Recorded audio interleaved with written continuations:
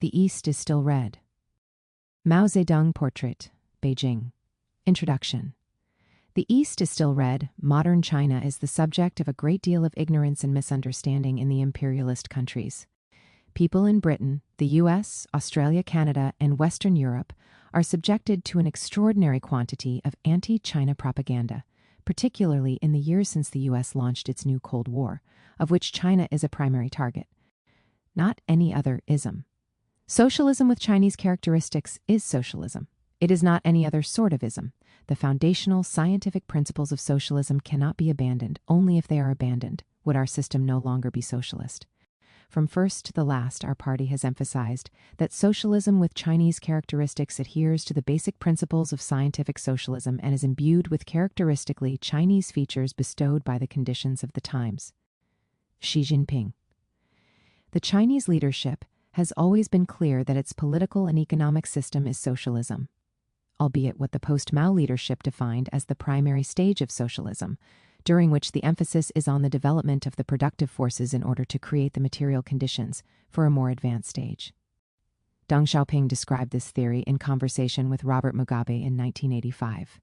A communist society is one in which there is no exploitation of man by man. There is great material abundance, and the principle of from each according to his ability, to each according to his needs is applied. It is impossible to apply that principle without overwhelming material wealth. In order to realize communism, we have to accomplish the tasks set in the socialist stage. They are legion, but the fundamental one is to develop the productive forces so as to demonstrate the superiority of socialism over capitalism and provide the material basis for communism. 2.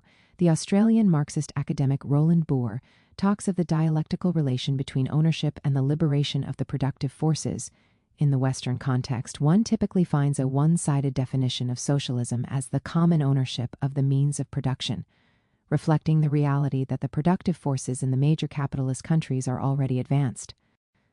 However, proletarian revolutions have been successful overwhelmingly in places that had undeveloped productive forces, so one finds that there is greater attention to liberating productive forces.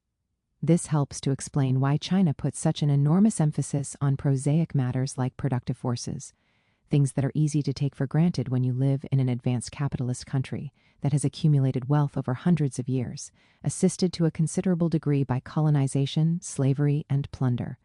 We must be extremely clear that our nation's basic economic system is an important pillar of the Chinese socialist system and the basis of the socialist market economy, and therefore the dominant role of public ownership and the leading role of the state sector must not change.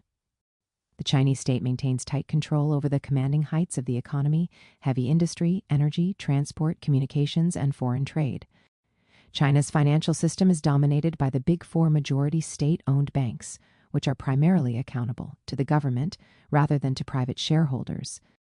This level of intervention and regulation, a far cry from the free market fundamentalism and small government neoliberalism that prevails in the West, means that capital isn't able to seize control of the overall economic course, and that the economy is directed in order to benefit the people as a whole. Rather than root and branch privatization, the Chinese government has sought to make the numerous state-owned enterprises that remain as efficient and competitive as possible. As a result, the top 150 state-owned firms, far from being lame ducks, have instead become enormously profitable, their aggregate profits reaching $150 billion in 2007. Unlike in Japan or Korea, where privately owned firms overwhelmingly predominate, most of China's best-performing companies are to be found in the state sector. Of the world's 5 largest companies, 3 are Chinese state-owned enterprises, SOEs. SOEs are compelled to align their operations with overall government strategy. For example, China's national plans include extending railway, road, and energy infrastructure throughout the country, including relatively sparsely populated rural areas in the western and central regions. Private firms that allocate resources exclusively on the basis of generating a profit would run a mile from these projects, but state companies are organized on different principles. This helps to explain the fact that China is able to carry out enormous people-centered projects, for example, developing renewable energy plants and building temporary hospitals to treat COVID patients at record-breaking speed.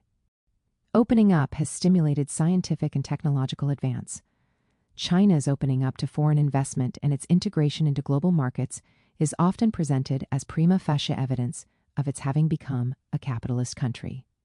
British academic Jenny Clegg points out that China's joining of the World Trade Organization in 2001 was seen by many as the outcome of a gradual process of capitalist restoration, a final step in sweeping away the last obstacle in the way of China's transition from socialism. 7. Foreign investment was regulated to make it compatible with state development planning, technology transfer, and other performance requirements. Conditions attached to foreign investment to make sure that the host country gets some benefit from foreign investment, such as the use of locally produced inputs or the hiring of local managers, were common and are still an issue of contention with the United States today. This is another example of the complex dynamic between planning and markets in China. The existence of a strong, people-oriented state has allowed China to attract foreign capital in such a way as to bolster, rather than supplant, a comprehensive national development program. Martin Jacques writes, for example, in order to gain access to the vast and rapidly growing China market, Boeing was required to assist the main Chinese aircraft manufacturer in Xi'an to successively establish a capacity to produce spare parts and then manufacture whole sections of aircraft, and finally to assist in the development of a capacity to produce complete aircraft within China. In order to gain the right to invest in car production in China, Ford Motor Company was required to first invest for several years in upgrading the technical capacity of the Chinese automobile spare parts industry through a sequence of joint ventures. China is now one of the world's leading innovators in science and technology. It's a global leader in numerous key areas, including renewable energy, space exploration, digital networking, quantum computing, nanotechnology, and advanced manufacturing.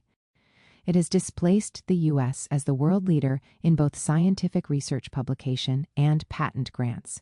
A workers' state, the class nature of the state, is one of the core themes of Marxism. Marx and Engels were the first to conclusively demonstrate that the state is not an impartial body sitting above society and operating for the common good. Rather, its responsibility is to represent the interests of a given social class and the system of production relations associated with it. In the case of capitalism, the executive of the modern state is nothing but a committee for managing the common affairs of the whole bourgeoisie. The working class is China's leading class. It represents China's advanced productive forces and relations of production.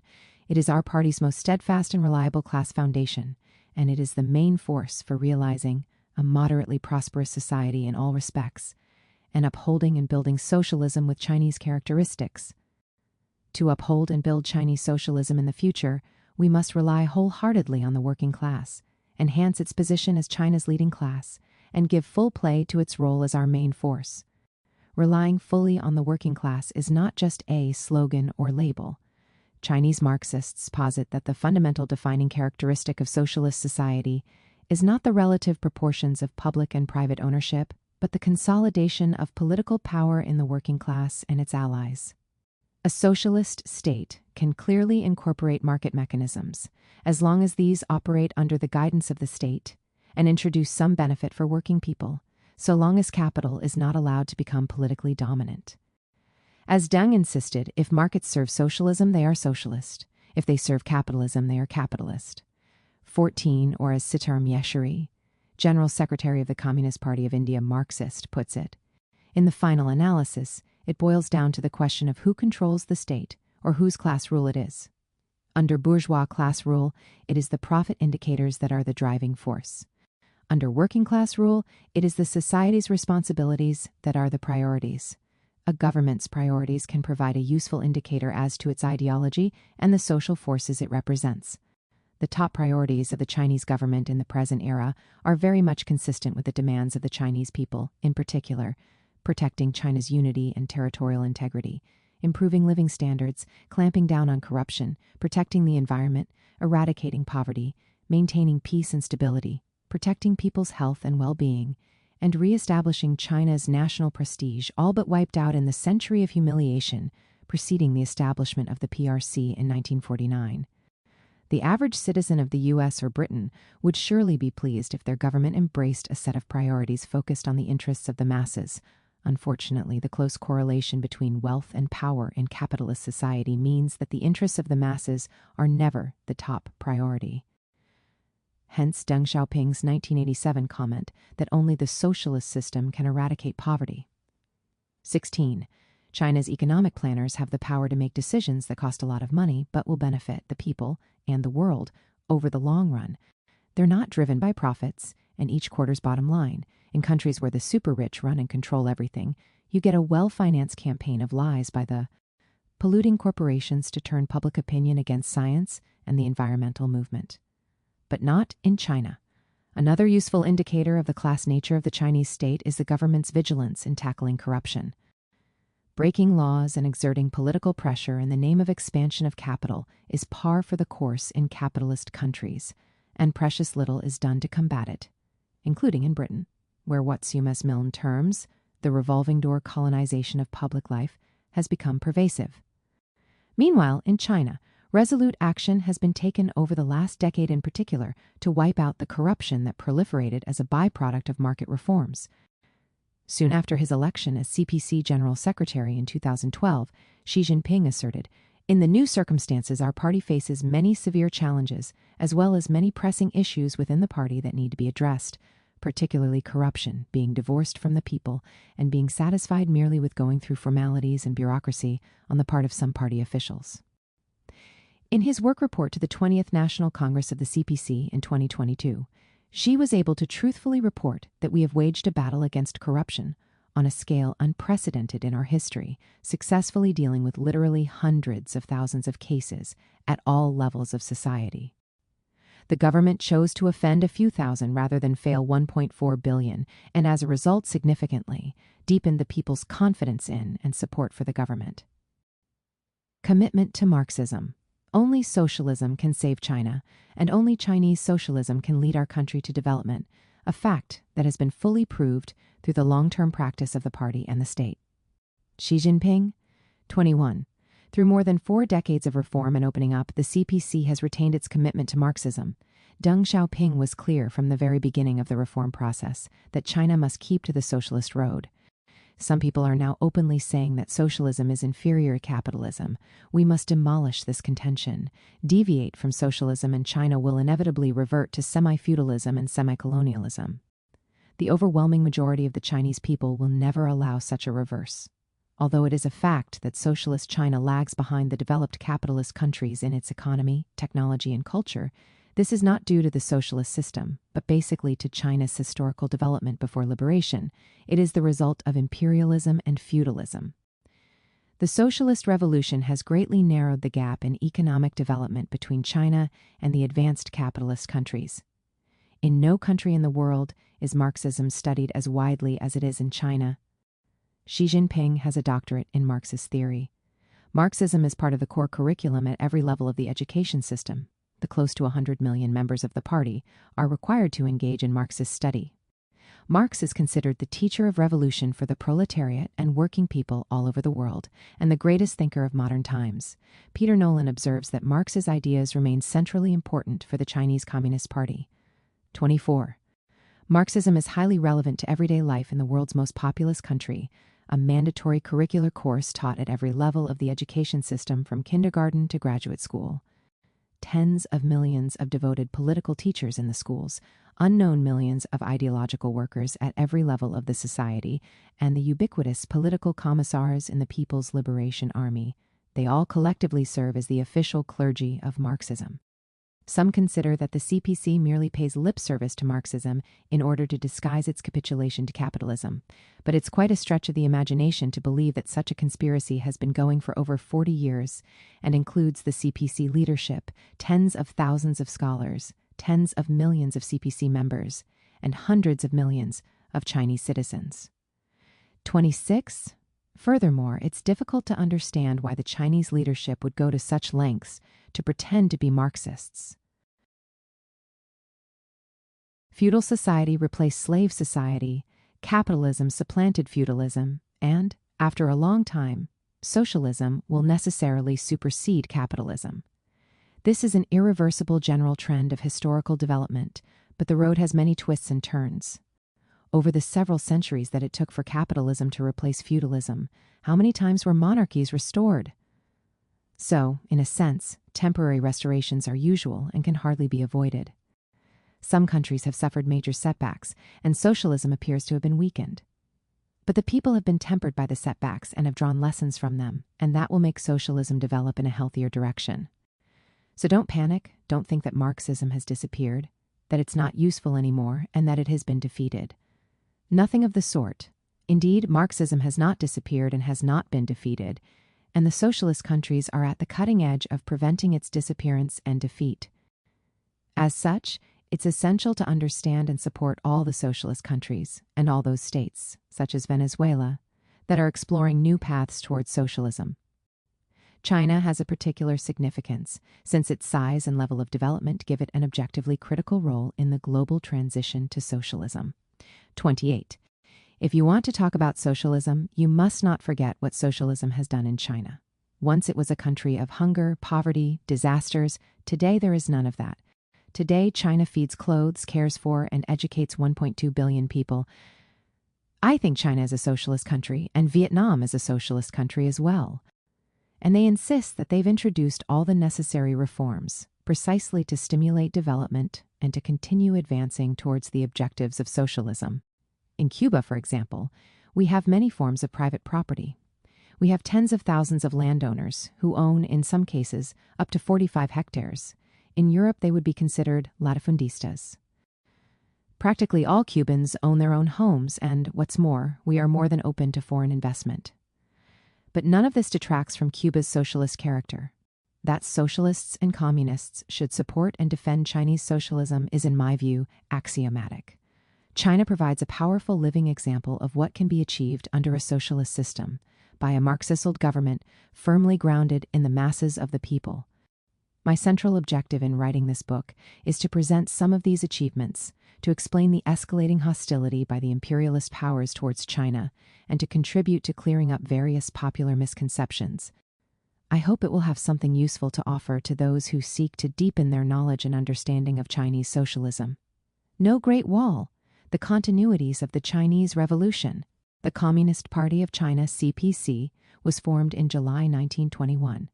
From that time up to the present day, it has led the Chinese Revolution, a revolution to eliminate feudalism, to regain China's national sovereignty, to end foreign domination of China, to build socialism, to create a better life for the Chinese people, and to contribute to a peaceful and prosperous future for humanity.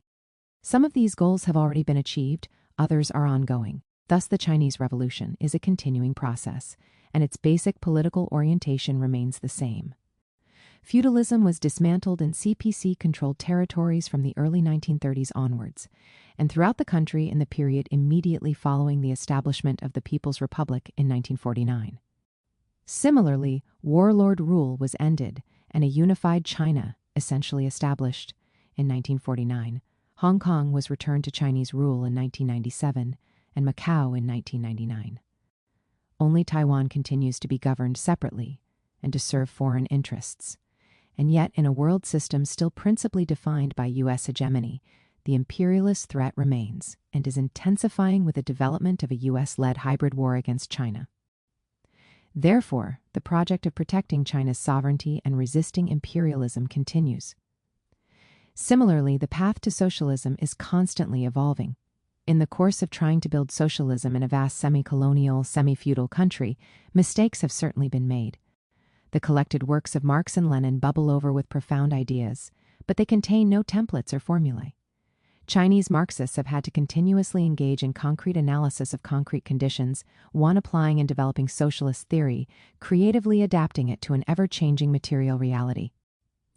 In their foreword to Agnes Smedley's biography of Zhu De, The Great Road, Leo Huberman and Paul Sweezy wrote that the Chinese communists, in the midst of their struggle for survival, have proceeded to evolve a more flexible and sophisticated theory which enriched Marxism by reflecting and absorbing the stubborn realities of the Chinese scene.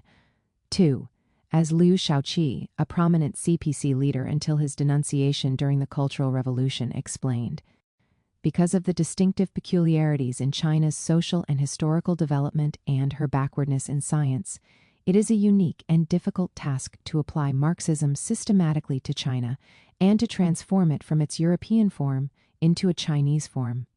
Many of these problems have never been solved or raised by the world's Marxists, for here in China the main section of the masses are not workers but peasants, and the fight is directed against foreign imperialist oppression and medieval survivals and not against domestic capitalism. This chapter argues that while the Chinese Revolution has taken numerous twists and turns, and while the CPC leadership has adopted different strategies at different times, there is a common thread running through modern Chinese history, of the CPC dedicating itself to navigating a path to socialism, development, and independence, improving the lot of the Chinese people, and contributing to a peaceful and prosperous future for humanity. Historical background. The CPC was formed in response to a clear need for revolutionary leadership. The 1911 bourgeois revolution that had finally overthrown the Qing dynasty and established the Republic of China had come to a dead end owing to the maneuvering of the imperialist powers and their comprador agents. Most of the country was run by warlords. The feudal economy remained in place, and the bulk of the population remained permanently on the brink of starvation, indebted to landlords. The various imperialist powers maintained their footholds, with Britain, the US, Japan, and Germany competing for control of China's land and resources. Young people in particular were searching for a path forward. Youth organizations and study circles sprang up in great profusion, writes Israel Epstein, including the New People's Study Society in Hunan, led by a certain Mao Zedong. A turning point came on May 4, 1919, when the students of Beijing marched on the government buildings, in protest at the Treaty of Versailles, which legalized the Japanese seizure of Shandong province and rejected China's demands for the abolition of foreign spheres of influence and the withdrawal of foreign troops. The demonstrations caught the imagination of students, workers, and radical intellectuals throughout the country. The May 4th movement was a climactic point of the Chinese Revolution. It took place after, and was one of the results of, the October Revolution in Russia. Han Suyin described the May 4 movement as a leap of consciousness, a radicalization, which would determine the course of history. The CPC, formed 2 years later, was the first organization to put forward the slogan "Down with Imperialism," recognizing that China's weakness and backwardness were inherently bound up with foreign domination. Some relatively forward-thinking elements of the emerging capitalist class had hoped that the US or Japan might help China to establish itself as a modern capitalist power, but the communists recognized that this reflected a fundamental misunderstanding of the nature of imperialism. The major capitalist powers were compelled by the nature of their economic system to compete for control of China, a country offering an abundance of land, people, natural resources, and geostrategic advantage. Japan, the US, Britain, Germany, and others wouldn't hesitate to support feudal warlords where it suited their interests, nor would they hesitate to suppress the Chinese people's desire for independence and progress. The CPC's anti-imperialist position quickly won it the support of a significant section of the population. Soon after its formation, at its third Congress in 1923, the CPC pushed for a united front with the Kuomintang GMD-7, a revolutionary nationalist party set up by Sun Yat-sen in 1912. The veteran politician and Dr. Sun was elected as provisional president of the Republic of China, following the overthrow of the Qing dynasty. The idea of the United Front was to construct an anti-imperialist alliance incorporating workers, peasants, intellectuals, and the patriotic elements of the capitalist class, with a view to decisively ending feudalism, uniting the country under a single central government, and driving out the imperialist powers. Denied recognition or support by the West, the GMD was in the process of orienting towards the Soviet Union, which had already demonstrated itself to be a supporter of Chinese sovereignty. The Bolsheviks had indicated their support for Sun Yat-sen as early as 19,128 and, once in power, renounced all privileges in China granted to the Tsarist regime. Recognizing that the CPC would be more effective in mobilizing the masses of the working class and peasantry, the GMD agreed to the CPC's proposal, and the CPC leadership took joint membership of both organizations. This first united front started to fracture after the death in 1925 of Sun Yat-sen. The GMD's right wing gained the ascendancy under the leadership of Chiang Kai-shek. Chiang believed that communism was inhuman and that, unless defeated, it would mean oppression for the Chinese people and the destruction of their traditional culture. 9. Fearing that the communists were gaining too much popular support, Chiang orchestrated a coup against them in collaboration with the various foreign powers that had recognized in Chiang a potential partner in the pursuit of an acceptable political conjuncture in China. When, in April 1927, Shanghai was liberated from warlord control as the result of an insurrection of the local working class led primarily by CPC forces, Chiang's forces won control of the city by means of a massacre of its liberators, killing an estimated 5,000 people. This marked the start of a several-year campaign of mass killings by Chiang's forces against communists and progressive workers. With CPC members formally ejected from the GMD and the United Front dismantled, Chiang Kai-shek set up a new regime in Nanjing, under which communism became a crime punishable by death. The government focused its efforts not on resisting imperialism or uniting the country, but on suppressing communists. Facing something close to physical annihilation, the membership of the CPC fell from 58,000 at the start of 1927 to 10,000 by the end of the year. These disastrous events led the communists to a strategic reorientation. It was clear that a united front policy focused on the major urban centers was no longer a viable option. Meanwhile, as every schoolboy knows, 80% of China's population are peasants. 11. And, as William Hinton writes in the preface to his classic account Fanshan, without understanding the land question, one cannot understand the revolution in China. 12. The CPC was moving towards the development of a rural-based revolutionary movement. Following a failed uprising in his native Hunan, Mao Zedong fled with his forces into the Jinggang Mountains in the border region of Jiangxi and Hunan provinces. This became the birthplace of the Chinese Red Army and the site of the first liberated territory. The Jiangxi Soviet expanded over the course of several years to incorporate parts of 7 counties and a population of more than 500,000. Han Suyin notes that Mao Zedong was the first in the party who abandoned the city orientation and devised a major strategy born from China's reality. The working class were a growing force but constituted less than 1% of the population. Mao saw that setting up rural bases, dedicated to the liberation of the peasantry from the oppression of landlordism, was the only way in which revolution would succeed. 13. Not only was the mass of the peasantry against feudal exploitation, but it could also understand the connection between foreign domination and domestic poverty. The period of foreign aggression from 1840 had led to wars and instability, much of the burden of which fell on the peasantry, which was expected to provide soldiers and sustenance. Any agricultural surplus from good harvest years was redirected to the state or local warlord, leaving grain reserves empty and thus contributing to vast famines. The CPC and Red Army grew in strength and experience during this time. Chiang Kai-shek's obsessive focus on eliminating communism led Mao and his comrades to develop a theory of guerrilla warfare that would prove decisive in the CPC's rise to power. However, China was rendered vulnerable to attack by Chiang's pacification program, even when the Japanese occupied northeast China in September 1931. Siphoning Manchukuo off as an independent puppet state a year later, Chiang's clearly stated policy was internal pacification first, before external resistance. Between 1929 and 1934, Chiang's forces led a series of brutal encirclement campaigns in an attempt to bury the Jiangxi Soviet. After suffering a series of defeats at the hands of a highly motivated and skilled Red Army, the Kuomintang mobilized warlord armies from around the country, organizing a force of more than 1 million troops. The communists had no choice but to abandon the liberated territory and break the siege. This process became the Long March, the extraordinary, year-long retreat to the northwest, covering over 9,000 kilometers and ending with the establishment of a revolutionary base area at Yan'an, Shanxi. This area would serve as the center of the CPC's operations until shortly before the formation of the People's Republic of China in 1949. In the liberated territories, the communists led the creation of a new rural political economy that, along with their determined struggle against Japanese militarism, would earn them the support of the broad masses of the peasantry. In his classic account, Red Star over China, Edgar Snow paints a vivid picture of life in the red base areas. Land was redistributed and taxes were lightened.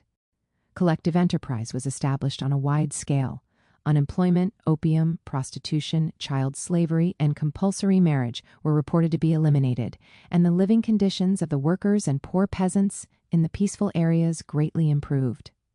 Mass education made much progress in the stabilized Soviets. In some counties, the Reds attained a higher degree of literacy among the populace in 3 or 4 years than had been achieved anywhere else in rural China after centuries. Opium production was ended and replaced by food agriculture. Antiquated feudal practices such as foot binding, infanticide, and the keeping of slave girls were prohibited. Peng Dehuai, one of the top Red Army leaders and later the defense minister of the PRC, commented on the decisive importance of the CPC's progressive and popular policies in the liberated areas. Only by implanting itself deeply in the hearts of the people, only by fulfilling the demands of the masses, only by consolidating a base in the peasant Soviets, and only by sheltering in the shadow of the masses, can partisan warfare bring revolutionary victory. Tactics are important, but we could not exist if the majority of the people did not support us. By the mid-1930s, the Japanese armed forces were consolidating and expanding their occupation of northeast China, aided and abetted by the Western powers, who were motivated by the idea of cooperating with Japan to attack the Soviet Union. Chiang Kai-shek's position was becoming untenable. He granted concession after concession to the Japanese, but he could no longer justify his refusal to defend China's national sovereignty. In July 1937, Japanese forces marched out of their puppet state of Manchukuo, going on to occupy Beijing and Shanghai. In this context, more progressive elements within the GMD took the initiative, detaining Chiang in the northwestern city of Xi'an and forcing him to agree to cooperate with the CPC against Japanese occupation. Thus was formed the Second United Front. The Red base at Yan'an, Shaanxi province, was recognized as a provincial government, and the CPC was legalized. The Red Army was redesignated as the 8th Route Army and New 4th Army. New democracy. In the period of the Second United Front, the CPC won enormous prestige for its leadership of the national defense efforts and for its commitment to improving the lives of the population in the territories under its control. Yan'an became a pole of attraction for revolutionary and progressive youth throughout the country. British academic Graham Hutchings writes, Yan'an seemed to stand for a new type of society. Visitors, foreign and Chinese, found it brimming with purpose, equality, and hope.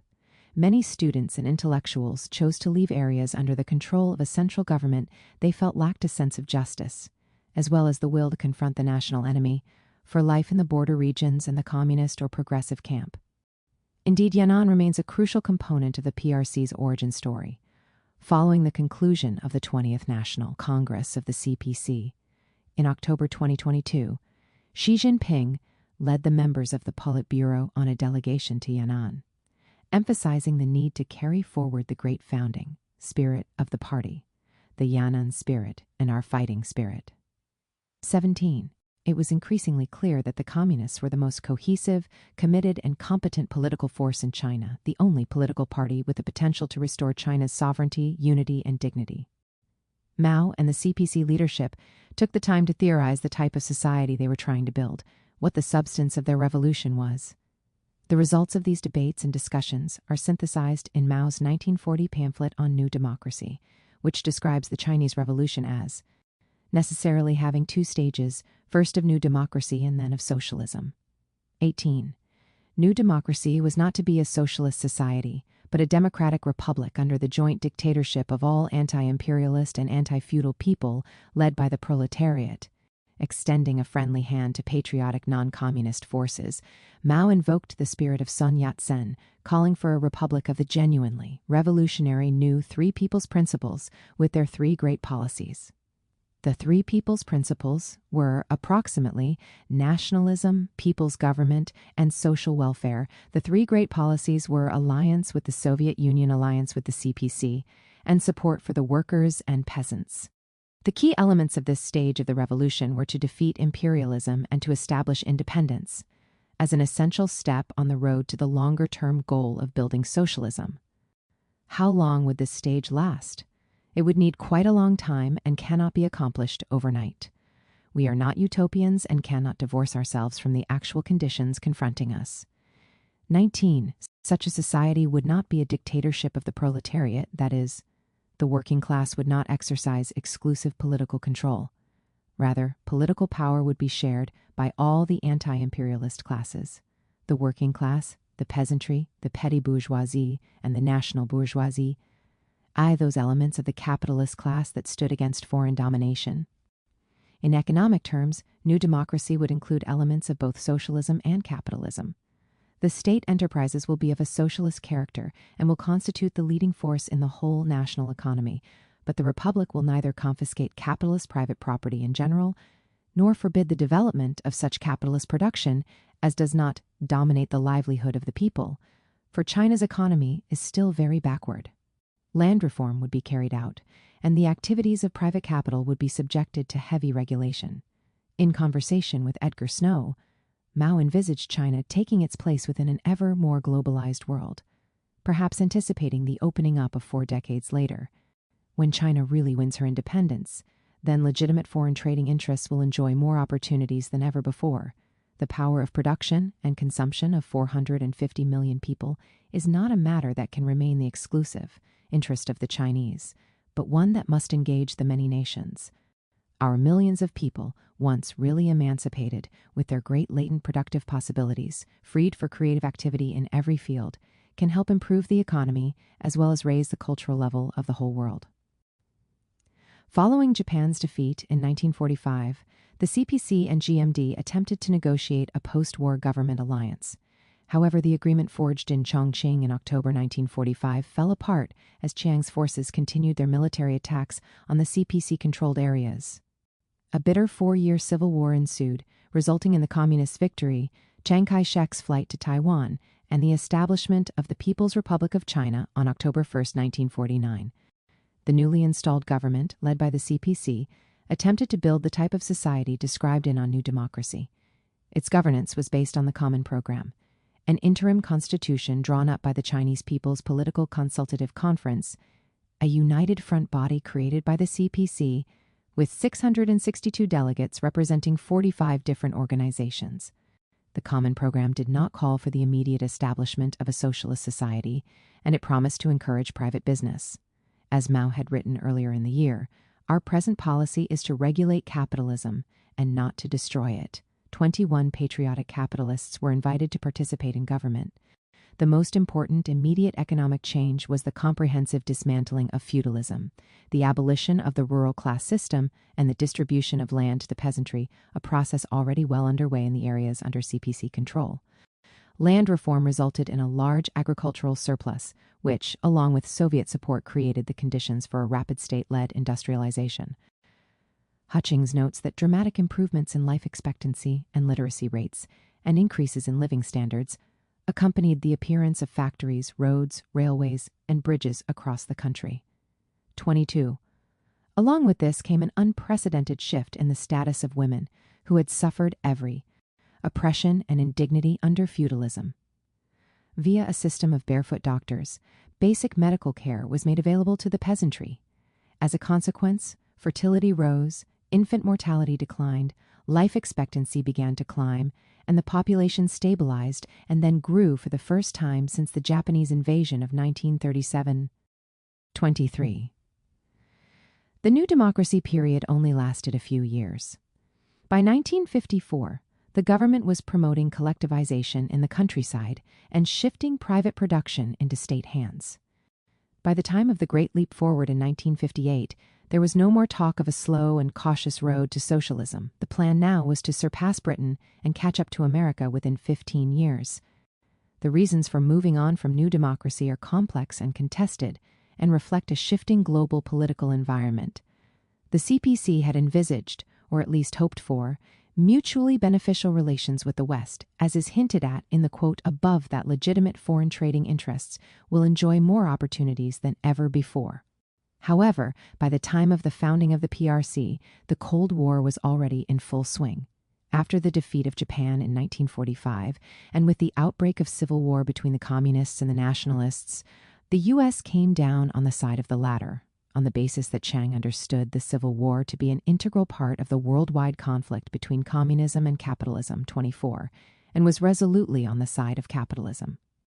The U.S. made its hostility to the People's Republic manifestly clear from early on. The U.S. involvement in the Korean War, starting in June 1950, was to no small degree connected to the West's determination to contain revolutionary China. 25. The genocidal force directed against the Korean people, including the repeated threat of nuclear warfare, was also a warning to China's communists, although the warning was returned with interest when hundreds of thousands of Chinese volunteers joined hands with their Korean brothers and sisters, rapidly pushing the U.S.-led troops back to the 38th parallel and forcing an effective stalemate. Soon after the arrival of U.S. troops in Korea, U.S. President Truman announced that his government would act to prevent Taiwan's incorporation into the PRC, since this would constitute a threat to the security of the Pacific area and to United States forces performing their lawful and necessary functions in that area. 26. Truman ordered the 7th Fleet of the U.S. Navy into the Taiwan Strait in order to prevent China from occupying it. Such, incidentally, are the imperialist origins of the notion of Taiwanese independence. Along with these acts of physical aggression, the U.S. imposed a total embargo on China, depriving the country of various important materials required for reconstruction. The dangerously hostile external environment made new democracy less viable. There are parallels here with the Soviet abandonment of the new economic policy, NEP, in 1929. Much like new democracy, the NEP had consisted of a mixed economy, with private business encouraged in order to increase production and enhance productivity.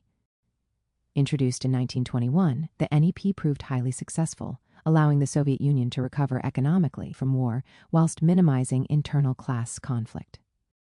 By the end of the decade, however, new external dangers were emerging, and it became clear to the Soviet leadership that the imperialist powers were starting to mobilize for war.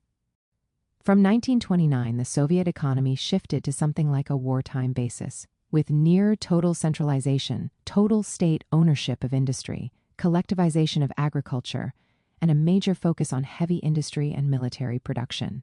Similarly, in China in the mid-1950s, the shifting regional situation contributed to an economic and political shift.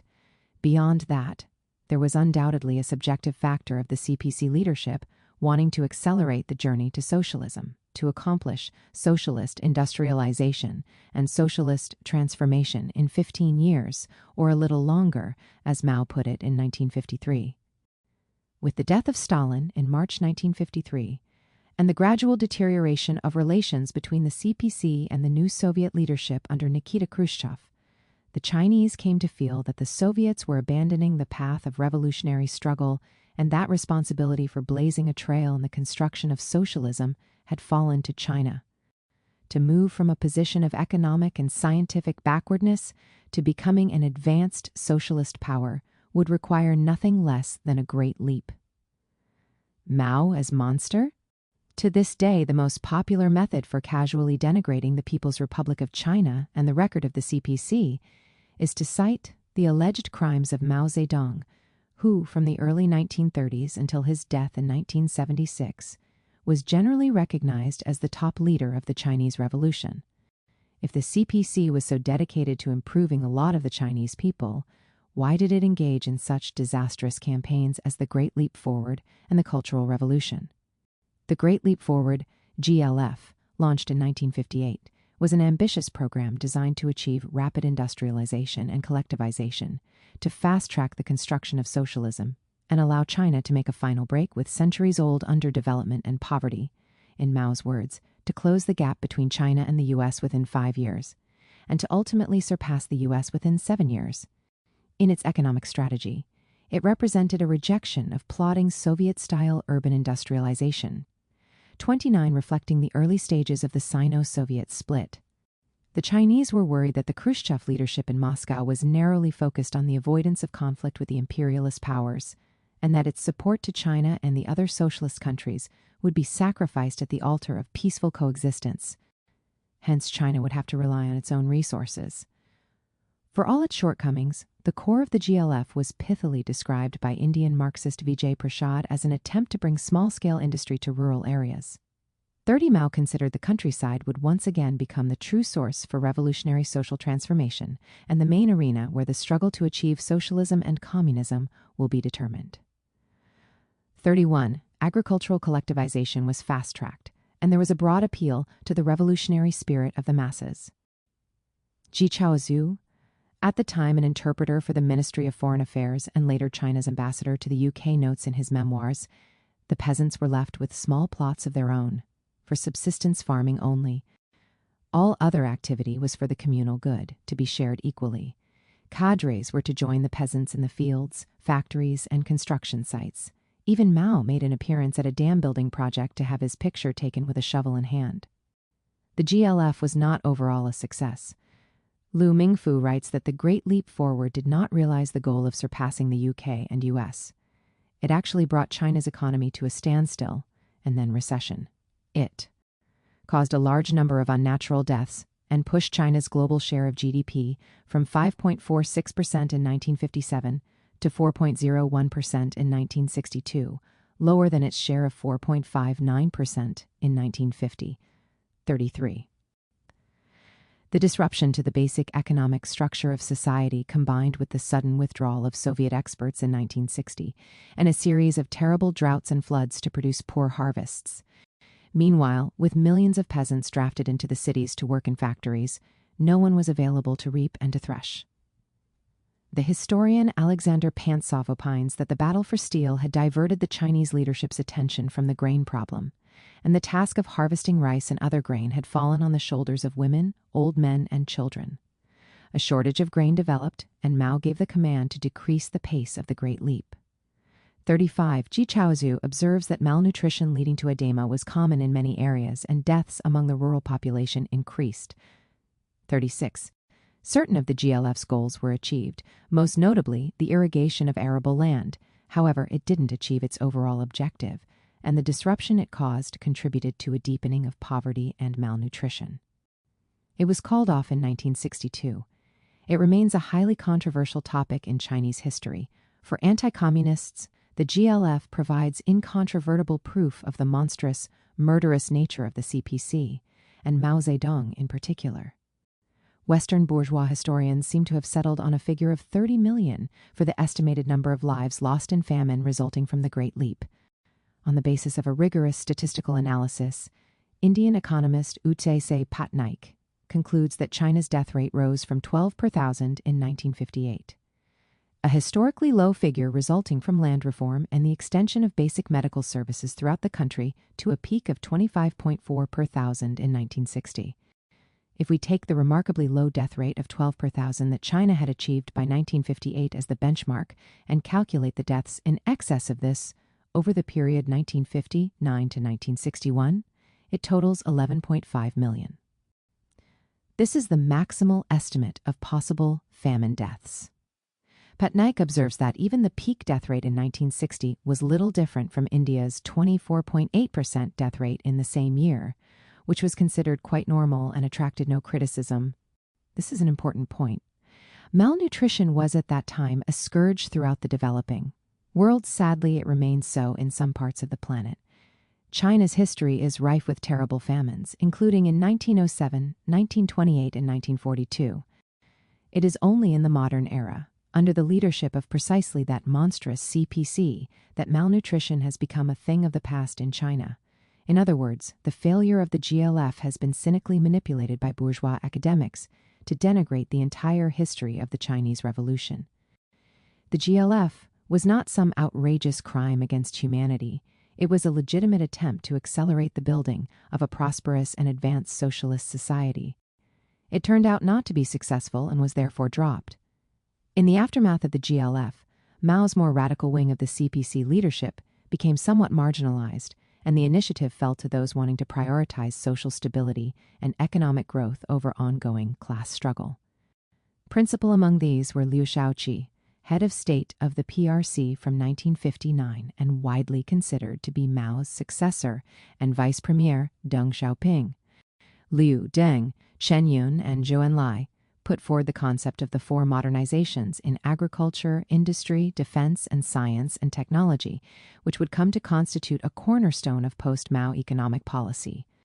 In the years that followed, Mao and a group of his close comrades began to worry that the deprioritization of class struggle reflected an anti-revolutionary revisionist trend that could ultimately lead to capitalist restoration.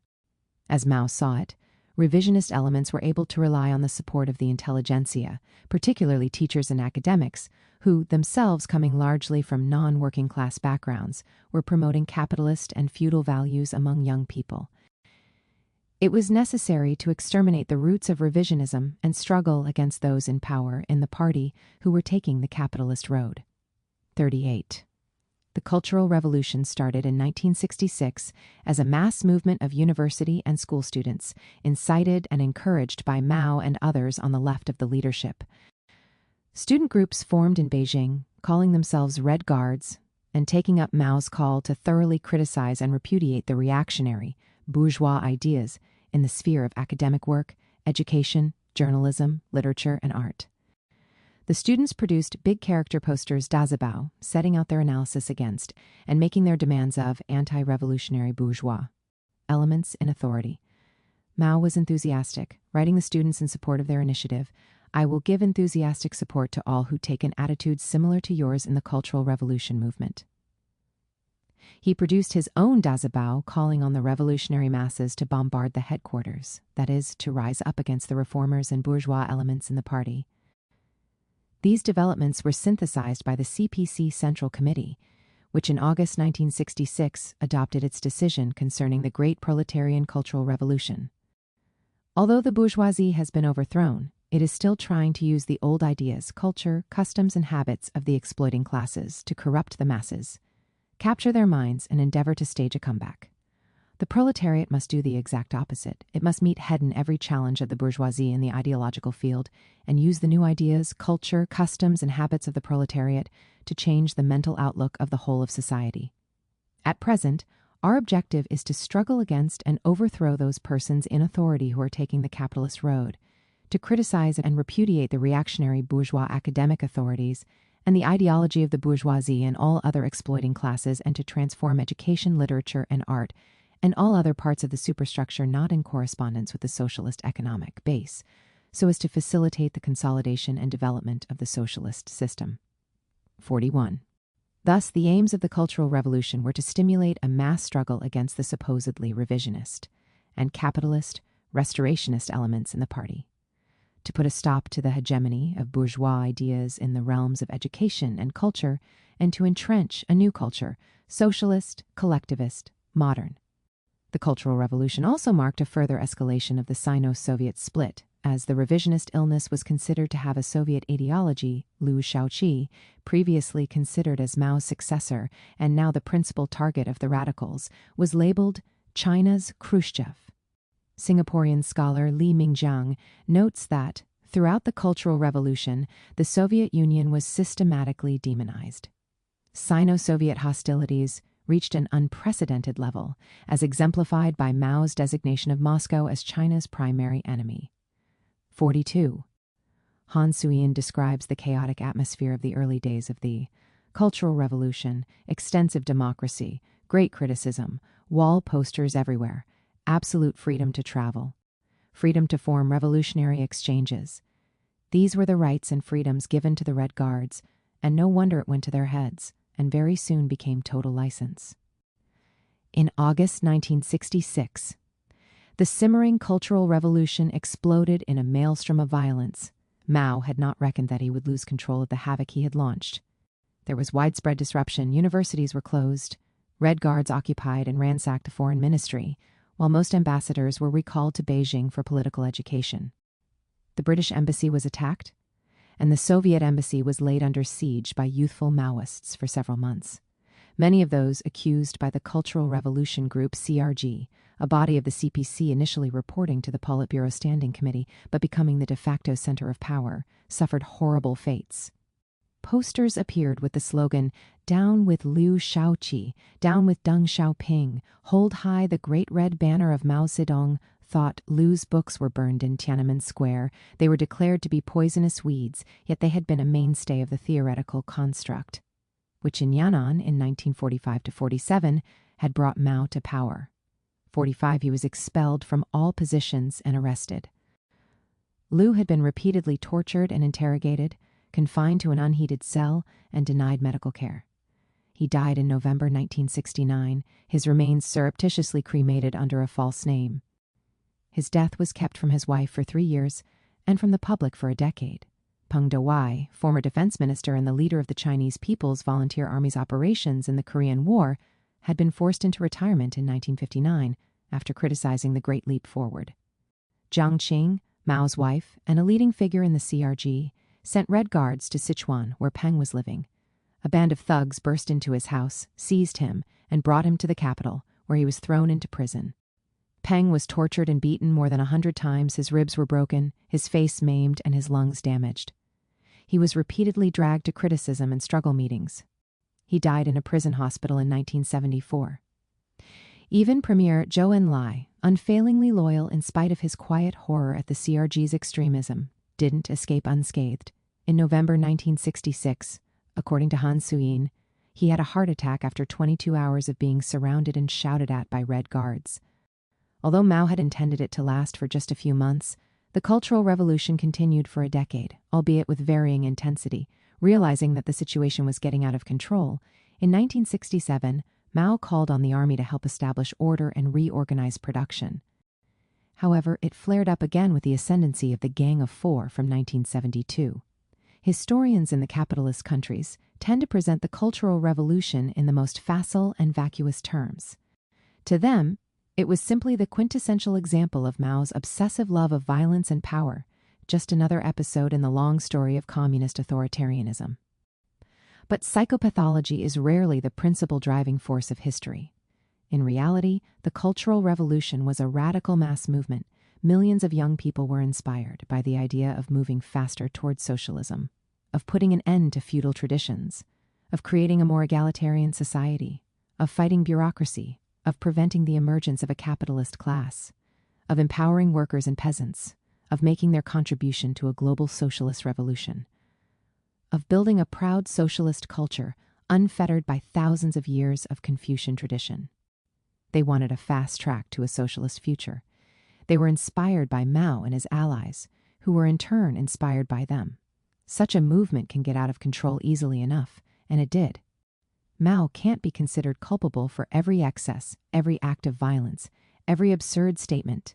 Indeed, he intervened at several points to rein them in, but he was broadly supportive of the movement and ultimately did the most to further its aims. Mao had enormous personal influence, not solely powers granted by the party or state constitutions, but an authority that came from being the chief architect of a revolutionary process that had transformed hundreds of millions of people's lives for the better. He was as Lenin was to the Soviet people, as Fidel Castro remains to the Cuban people.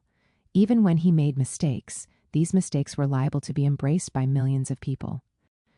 Han Suyin comments that Mao was prone to making contradictory remarks, but each remark had the force of an edict. 48. The Cultural Revolution is now widely understood in China to have been largely misguided.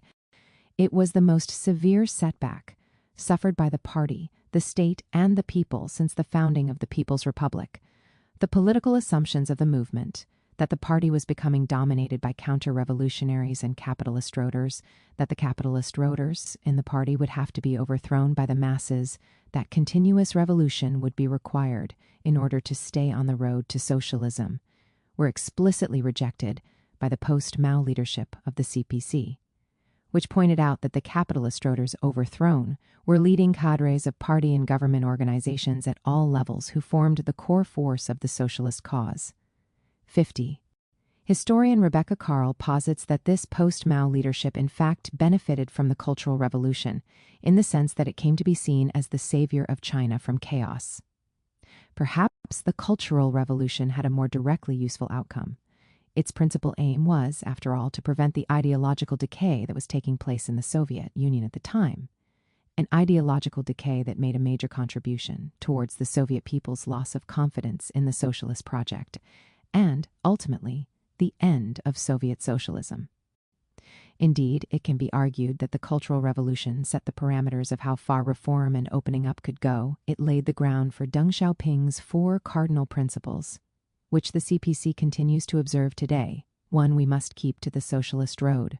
2. We must uphold the people's democratic dictatorship. 3. We must uphold the leadership of the Communist Party. 4. We must uphold Marxism-Leninism and Mao Zedong thought. Australian academic Roland Bohr poses the question of why the CPC leadership felt it important to identify and emphasize the four cardinal principles at that point. At the start of the economic reform program, Deng identifies the rightist deviation as their target. The reform and opening up may be seen by some as a path to capitalism and bourgeois liberalization, and thus an abandonment of Marxism-Leninism. 54. As such, the four cardinal principles and the Cultural Revolution share some common ground in terms of their basic motivation. German political economist Isabella M. Weber also makes an interesting point that the disruption of social order during the Cultural Revolution was a crucial factor in the development of a new generation of young intellectuals with a close understanding of the needs of peasantry and the situation in the countryside.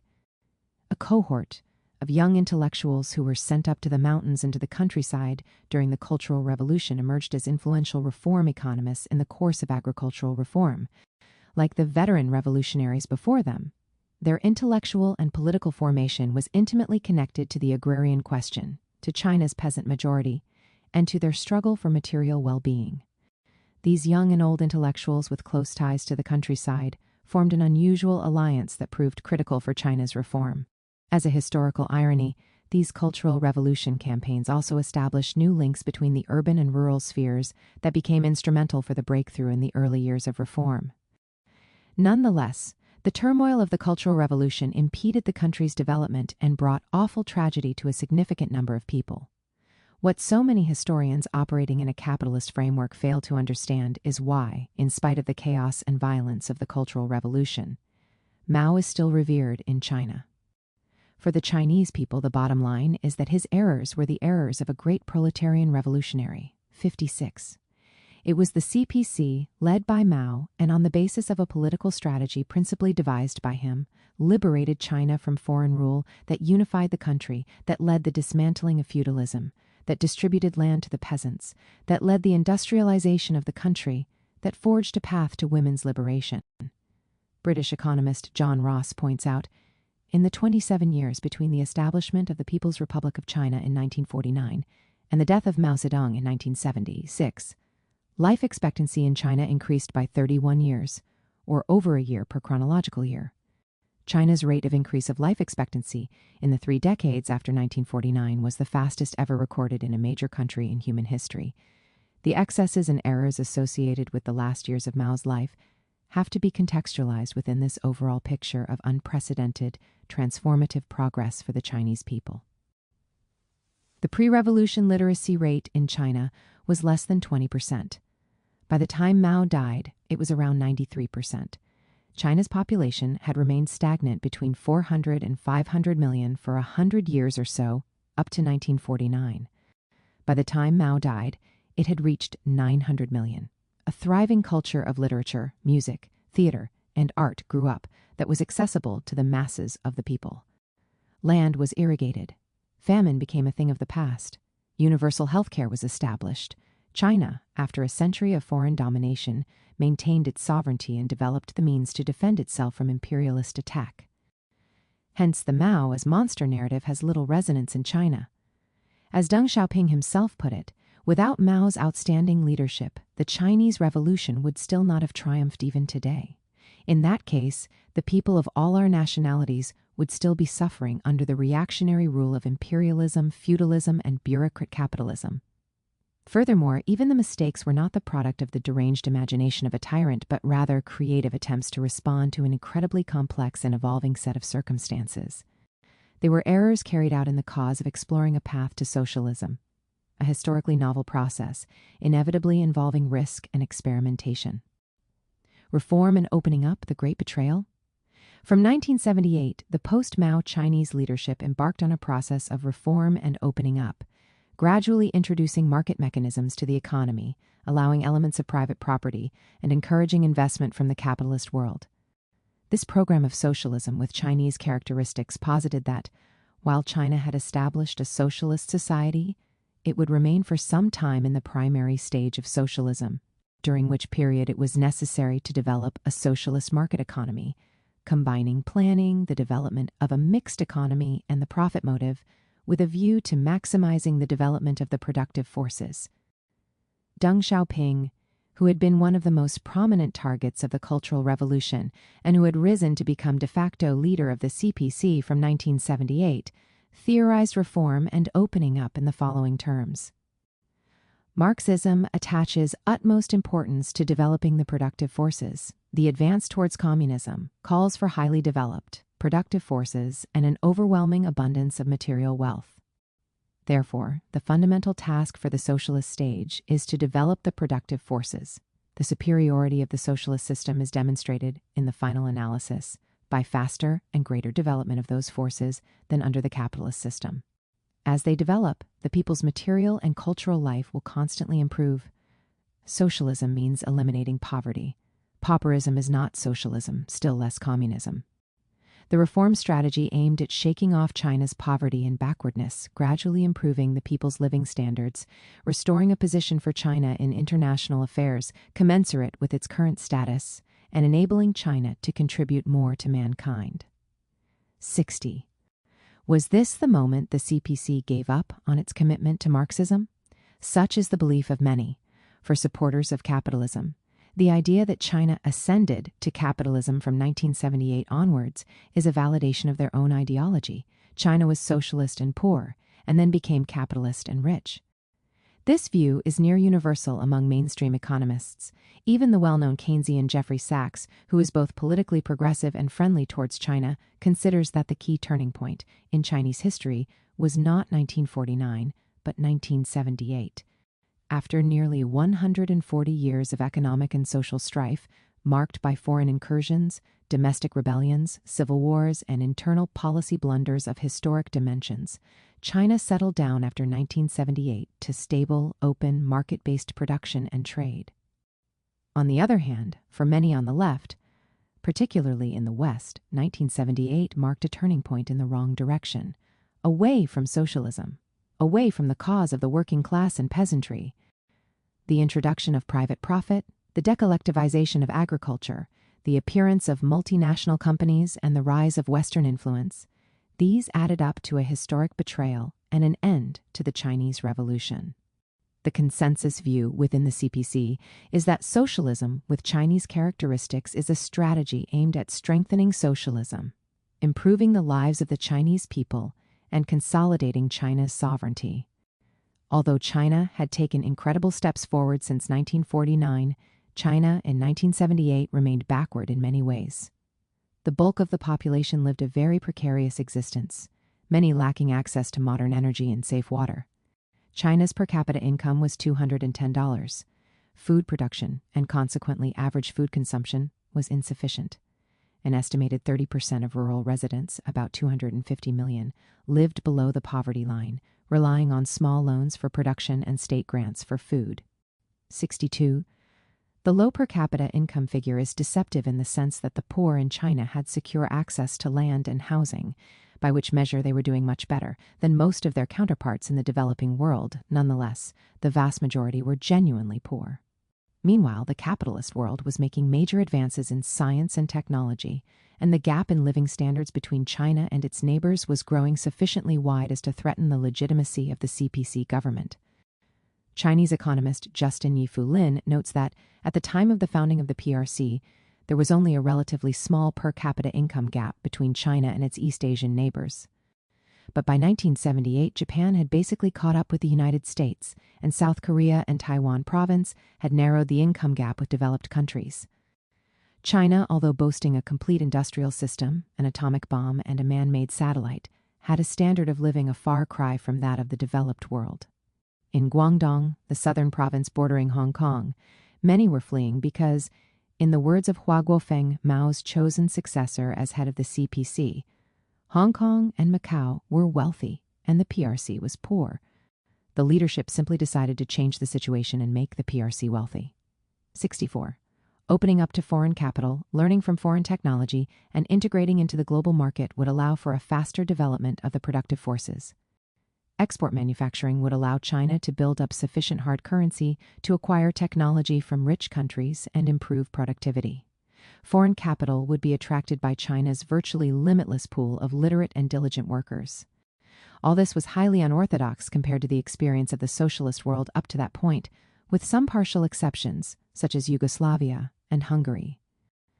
Deng Xiaoping's strong belief was that unless the government delivered on a significant improvement in people's standard of living, the entire socialist project would lose its legitimacy and therefore be in peril.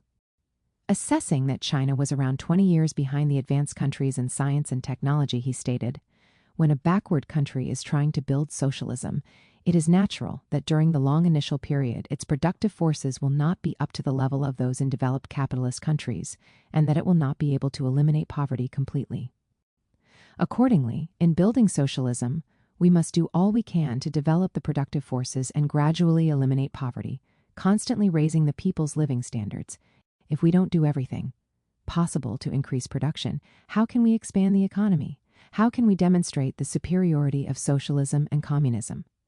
We have been making revolution for several decades and have been building socialism for more than 3. Nevertheless, by 1978, the average monthly salary for our workers was still only 45 yuan, and most of our rural areas were still mired in poverty. Can this be called the superiority of socialism? Interestingly, this sentiment contains echoes of Mao in 1949. If we are ignorant in production, cannot grasp production work quickly, so as to improve the livelihood of workers first, and then that of other ordinary people, we shall certainly not be able to maintain our political power, we shall lose our position, and we shall fail." Marx wrote in Volume 3 of Capital that the development of the productive forces of social labor is capital's historic mission and justification. For that very reason, it unwittingly creates the material conditions for a higher form of production. 67. The vision of the CPC leadership was to replace unwittingly with purposefully, using capital within strict limits and under heavy regulation to bring China into the modern world. Rather than selling out to capitalism, reform and opening up is better understood as a return to the policies of the new democracy period. The CPC has always been adamant that what China is building is socialism, not capitalism. It is for the realization of communism that we have struggled for so many years.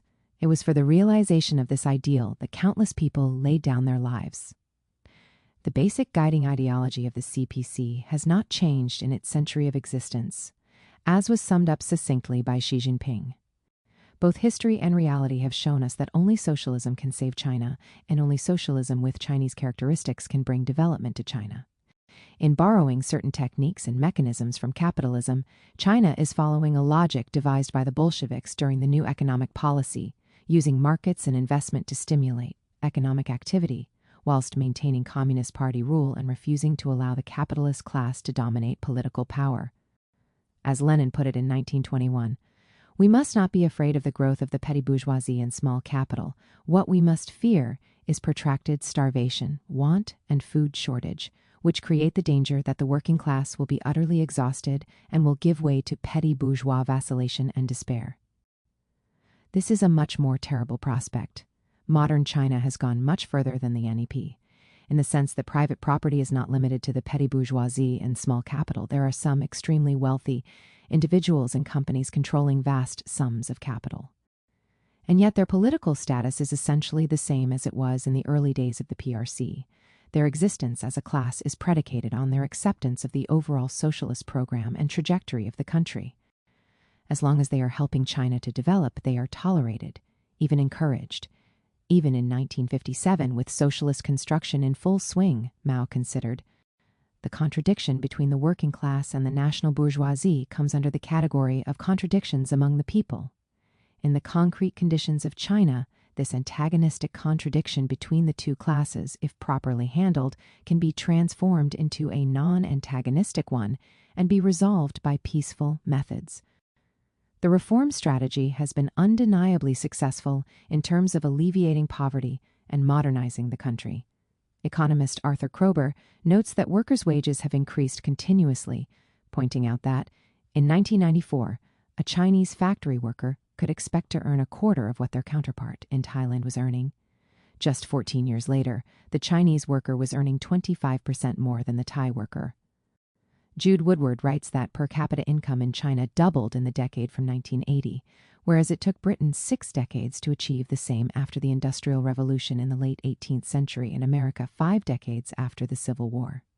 73. The combination of planning and ever-rising productivity has created a vast surplus, which has been used partly to orchestrate a massive, sustained program of infrastructure construction, including roads, railways, ports, airports, dams, electricity generation and distribution facilities, telecommunications, water and sewage systems, and housing, on a proportional scale far exceeding that of comparable developing countries, such as India, Indonesia, Pakistan, and Bangladesh. 74. The fundamental difference between the Chinese system and capitalism is that, with capital in control, it would not be possible to prioritize the needs of the working class and peasantry. China would not have been able to achieve the largest-scale poverty alleviation in history. Deng understood this. Ours is an economically backward country with a population of 1 billion. If we took the capitalist road, a small number of people in certain areas would quickly grow rich, and a new bourgeoisie would emerge along with a number of millionaires, all of these people amounting to less than 1% of the population, while the overwhelming majority of the people would remain in poverty, scarcely able to feed and clothe themselves. Only the socialist system can eradicate poverty. In adapting its strategy in accordance with new realities and a sober assessment of the past, the CPC was following the same principle it had always stood for: to seek truth from facts and to develop a reciprocal relationship between theory and practice. In Mao's words, the only yardstick of truth is the revolutionary practice of millions of people. 76. The CPC's experience in practice was that having a totally planned economy hampers the development of the productive forces to a certain extent. 77. And this experience is largely consistent with that of other socialist states.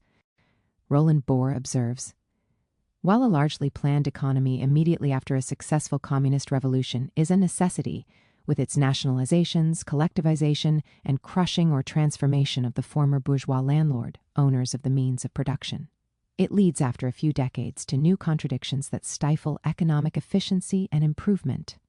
China's leaders conjectured that a combination of planning and markets would liberate the productive forces and speed up economic growth. This hypothesis has been proven correct by material reality and has thereby made a historic contribution to humanity's collective understanding of socialist construction. No Great Wall. Reform and opening up wasn't purely a correction of earlier mistakes. It was also, perhaps mainly, a response to changing objective circumstances, specifically a more favorable international environment resulting from the restoration of China's seat at the United Nations and the rapprochement between China and the U.S. Thomas Orlick, chief economist at Bloomberg Economics, notes that when Deng Xiaoping launched the reform and opening process, friendly relations with the United States provided the crucial underpinning. The path for Chinese goods to enter global markets was open. 79. So too was the door for foreign capital, technology, and expertise to enter China, first from Hong Kong and Japan, then the West. Zhou Enlai reportedly commented at the time of then U.S. Secretary of State Henry Kissinger's historic visit to Beijing in 1971 that only America can help China to modernize. 80% even allowing for Zhou's legendary diplomatic eloquence, this statement nevertheless contains an important kernel of truth. Mao and Zhou had seen engagement with the U.S. as a way to break China's isolation. The U.S. leadership saw engagement with China as a way to perpetuate and exacerbate the division between China and the Soviet Union. Everyone was triangulating. For its part, the Soviet leadership was hoping to work with the U.S. to undermine and destabilize China. 81. Regardless of the complex set of intentions, one key outcome of the U.S.-China rapprochement in the early 1970s was that a favorable external environment was created in which a policy of opening up could feasibly be pursued. Deng was also not the first to recognize that the productive forces were undergoing historic changes in the West and that China would have to catch up. Zhou Enlai noted that new developments in science are bringing humanity to a new technological and industrial revolution. We must conquer these new heights in science to reach advanced world standards.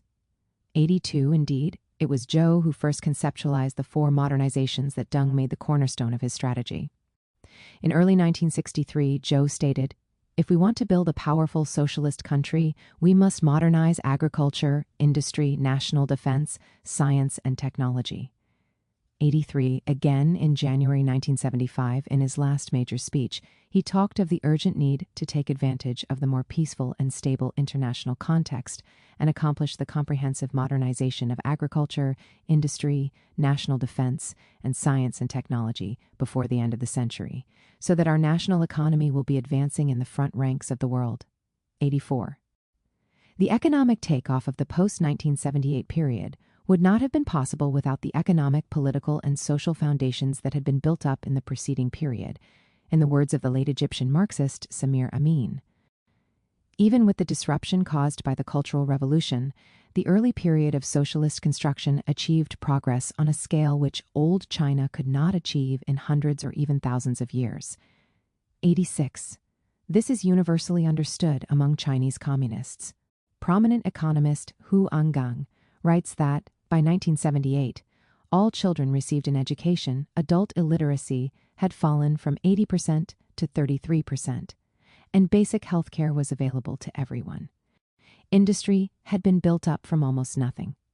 Meanwhile, China succeeded in feeding 1/5 of the world's population with only 7% of the world's arable land and 6.5% of its water. China's pre-1978 social and economic development cannot be underestimated. This can be usefully compared with the same time period in India, which, following independence from the British Empire in 1947, was in a similarly parlous state, with a life expectancy of 32. At the end of the pre-reform period in China, i.e. 1978, India's life expectancy had increased to 55, while China's had increased to 67%. As John Ross elucidates, this sharply growing difference was not because India had a bad record, as an increase of 22 years in life expectancy over a 31-year period graphically shows. It is simply that China's performance was sensational, life expectancy increasing by 32 years in a 29-year chronological period. Xi Jinping has observed that, although the two major phases of the People's Republic of China are different in many ways, they are by no means separated from or opposed to each other. We should neither negate the pre-reform phase in comparison with the post-reform phase, nor the converse. The two major phases are both consistent with the CPC's guiding philosophy and raison d'etre. Both have played an invaluable role in China's continuing transformation from a divided, war-torn, backward, and phenomenally poor country, in which approximately 1 of every 3 children died within the first year of birth, to a unified, peaceful, advanced, and increasingly prosperous country, which is blazing a trail towards a more developed socialism. In each stage of its existence, the CPC has sought to creatively apply and develop Marxism according to the prevailing concrete circumstances, always seeking to safeguard China's sovereignty, maintain peace, and build prosperity for the masses of the people. Through many twists and turns, this has been a constant of 100 years of Chinese revolution. Notes, neither Washington nor Beijing. A newcomer to politics would likely assume that members of the global left support the People's Republic of China. It is, after all, led by a communist party, with Marxism as its guiding ideology. During the period since the Communist Party of China came to power in 1949, the Chinese people have experienced an unprecedented improvement in their living standards and human development. Life expectancy has increased from around 35 to over 781 years. Literacy has increased from an estimated 20% to 97%. The social and economic position of women has improved beyond recognition, one example being that, before the revolution, the vast majority of women received no formal education whatsoever, whereas now a majority of students in higher education institutions are female. Extreme poverty has been eliminated. China is becoming the preeminent world leader in tackling climate change. Such progress is evidently consistent with traditional left-wing values. What typically attracts people to Marxism is precisely that it seeks to provide a framework for solving those problems of human development that capitalism has shown itself incapable of satisfactorily addressing. Capitalism has driven historic innovations in science and technology, thereby laying the ground for a future of shared prosperity. However, its contradictions are such that it inevitably generates poverty alongside wealth. It cannot but impose itself through division, deception, and coercion. Everywhere it marginalizes, alienates, dominates, and exploits. 70 years of Chinese socialism, meanwhile, have broken the inverse correlation between wealth and poverty. Even though China suffers from high levels of inequality, even though China has some extremely rich people, life for ordinary workers and peasants has continuously improved at a remarkable rate and over an extended period. Yet support for China within the left in countries such as Britain and the US is in fact a fairly marginal position. The bulk of Marxist groups in those countries consider that China is not a socialist country. Indeed, some believe it to be a rising imperialist power in the world system that oversees the exploitation of its own population and increasingly exploits third world countries in pursuit of raw materials and outlets for its exports. 4. Some consider the China-led Belt and Road Initiative to be an example of feverish global expansionism. The Alliance for Workers' Liberty, with characteristic crudeness, described China as being functionally little different from, and in any case not better than, a fascist every bit as imperialist as the US, and politically much worse. The growing confrontation between the US and China is not, on these terms, an attack by an imperialist power on a socialist or independent, developing country, but rather a classic confrontation along imperialist lines. The dynamics of US-China rivalry is an inter-imperial rivalry driven by inter-capitalist competition, writes Ho-Fung Hung in the popular left-wing journal Jacobin. The assumption here is that China is an emerging imperialist power that is seeking to assert itself in a world dominated by the established imperialist power of the US. If that is the case, those that ground their politics in anti-imperialism should not support either the US or China. Rather, they should build a third camp that makes links and solidarity across borders 10 and adopt the slogan neither Washington nor Beijing, but international socialism. To many, this is an attractive idea.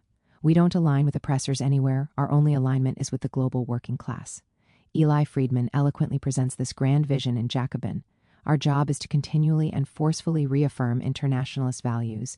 We take sides with the poor working classes and oppressed people of every country, which means we share nothing with either the US or Chinese states and corporations. 11. We've been here before, neither Washington nor Moscow. This notion of opposing both sides in a Cold War, refusing to align with either of the two major competing powers and instead forming an independent third camp, has surprisingly deep roots.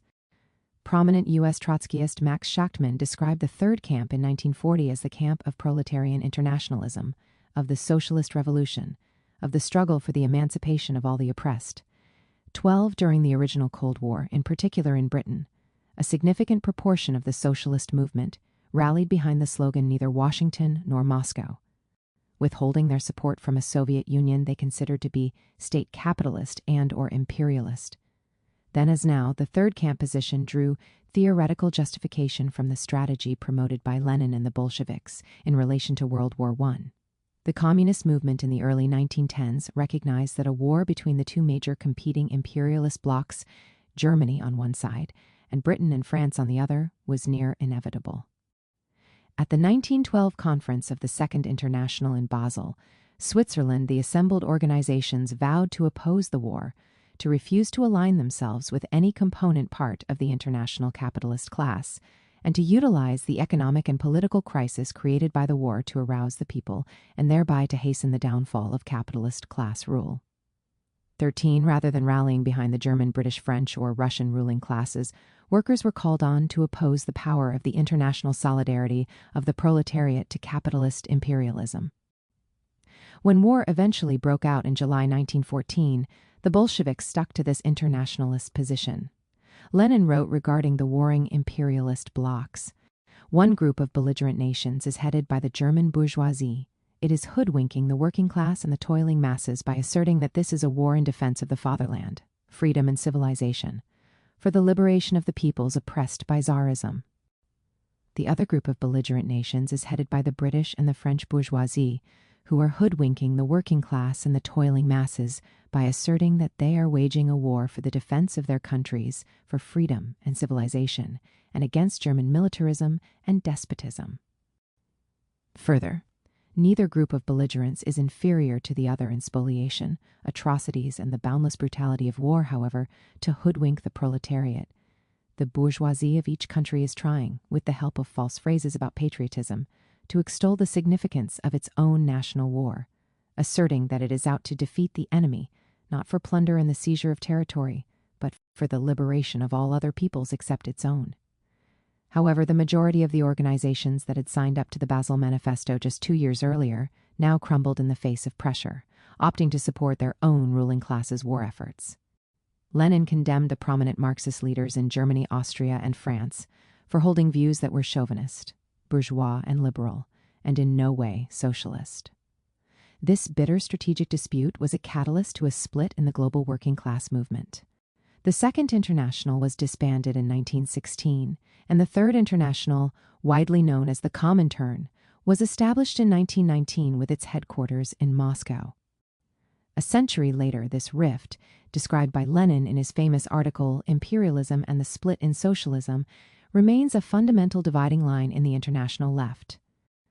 Broadly speaking, one side consists of a reformist left inclined towards parliamentarism and collaboration with the capitalist class. The other side consists of a revolutionary left inclined towards an independent, internationalist working class line. The theorists of neither Washington nor Moscow in the 1940s insisted that the Cold War was analogous to the European to imperialist conflict of the 1910s, that the US-led bloc and the Soviet-led bloc were competing imperialist powers, and that it was impermissible for socialists to ally with either of them.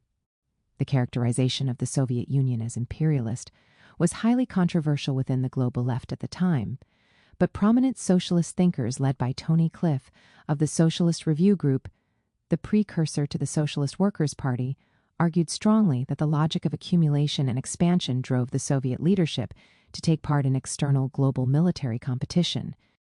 Given Soviet imperialism and state capitalism, nothing short of a socialist revolution, led by the working class, would be able to transform this situation. The third camp has apparently survived the storm generated by the collapse of the Soviet Union and simply pitched its tent a few thousand kilometers southeast. Neither Washington nor Moscow has reappeared, as neither Washington nor Beijing. Once again invoking the spirit of the Bolsheviks, several prominent left organizations call on the working class in the West to oppose both the U.S. and China, to fight imperialism in all its forms, to support workers' struggle everywhere to bring down capitalism.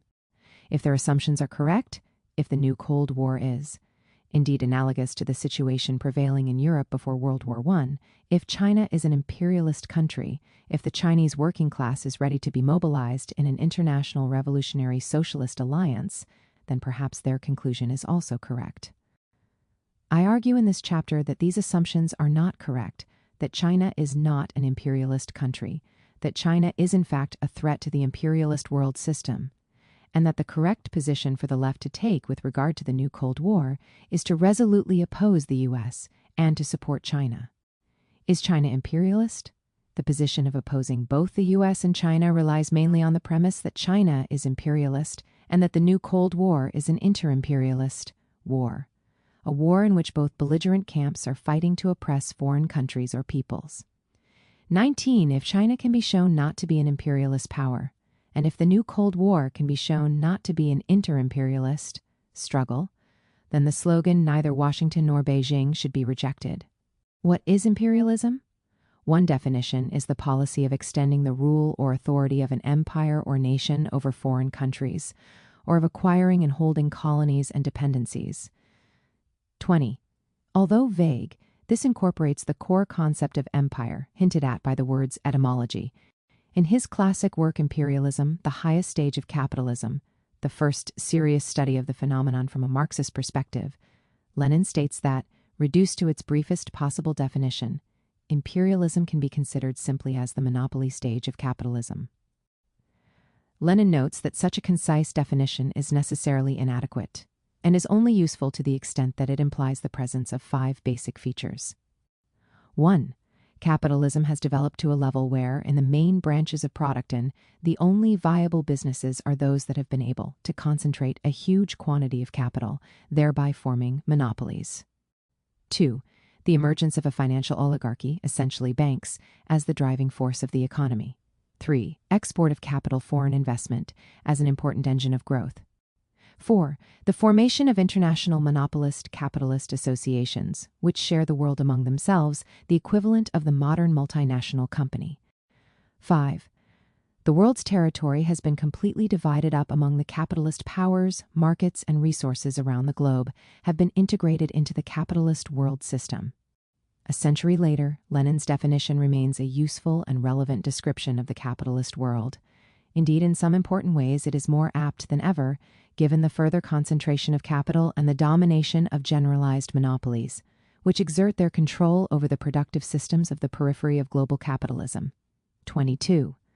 However, a few months after the publication of Imperialism, the highest stage of capitalism, a new variable appeared in global politics in the form of a socialist camp. The socialist group of countries, which at its peak comprised the bulk of the Eurasian landmass, disrupted the imperialist system in a number of ways. Most obviously, it directly withdrew the socialist countries from that system. It offered support to colonial and anti-imperialist liberation movements, accelerating their victory, and it offered aid and favorable trading relations to formerly colonized states that would otherwise have little other option than to subject themselves to neo-colonial domination. The arrival of socialist state power in Europe and Asia was, therefore, an unprecedented boon for the cause of national sovereignty around the world. At the same time, and in equal measure, it was a setback for the imperialist world system. No longer is the world so cleanly divided into imperialist and oppressed nations as it was before 1917. As such, Lenin's 5 features of imperialism can't simply be used as a checklist for answering the question of whether any given country is imperialist. We have to answer the questions: does this country impose its hegemony, military, political, or economic, over other countries? Is it engaged in a process of domination guided by economic interests? Does it, in Samir Amin's words, leverage technological development, access to natural resources, the global financial system, dissemination of information, and weapons of mass destruction in order to dominate the planet and prevent the emergence of any state or movement that could impede this domination? 23. If it can be proven that China seeks to dominate foreign markets and resources, that it uses its growing economic strength to affect political decisions in poorer countries, that it engages in wars, overt or covert, to secure its own interests, it would then be reasonable to conclude that China is indeed an imperialist country. Crossing the Rubicon, at what point could China have become imperialist? If China is an imperialist power, when did it become one? At the time Lenin was writing, China was unambiguously in the group of oppressed countries, having been stripped of a large part of its sovereignty by the colonial powers over the course of the preceding 80 years. One of the world historic successes of the Chinese Revolution was to end that domination and to establish the national independence of the Chinese people. The People's Republic of China rejected the capitalist model and set out on the journey towards communism, an economic system envisioned by Marx as an association of free men working with the means of production held in common and expending their many different forms of labor power in full self-awareness as one single social labor force. 24.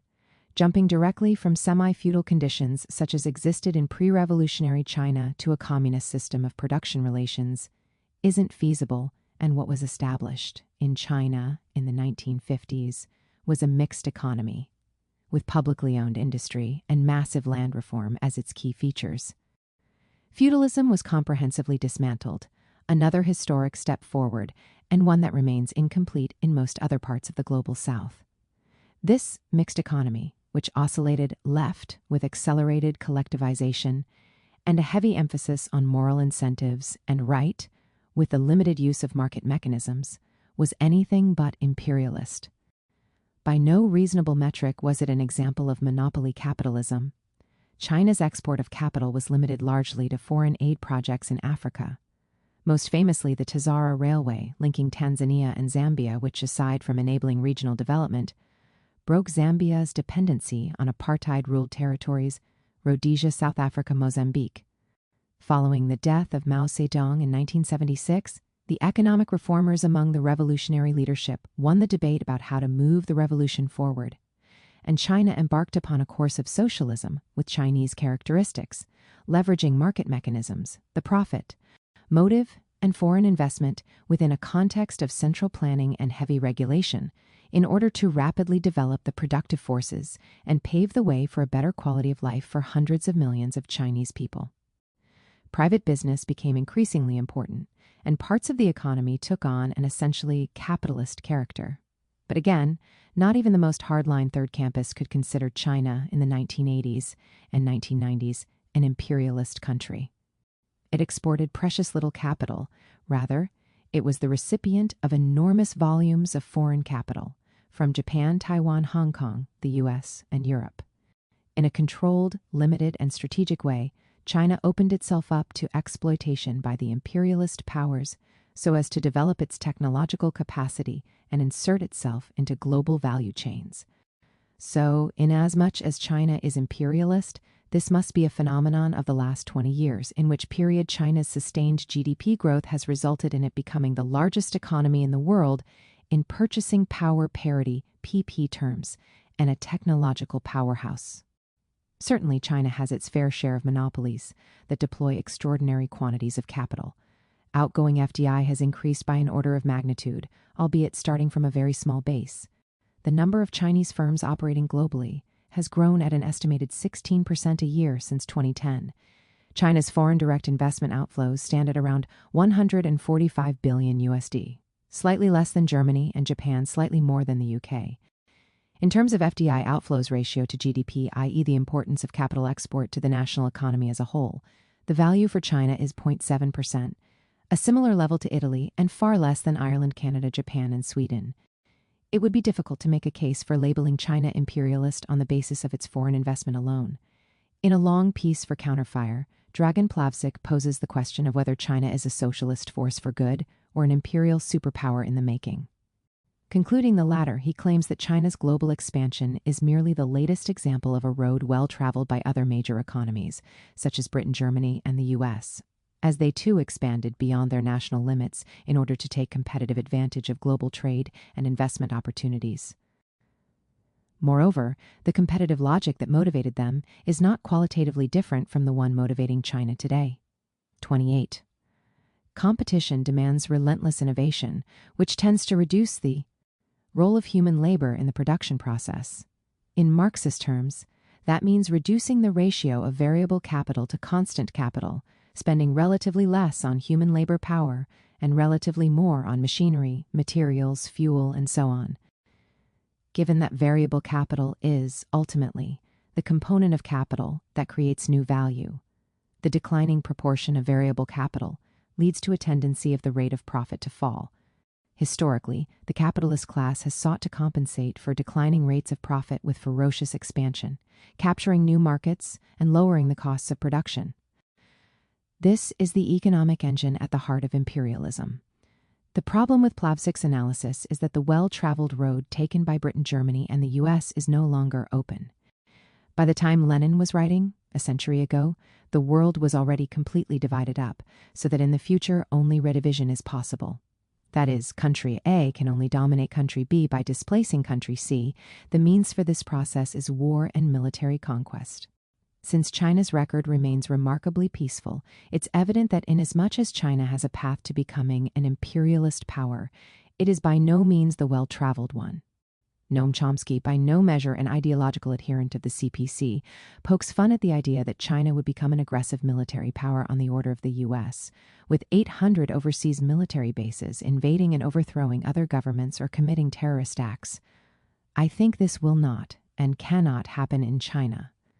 China is not assuming the role of an aggressor with a large military budget, etc. 31. Further, the structure of the Chinese economy is such that it doesn't impel the domination of foreign markets, territories, resources, and labor in the same way as free market capitalism does. The major banks, which obviously wield a decisive influence over how capital is deployed, are majority owned by the state, responsible primarily not to shareholders but to the Chinese people. The key industries are dominated by state-owned companies and subjected to heavy regulation by a state that doesn't have private profit maximization as its primary objective. The economist Arthur Kroeber describes China as an economy where the state remains firmly in command, not least through its control of commanding heights state enterprises, but where market tools are used to improve efficiency. In summary, the Chinese economy fulfills much the same function now as it did in 1953.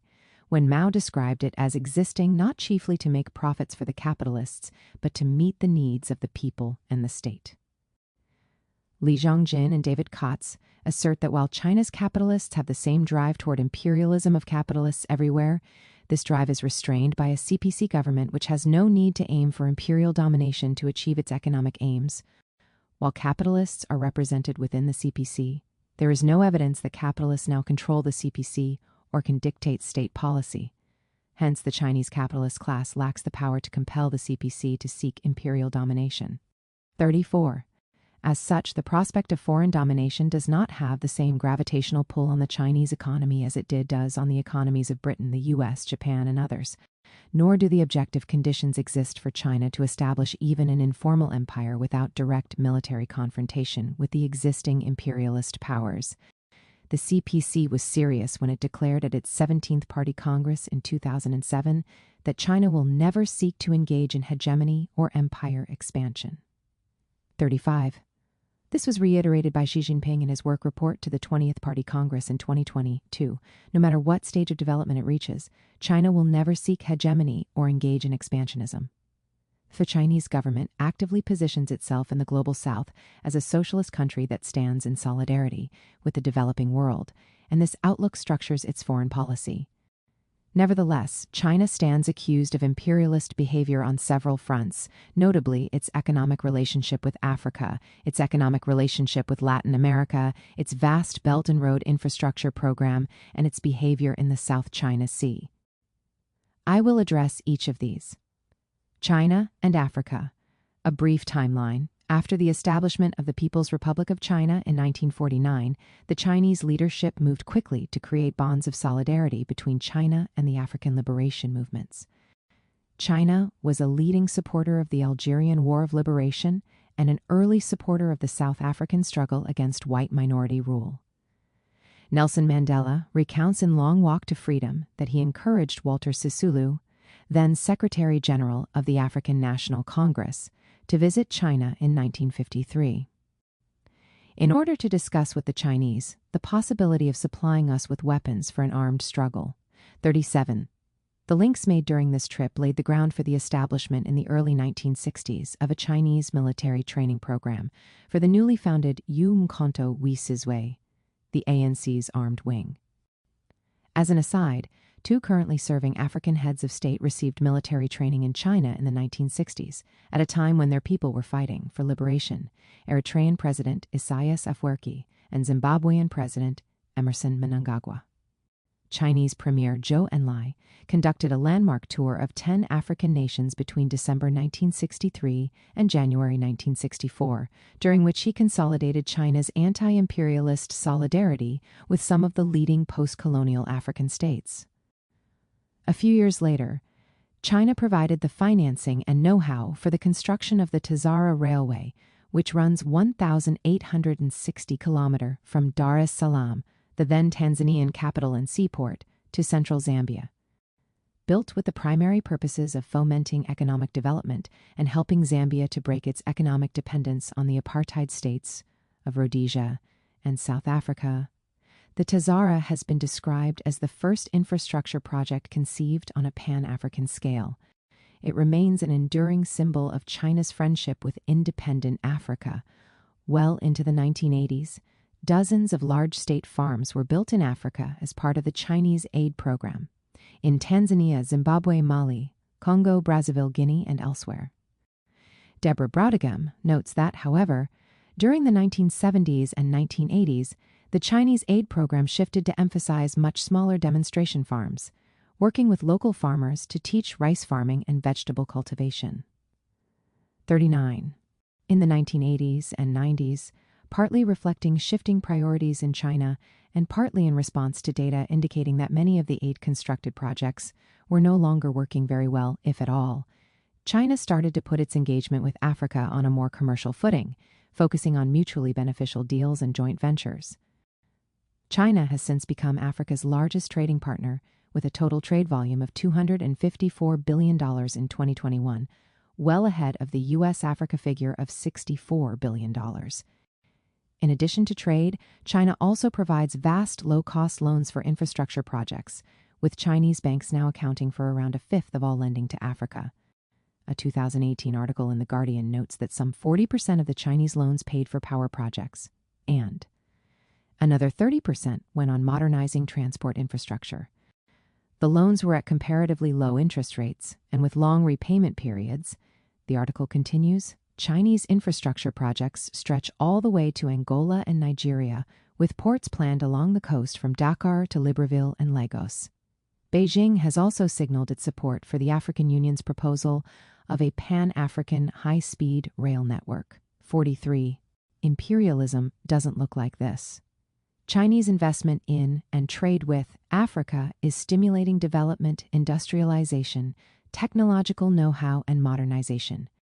Chinese investment has made possible a fast-expanding infrastructure network that will underpin African economic development for generations to come. This includes railways, schools, hospitals, roads, ports, factories, and airports, along with new tarmac roads linking major regional hubs, including the various townships with proper connection to large cities.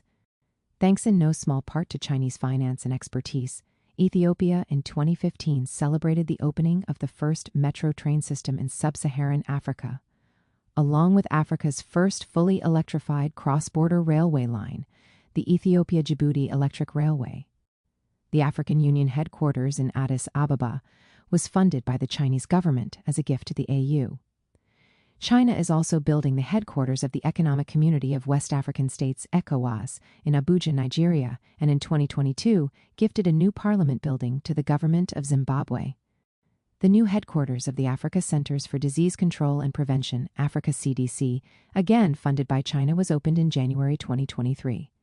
U.S.-based academic Joel Wendland Liu observes that electrification projects in several countries such as Dr. Congo, Ghana, and other sub-Saharan African countries, along with considerable successes in railway projects in East Africa and Angola, are moving the needle on the relation between poor infrastructure and low growth rates. 51. Nonetheless, in recent years, there has been a seemingly endless stream of articles about Chinese imperialism in Africa. Western journalists and politicians tell us that China has become a new colonial power, that China is attempting to dominate African land and resources, that Africa is becoming entangled in a Beijing-devised debt trap, that Chinese investment in Africa only benefits China.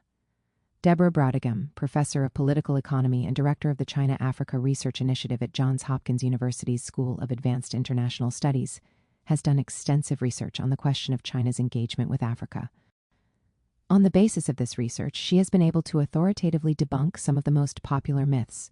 For example, in response to the trope that Chinese companies only employ Chinese workers, Brautigam notes, surveys of employment on Chinese projects in Africa repeatedly find that 3/4 or more of the workers are, in fact, local. Meanwhile, Africans are being invited to Chinese universities.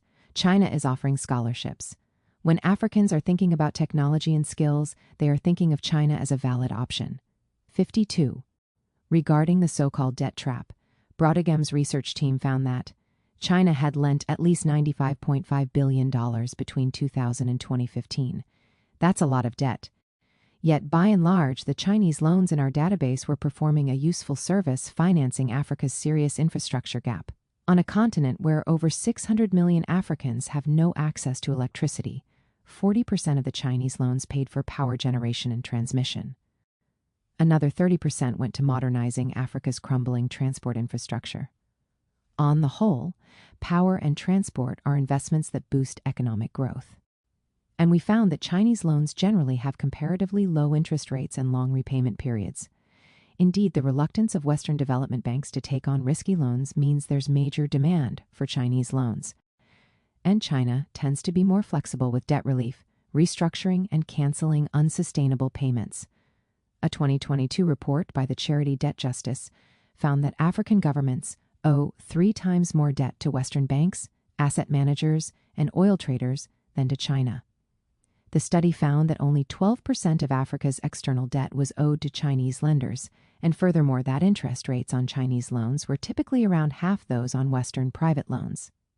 The average interest rate on private sector loans is 5%, compared to 2.7% on loans from Chinese public and private lenders.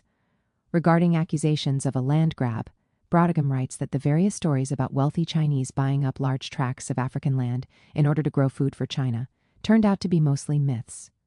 China is not a dominant investor in plantation agriculture in Africa, in contrast to how it is often portrayed. 55.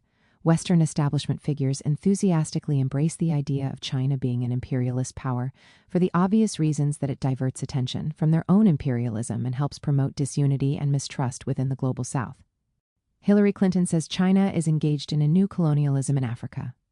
John Bolton believes China is using predatory practices to stunt Africa's growth.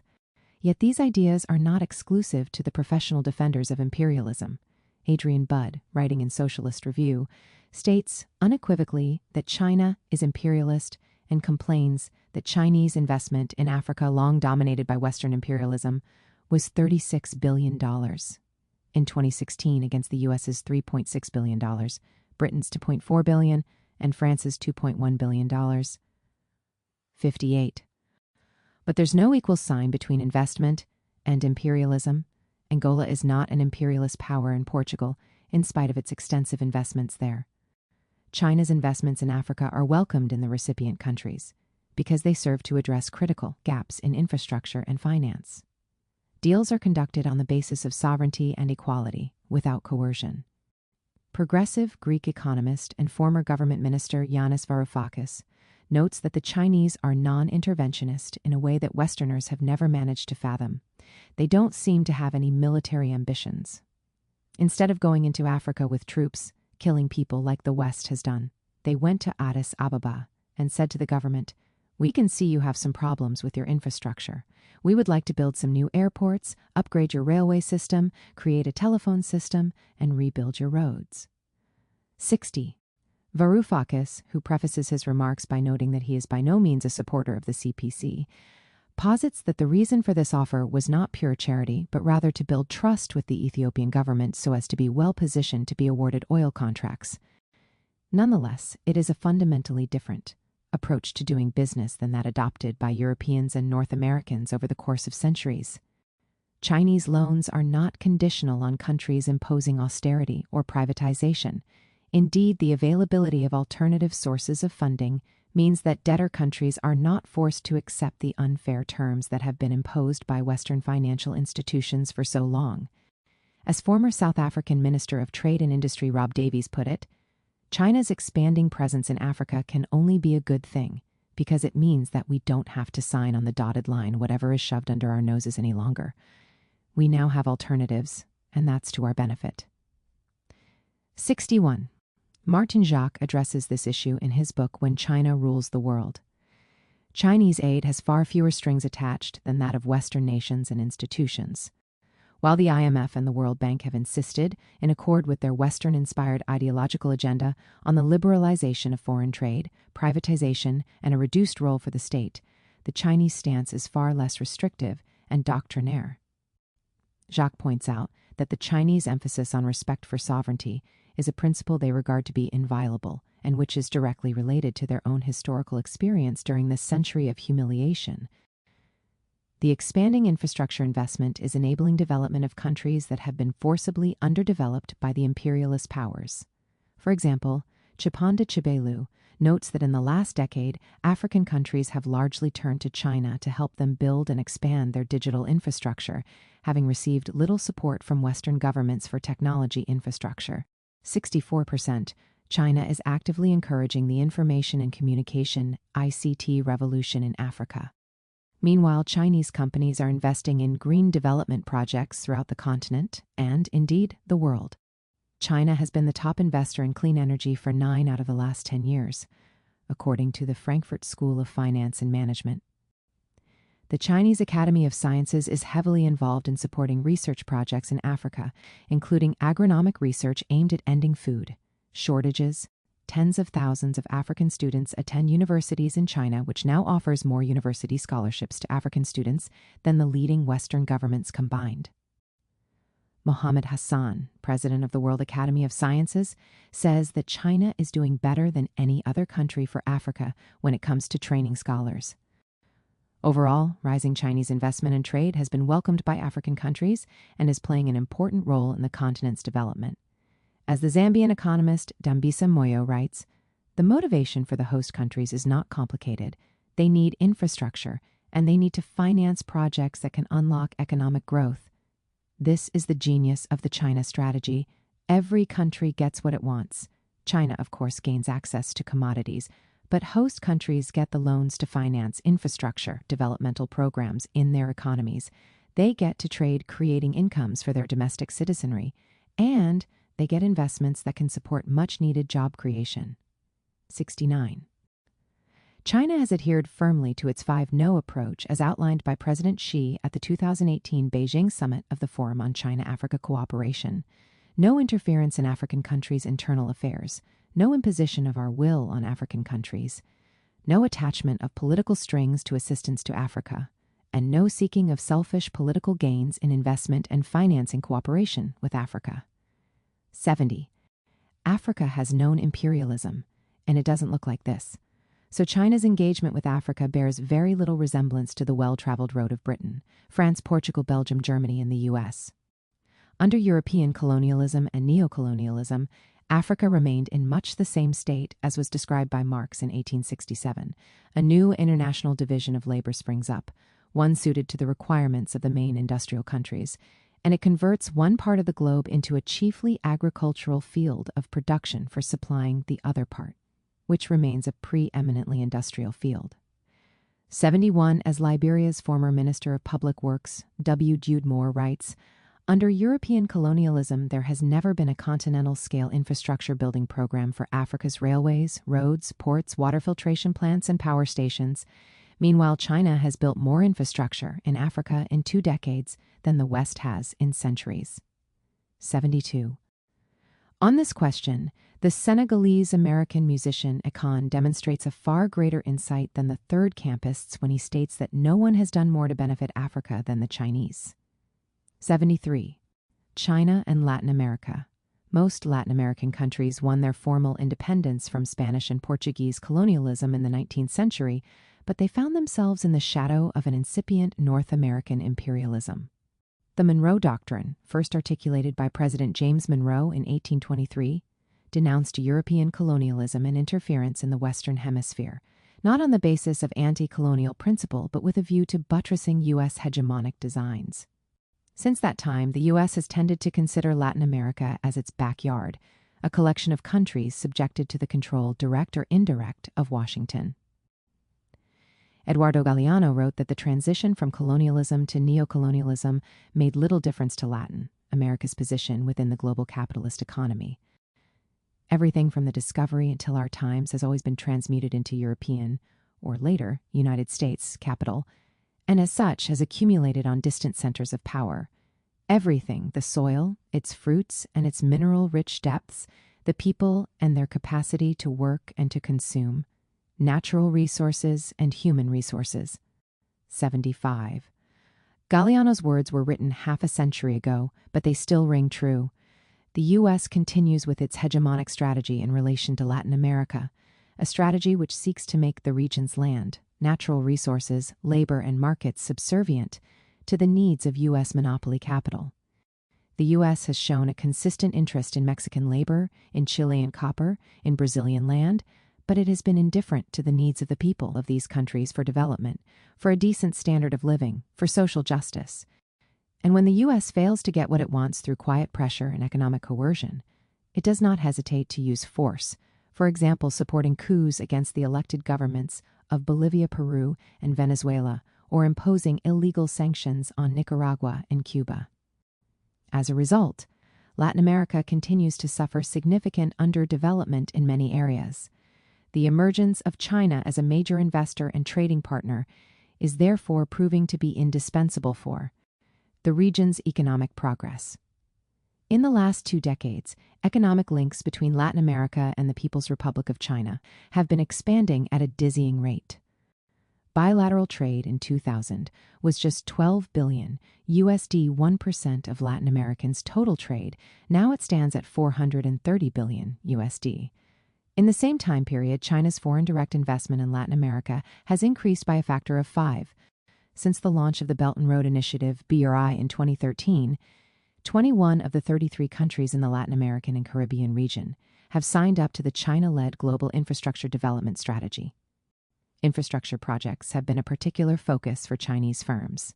Chinese investment has been widely recognized across the region for its positive economic and social impact, particularly in terms of facilitating government projects to reduce poverty and inequality.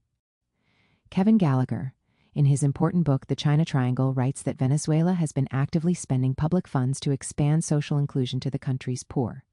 The country was able to fund such expenditures given the high price of oil in the 2000s and due to the joint fund with China. 83. Chinese firms have also been investing heavily in infrastructure projects in Latin America, as well as becoming the continent's largest creditor and lead trading partner. Max Nathanson observes that Latin American governments have long lamented their country's patchy infrastructure and that China has stepped in with a solution, roughly $150 billion loaned to Latin American countries since 2005. 84. The emergence of Chinese economic involvement in Latin America inspired then U.S. Secretary of State Rex Tillerson, not widely known for his boundless anti-imperialist spirit, to accuse China of being a new imperial power, using economic statecraft to pull the region into its orbit. 85. However, China's role in Latin America is not considered to be imperialist by the representatives of the working class and oppressed masses in that continent. For example, the late Hugo Chavez visited China 6 times over the course of his 13 years as president of Venezuela and was a strong proponent of China-Venezuela relations. He considered China to be a key partner in the struggle for a new world, memorably stating, "We've been manipulated to believe that the first man on the moon was the most important event of the 20th century. But no, much more important things happened, and one of the greatest events of the 20th century was the Chinese Revolution." 86. The Chavez government and its successor have always encouraged Chinese economic engagement with Venezuela and have never considered it to be imperialist. On the contrary, Chavez considered that an alliance with China constituted a bulwark against imperialism, a great wall against American hegemonism. 87. Chinese financing has been crucial for development projects in energy, mining, industry, technology, communications, transport, housing, and culture, and has thus played a key role in the improvement in the living conditions of the Venezuelan poor over the last 2 decades. Kevin Gallagher writes that Venezuela's unprecedented anti-poverty programs were made possible by a combination of the high price of oil in the 2000s and the joint fund with China. 89% across the continent, the China boom from 2003 to 13 helped erase the increases in inequality in Latin America that accrued during the Washington Consensus period. 90. A crucial difference between Chinese and Western investment, between Latin America's China boom and the Washington Consensus, is that when Chinese banks do come, they do not impose policy conditionalities of any kind, in keeping with their general foreign policy of non-intervention. 91. Rather, Chinese investors treat borrower countries as equals and work to design mutually beneficial deals.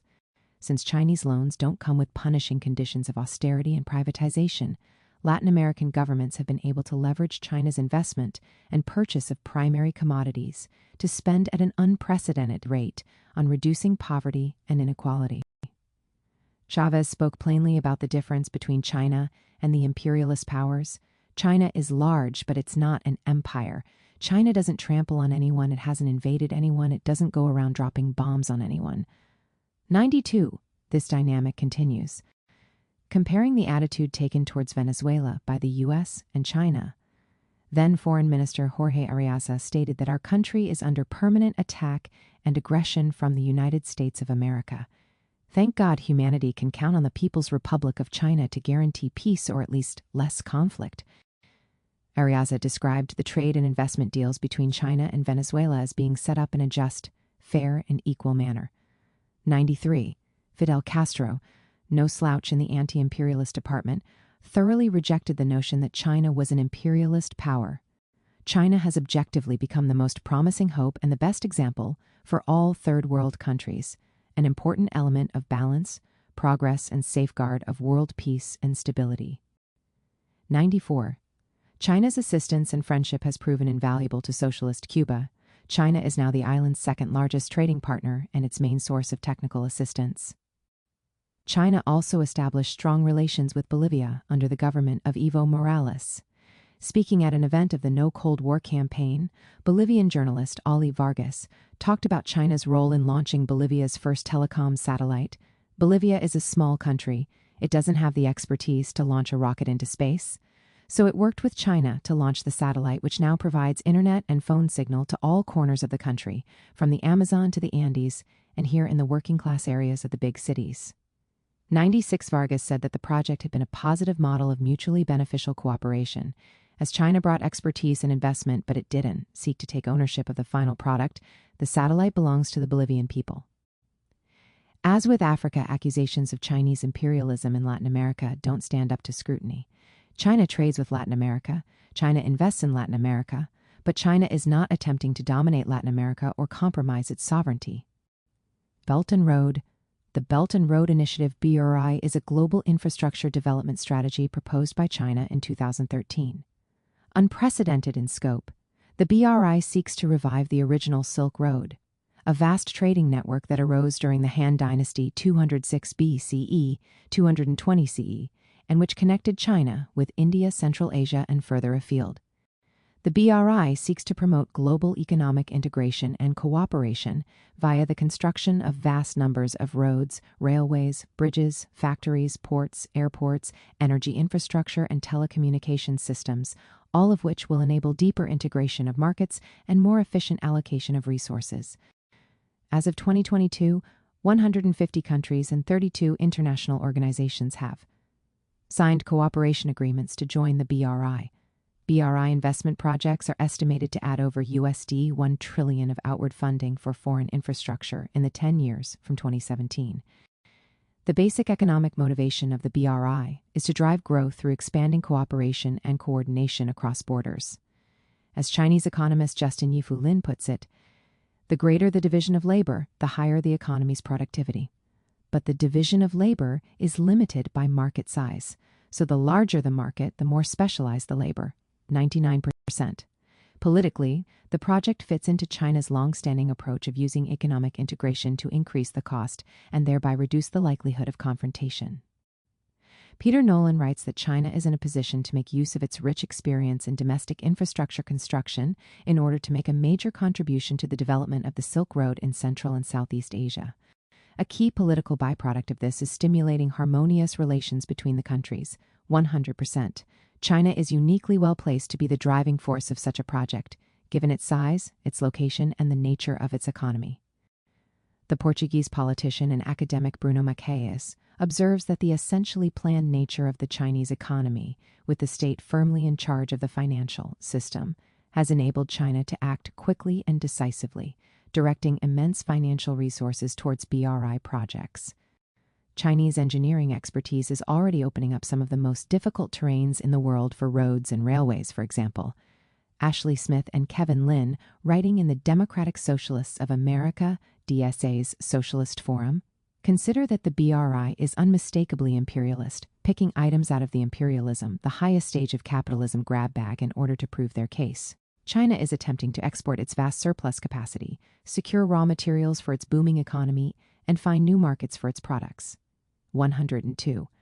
They claim that the BRI is locking entire countries into dependent development, even deindustrializing some countries like Brazil and reducing all to serving the needs of Chinese capitalism. This latter critique is more Mike Pompeo than Vladimir Lenin, and connects to an emerging new Cold War policy of blaming all economic problems on China. It's certainly the case that more open markets render some businesses unviable, but overall, China's emergence as Brazil's largest trading partner has been beneficial for the people of both countries.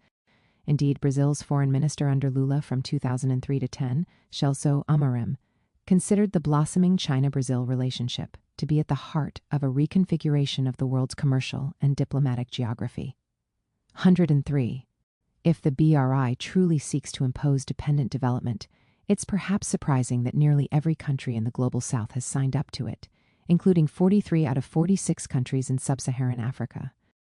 Surely not all turkeys are voting for Christmas? In reality, most countries are highly favorable towards the BRI because it offers exactly what they need, and exactly what global imperialism has been impeding for centuries: development. For example, Just 43% of people in Africa have access to electricity. The road and rail networks are badly underdeveloped. Hundreds of years of a European civilizing mission in Africa have brought all of the misery of modern capitalism with very little of the progress. Belt and road projects are establishing an essential framework for economic development and are thereby creating the conditions for formerly colonized countries to break out of dependency, to evade the economic coercion perpetrated by the U.S. and its allies. The larger part of the reason that the Washington Consensus, the imposition of shock doctrine economics, has been broken is the availability of alternative financing, particularly from Chinese or China-led development banks. Even the IMF and World Bank have had to scale back their loan conditionalities as debtor countries now have better options. Kevin Gallagher notes that, for example, Latin American leaders have been reluctant to further bind their economies to Washington Consensus policies, in large part because they believe they have an alternative in China. 106. While much noise has been made in the West in relation to debt trap diplomacy along the Belt and Road, the actual situation is that virtually every study that looks at the terms of developing country debt sees developed country lending as more onerous than that of China. 107 responding to accusations that China had created a Belt and Road debt trap in Pakistan. The Chinese ambassador noted that 42% of Pakistan's debt is to multilateral institutions and that Chinese preferential loans only constitute 10%. Writing in The Atlantic, Deborah Bradegam and Meg Rithmeyer debunk the debt trap narrative, forensically examining its canonical example, that of the Hambantota port in Sri Lanka. Bradegam and Rithmeyer comment that the idea of a cynical China hoodwinking naive governments in the global south wrongfully portrays both Beijing and the developing countries it deals with. Indeed, it contains an element of racism, the idea that the majority of countries in Africa, Asia, and Latin America are lining up to be bamboozled by a Chinese colonialism that's so cunning as to not even require gunboats. The BRI unquestionably promotes globalization, but globalization and imperialism are not the same thing. The original Silk Road was the epicenter of one of the first waves of globalization, connecting Eastern and Western markets, spurring immense wealth, and intermixing cultural and religious traditions. Valuable Chinese silk, spices, jade, and other goods moved west, while China received gold and other precious metals, ivory, and glass products. 110. This is evidently a form of globalization, but without the domination and coercion that characterize imperialism. The development of trade, building of infrastructure, and expansion of friendly cooperation are all in the interests of the peoples of the participating countries. To compare such a process to imperialism as practiced by Western Europe, North America, and Japan is an insult to the hundreds of millions throughout Africa, Asia, the Middle East, Latin America, and the Caribbean that have endured the misery of colonial and neo-colonial subjugation. The Western powers are certainly concerned about the Belt and Road, given its practical significance of shifting the world's center of gravity from the Atlantic to the Pacific, in the words of Henry Kissinger. But that ought not to be anything for socialists to be afraid of. South China Sea. China's military expansionism in the South China Sea is another off-cited example of Chinese imperialism. China claims sovereignty over the bulk of the South China Sea, and in recent years has stepped up its naval operations and its construction of artificial islands in the area. Chinese claims overlap in several places with those of Brunei, Indonesia, Malaysia, the Philippines, and Vietnam. Amitai Etzioni points out that China's claims in the South China Sea, while extensive and ambitious, are not particularly unusual. For example, Canada, Russia, Denmark, and Norway have made overlapping claims to the North Pole and the Arctic Ocean, and have conducted exploratory expeditions and military exercises in the region to strengthen their positions. 112 even in the South China Sea itself. Other countries put forward ambitious claims and engage in military construction. Jude Woodward observed that China's island building was carried out largely in response to the actions taken by other states in the region. In its actions on these disputed islands, China can with justice argue that it has done no more than others. It is rarely mentioned that Taiwan has long had an airstrip on Taiping, Malaysia on Swallow Reef, Vietnam on Spratly Island, and the Philippines on Thitu.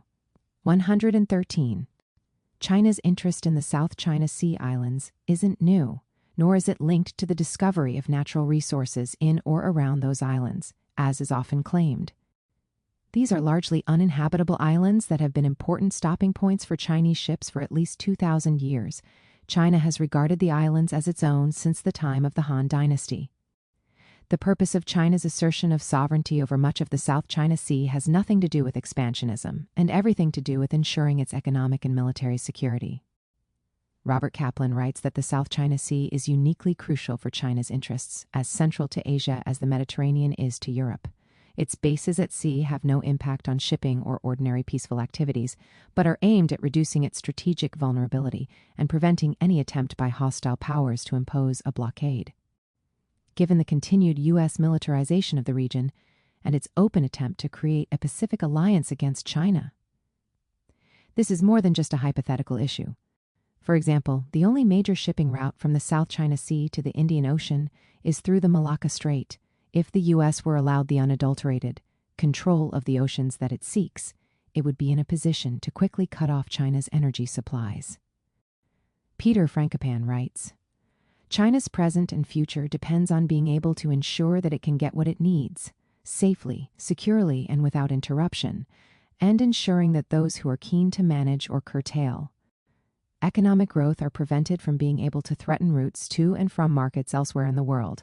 Concerns about Chinese expansionism in the Pacific are misplaced and hypocritical, given the rights asserted by the U.S., Britain, France, and others in the region. Under the United Nations Convention on the Law of the Sea, UNCLOS, passed in 1992, but which, notably, the United States has refused to sign, each nation is awarded an exclusive economic zone, EEZ, of 200 nautical miles around its territory. An EEZ accords special rights regarding the exploration and use of marine resources, including energy production from water and wind. Peter Nolan observes that, under this system, China's undisputed EEZ is just under 1 million square kilometers. Meanwhile, France has 10 million, the US 10 million, and the UK 6 million square kilometers EEZ, the result of persisting colonial outposts. Britain's overseas territory includes the Falklands, Malvinas, South Sandwich Islands, British Virgin Islands, Cayman Islands, Montserrat, British Indian Ocean Territory, and the Pitcairns, all many thousands of miles away from Britain. The Pitcairn Islands, a group of 4 volcanic islands in the South Pacific, with a combined human population of 70, provide Britain with a similar Pacific EEZ to that of China, which has a population of 1.4 billion. Inasmuch as there's a pressing issue of maritime colonialism that we should take a stand on, this is surely a far stronger candidate than China's claims. There are several thorny, long-standing territorial issues in the South China Sea, which will take time and goodwill to resolve. They can only be resolved primarily by the countries in the region themselves. The increasing U.S.-led militarization of the region, the deliberate stoking of relatively dormant disputes, and the freedom of navigation patrols, totally unnecessary, given that more than 100,000 vessels pass through the South China Sea every year, and in no single case has freedom of navigation been affected. 118 only serve to escalate tensions, increase China's perceived threat level, and delay resolution. Indeed, the U.S.'s actions, fully supported by Britain, needless to say, are creating one of the most complex and fragile flashpoints in the world today. To complain of Chinese expansionism in the South China Sea is to wade into dangerous waters precisely on the side of U.S. hegemonism. The key demand for the peace movement and for anti-imperialists must be for an end to U.S.-led militarization of the region, along with support for peaceful dialogue between the countries with competing territorial claims. Multipolarity is a prerequisite for socialist advance. The slogan "Neither Washington nor Beijing, but international socialism" is an emphatic statement that the global working class can't hope to advance towards socialism by associating itself with either the U.S. or China, that the rivalry between the two is inter-imperialist in character, that both countries promote a model of international relations designed solely to further their own hegemonic interests. I have made a detailed case above that China is not imperialist. Indeed, China's foreign policy is a component of the struggle against imperialism and creates space for global socialist advance. In the 1950s and 60s, revolutionary China pursued unambiguously revolutionary anti-imperialist foreign policy, providing crucial support for liberation movements in Vietnam, Algeria, Mozambique, Zimbabwe, and elsewhere. Just a year after the declaration of the PRC, the Chinese People's Volunteer Army crossed the Yalu River in order to aid the people of Korea against the genocidal war launched by the U.S. and its allies. 3 million Chinese fought in that war, and an estimated 180,000 lost their lives. Although the fierce ideological dispute between China and the Soviet Union led to China taking some objectively reactionary positions, most notably in Angola and Afghanistan, the guiding principle of Chinese foreign policy was militant anti-imperialism. In the early 1970s, after over 2 decades of intense hostility, a window of opportunity opened for improved China-U.S. relations. This laid the ground for China to regain its seat at the United Nations in 1971, and at the end of the decade, the establishment of formal diplomatic relations with the U.S. With the start of the economic reform in 1978, China urgently sought foreign investment from, and trade with, Southeast Asia, Japan, and the U.S. The need to create a favorable business environment led to the adoption of a good neighbor policy, which included dialing down support for communist-led armed struggle in Malaysia, Burma, Thailand, the Philippines, and elsewhere. Deng Xiaoping's recommendation to hide our capabilities and bide our time meant, in essence, China minding its own business and focusing on its internal development. Over the last 20-plus years, and the last decade in particular, however, China has become more active in its foreign policy, with a strong focus on multipolarity, a pattern of multiple centers of power, all with a certain capacity to influence world affairs, shaping a negotiated order. 123.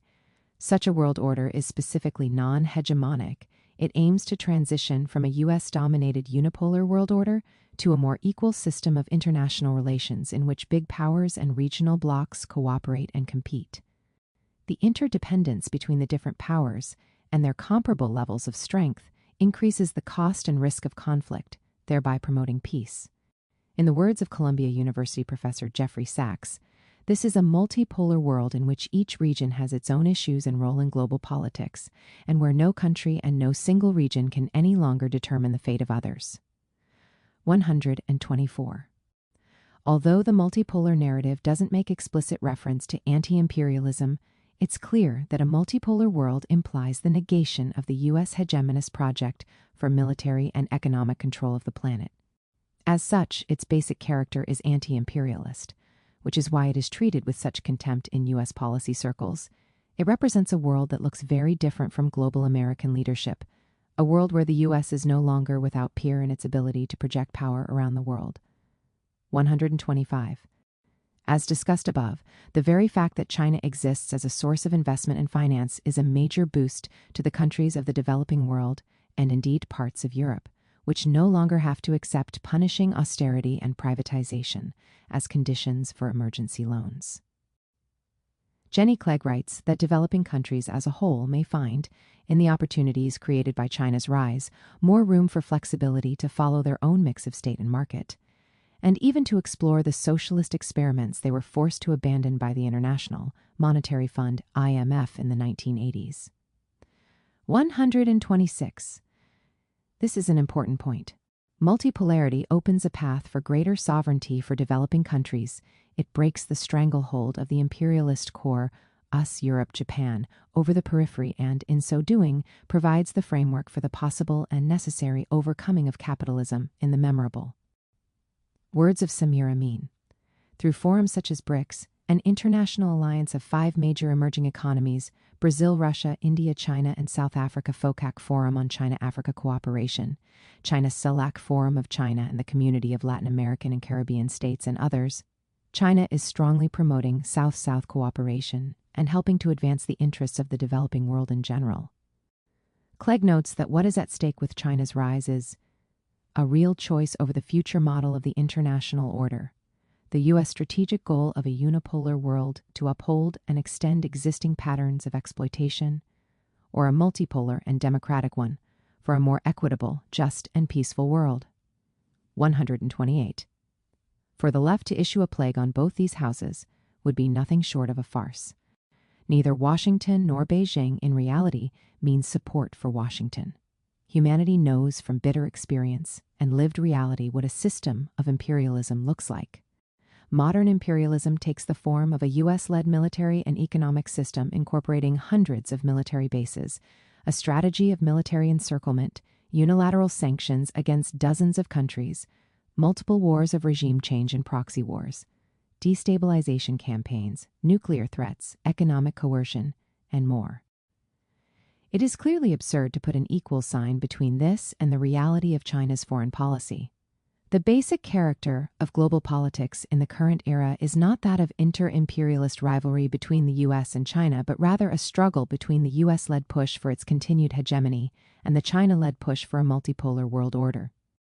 If Marxists do indeed point out and bring to the front the common interests of the entire proletariat, independently of all nationality, 129, they should support the movement towards multipolarity, which provides greater opportunities for peace and development and a more favorable context for humanity's advance towards socialism. China is leading this movement, and the U.S. is leading the opposition to it. If there existed a thriving political movement to the left of the Chinese Communist Party which sought to continue China's progressive global strategy, but to reverse the post-Mao market reforms and transition to a system of worker-run cooperatives, for example, Western leftists would have to assess the relative merits of supporting such a movement in its struggle against the CPC-led government. But this is sheer fantasy. Opposition to the CPC in China comes primarily from pro-Western, pro-neoliberal elements that seek to undermine socialism and roll back the project of multipolarity. Meanwhile, Chinese workers and peasants by and large support the government, and why shouldn't they? In the 4 decades from 1981, the number of people in China living in internationally defined absolute poverty fell from 850 million to 0. Living standards have consistently improved at all levels of society. Wages are rising, social welfare is improving. According to an extensive study conducted by the Kennedy School of Government at Harvard University, 93% of Chinese people are satisfied with their central government.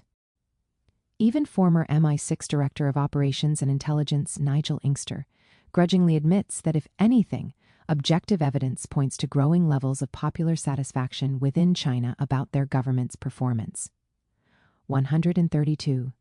The basic conditions that inspire people to rise up against their government simply do not prevail.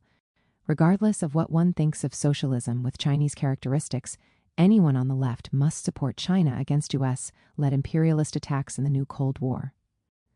The prominent Belgian Trotskyist economist Ernest Mandel was by no means a supporter of Soviet socialism, but he insisted firmly that the Soviet Union must be defended against imperialism.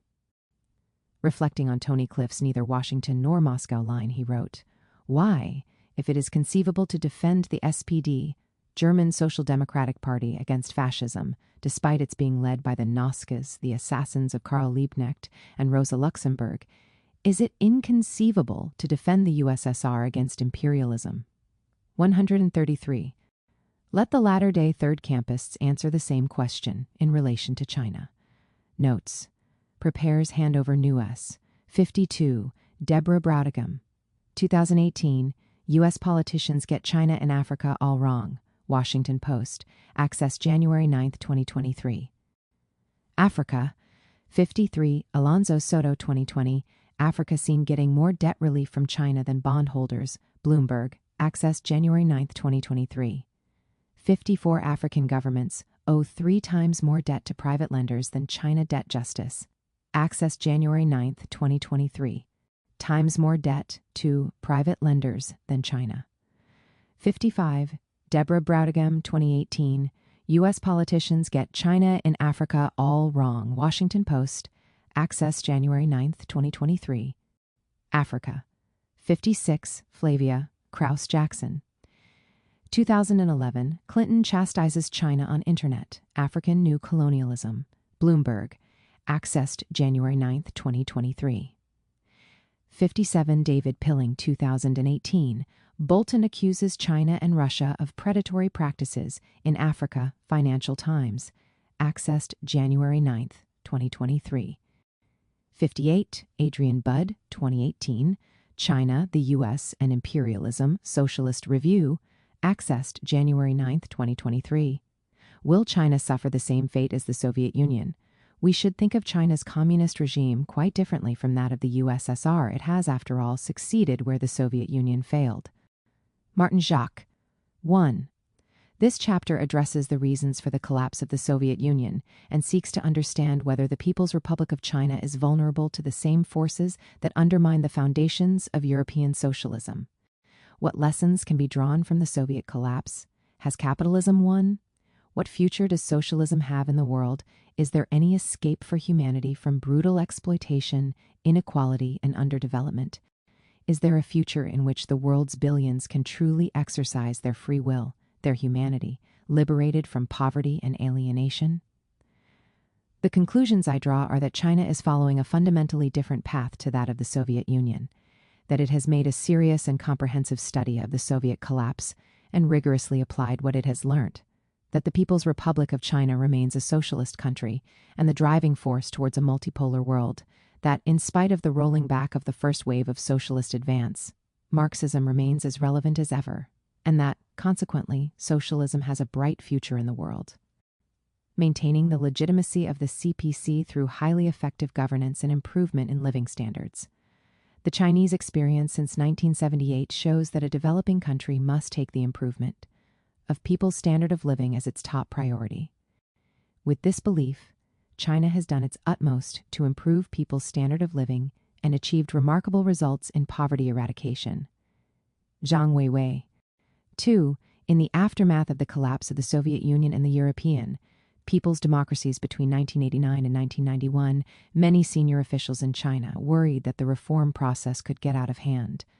The Soviet leaders had attempted reform via glasnost and perestroika, and their experiments had ended in disaster. Wasn't this a cautionary message for the CPC to return to the model of comprehensive state ownership and strictly centralized economic control? Deng Xiaoping's insight was that the key economic factor undermining the Soviet Union wasn't its limited experiment with market forms, but its failure to deliver improvements in people's living standards. Economic stagnation from the mid-1970s onwards meant that people's basic expectations for a better life weren't being met. This, along with an ongoing ideological decay, served to sap popular confidence in the superiority of the socialist system, a process catalyzed by the West's elaborate and sophisticated system of anti-communist propaganda. When it came to defending socialism from attack, it turned out to be very difficult to mobilize the masses. Deng understood that the Communist Party's legitimacy would only be maintained by eliminating poverty and improving people's living conditions. Therefore, on his famous Southern tour in 1992, he pointed out that internal and external circumstances were particularly favorable for pursuing economic reform, and on that basis urged boldness rather than caution. Since we have the necessary domestic conditions and a favorable international environment, and since under the socialist system we have the advantage of being able to concentrate our forces on a major task, it is now both possible and necessary for us to bring about, in the prolonged process of modernization, several periods of rapid growth with good economic returns. We must have this ambition. He explained that economic development was particularly important in the light of fast growth in other East and Southeast Asian countries. The economies of some of our neighboring countries and regions are growing faster than ours. If our economy stagnates or develops only slowly, the people will make comparisons and ask why. 4. As long as the CPC maintained political control, as long as the crucial parts of the economy, the commanding heights, continue to be publicly owned, markets and foreign investment would benefit China.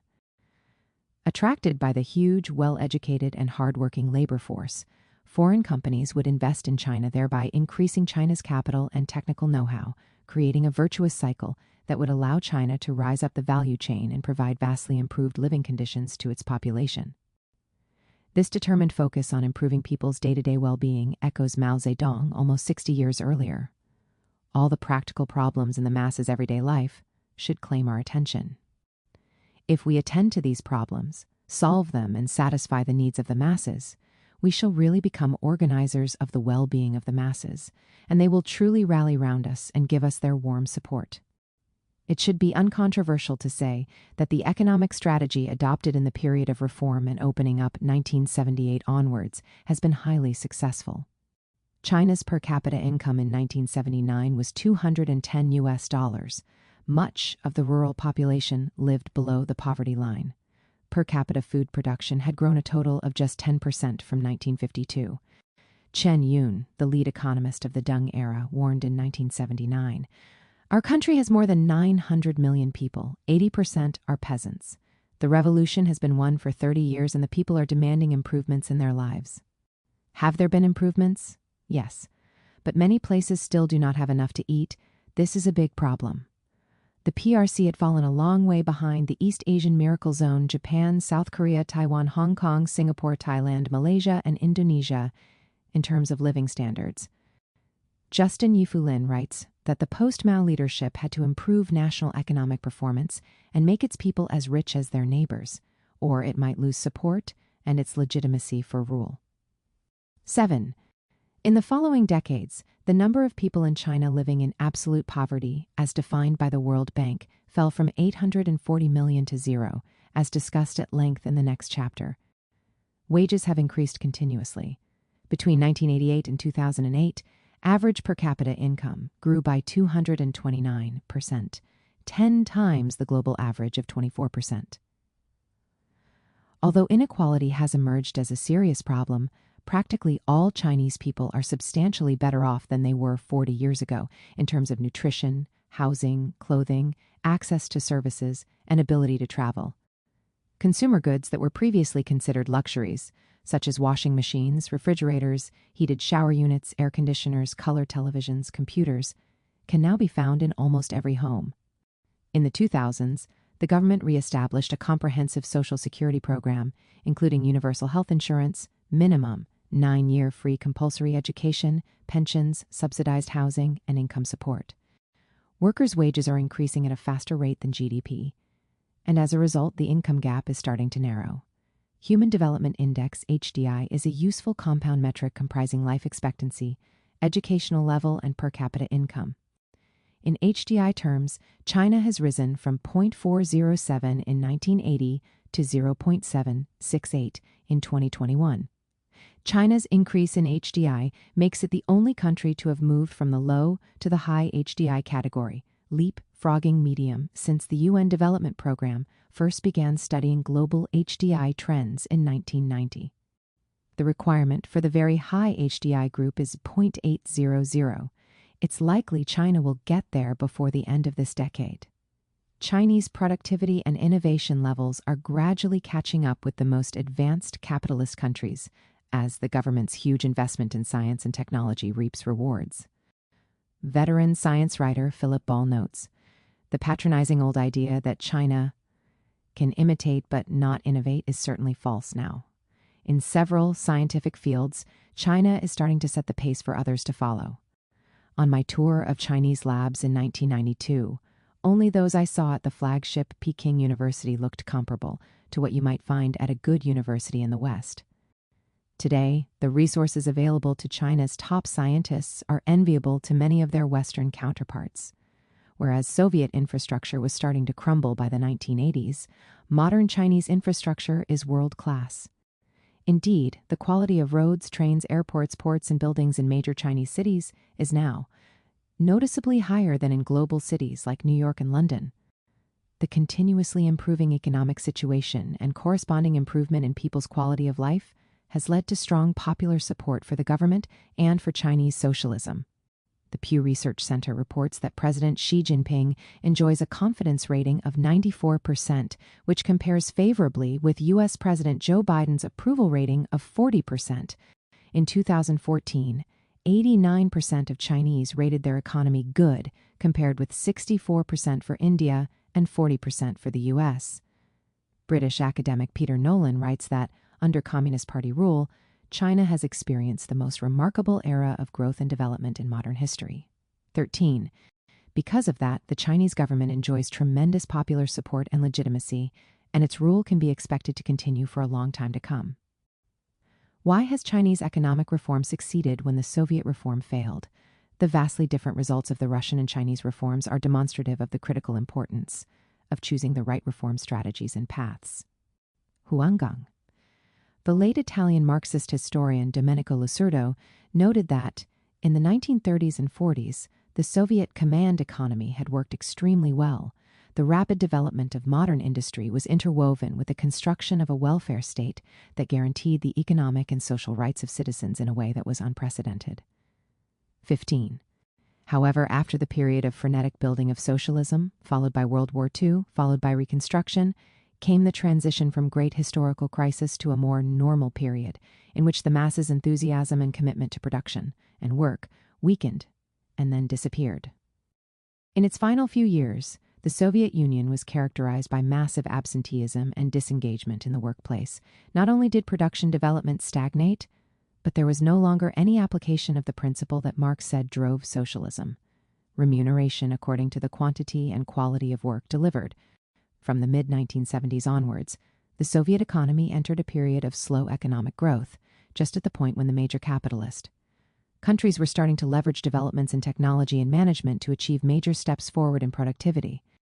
Jude Woodward notes, from 20% of the size of the U.S. economy in 1944, the Soviet economy peaked at 44%, that of the U.S. by 1970, $1,352 billion to $3,082 billion, but had fallen back to 36% of the U.S. by 1989, $2,037 billion to $5,704 billion. It never came near challenging the economic weight of the U.S. Lacerdo contends that China in the late 1970s faced very similar problems. The China that arose from the Cultural Revolution resembled the Soviet Union to an extraordinary degree in its last years of existence. The socialist principle of compensation, based on the amount and quality of work delivered, was substantially liquidated, and disaffection, disengagement, absenteeism, and anarchy reigned in the workplace. China had made remarkable progress in terms of life expectancy, land ownership, social equality, education, and mass empowerment since the birth of the People's Republic in 1949. Yet by the late 1970s, it was still a long way from being an advanced country. Hundreds of millions of people in the villages faced food insecurity and poor housing conditions, being a poor country with a tremendous responsibility to meet the immediate needs of its huge population. China lacked the resources to invest heavily in research and development, and the resulting low productivity meant that it couldn't guarantee an adequate standard of living to its people. Cut off from the global marketplace, it wasn't able to quickly learn from others or benefit from an ever more globalized division of labor. There was a shortage of capital, a low level of technological development, and a lack of incentives for production and innovation. Much as with the Soviet Union in its later decades, China's planning system continued to be overly reliant on voluntarism and moral incentives to raise production. The history of socialist economics over the last century indicates that such an approach suffers from diminishing returns and can't be sustained forever. This is the context in which reform and opening up was adopted in the late 1970s. Superficially, the reform strategy pursued by China from 1978 shares some similarity with the various attempts at economic reform in the Soviet Union, particularly the set of policies introduced by the Gorbachev leadership under the umbrella of perestroika. However, there are profound differences between the Chinese and Soviet approaches that help to explain the unquestionable success of one and the comprehensive failure of the other. China's approach to reform was extremely cautious and pragmatic, based on a step-by-step, piecemeal, and experimental approach. If a reform worked, it was extended to new areas. If it failed, then it was abandoned. 18. All reforms had to be tested in practice, all results had to be analyzed, and all analysis had to inform future experiments. Chen Yun stated in 1980 that, "The steps must be steady because we shall encounter many complicated problems, so do not rush. We should proceed with experiments, review our experience from time to time, and correct mistakes whenever we discover them, so that minor mistakes will not grow into major ones." Many key reform concepts came from the grassroots. We processed their ideas and raised them to the level of guidelines for the whole country. Practice is the sole criterion for testing truth. 20. Reform in China was patient, incremental, and results-oriented, whereas Gorbachev made the fatal mistake of trying to do too much, too fast. 21. Gorbachev's reforms were implemented in a heavy-handed, top-down way without leveraging the ideas and creativity of the masses or attempting to collate feedback. given that the project was presented as a form of democratization. It's ironic that it was carried out in a profoundly undemocratic manner. The leadership didn't mobilize the existing proven structures of society, the Soviets and the Communist Party, but sought to bypass and weaken them. Instead of relying on the most pragmatic elements of the party and state officialdom in restructuring of the country, Gorbachev tried to build up new political forces and movements while gradually diminishing the power of the party and of centralized state structures. The media was put to work, not to unite the people behind a program of development, but to vilify the Communist Party. The economic program was incoherent and subject to sudden changes in direction. The result was, in the words of veteran Russian communist Gennady Zhuganov, a parade of political arrogance, demagoguery, and dilettantism, which gradually overwhelmed and paralyzed the country. 23. The Chinese and Soviet economies in the 1970s both suffered from a stifling over-centralization. China's reform process addressed this imbalance in a gradual manner, in which the relaxation of restrictions on private capital development was combined with state control and planned and state-led heavy investment. 24. In the Soviet Union, by contrast, the planning agencies were simply dismantled overnight, creating chaos throughout the economy. Deng exhorted China's reformers to cross the river by feeling the stones. On his famous Southern tour in 1992, he summed up this method of experimentation. Are securities in the stock market good or bad? Do they entail any dangers? Are they peculiar to capitalism? Can socialism make use of them? We allow people to reserve their judgment, but we must try these things out. If, after 1 or 2 years of experimentation, they prove feasible, we can expand them. Otherwise, we can put a stop to them and be done with it. Although China's reform process served to introduce market forces into the economy, the whole process was carried out under the tight control of the government and took place within the context of a planned economy. The level of marketization that has taken place in China is an order of magnitude greater than what took place in the Soviet Union. However, China has also maintained stronger macroeconomic control. Even now, after more than 4 decades of economic reform, the state remains firmly in command of the Chinese economy. Kroeber observes, the government will pursue reforms that increase the role of the market in setting prices, but will avoid reforms that permit the market to transfer control of assets from the state to the private sector. Cambridge University professor Peter Nolan, by no means a cheerleader for centrally planned economies, writes, the comparison of the experience of China and Russia's reforms confirms that, at certain junctures and in certain countries, effective planning is a necessary condition of economic success. 27. Nolan points out that the Chinese state took the lead in conducting large-scale experiments and analyzing the results, protecting domestic industry from the sudden appearance of foreign goods, supporting the growth of the state-owned enterprises to a level where they could become competitive in the global marketplace, investing in social and economic infrastructure. Transport, healthcare, education, transport, power generation, and coordinating the different parts of the reform program. In their valuable study of the reasons for the Soviet collapse, David Kotz and Fred Weir observed that there was hardly any privatization in the Chinese reform process. State enterprises were kept under state ownership and control. There was no sudden price liberalization. State enterprises continued to sell at controlled prices. Central planning was retained for the state sector of the economy. Rather than slashing state spending, various levels of government poured funds into improving China's basic economic infrastructure of transportation, communication, and power.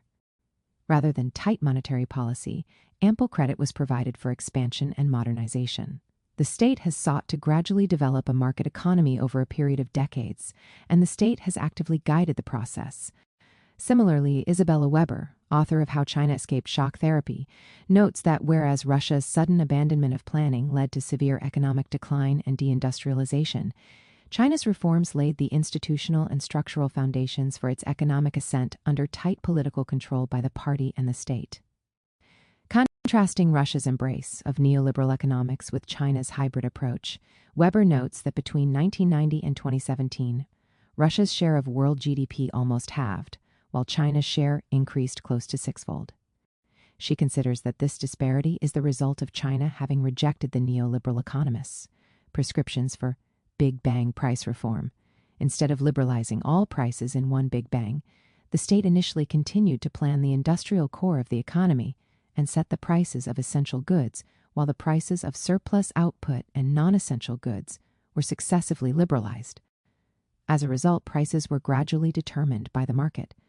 China's reform approach is thus the opposite of shock therapy. Whereas the purpose of the neoliberal state is to fortify the market, the Chinese state uses the market as a tool in the pursuit of its larger development goals. 32. The result was a far more effective program of economic reform than that which took place in the Soviet Union from 1985 to 91, or in post-Soviet Russia from 1991 onwards.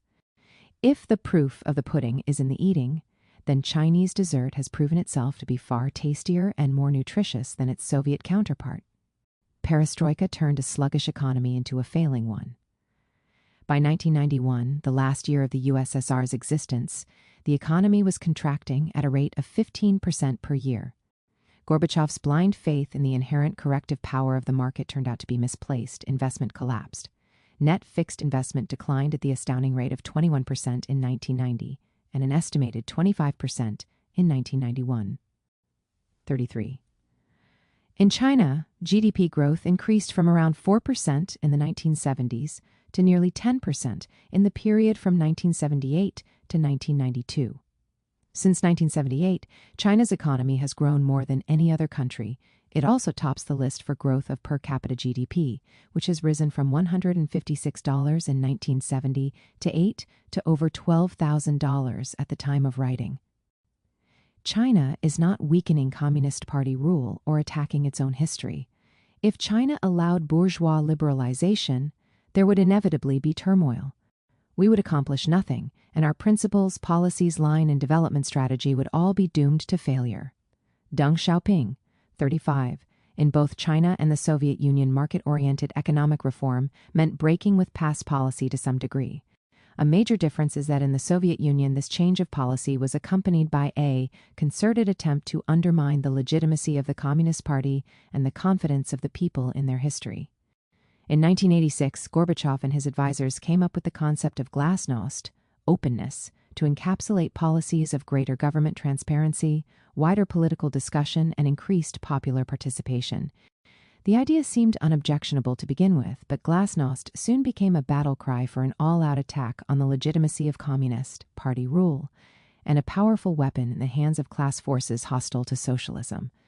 Faced with significant opposition to their economic proposals within the Communist Party, and lacking a base among the masses, Gorbachev's team increasingly looked to liberal reformers for support, people who supported perestroika and wanted it to be accompanied by a transition towards a European-style parliamentary political system.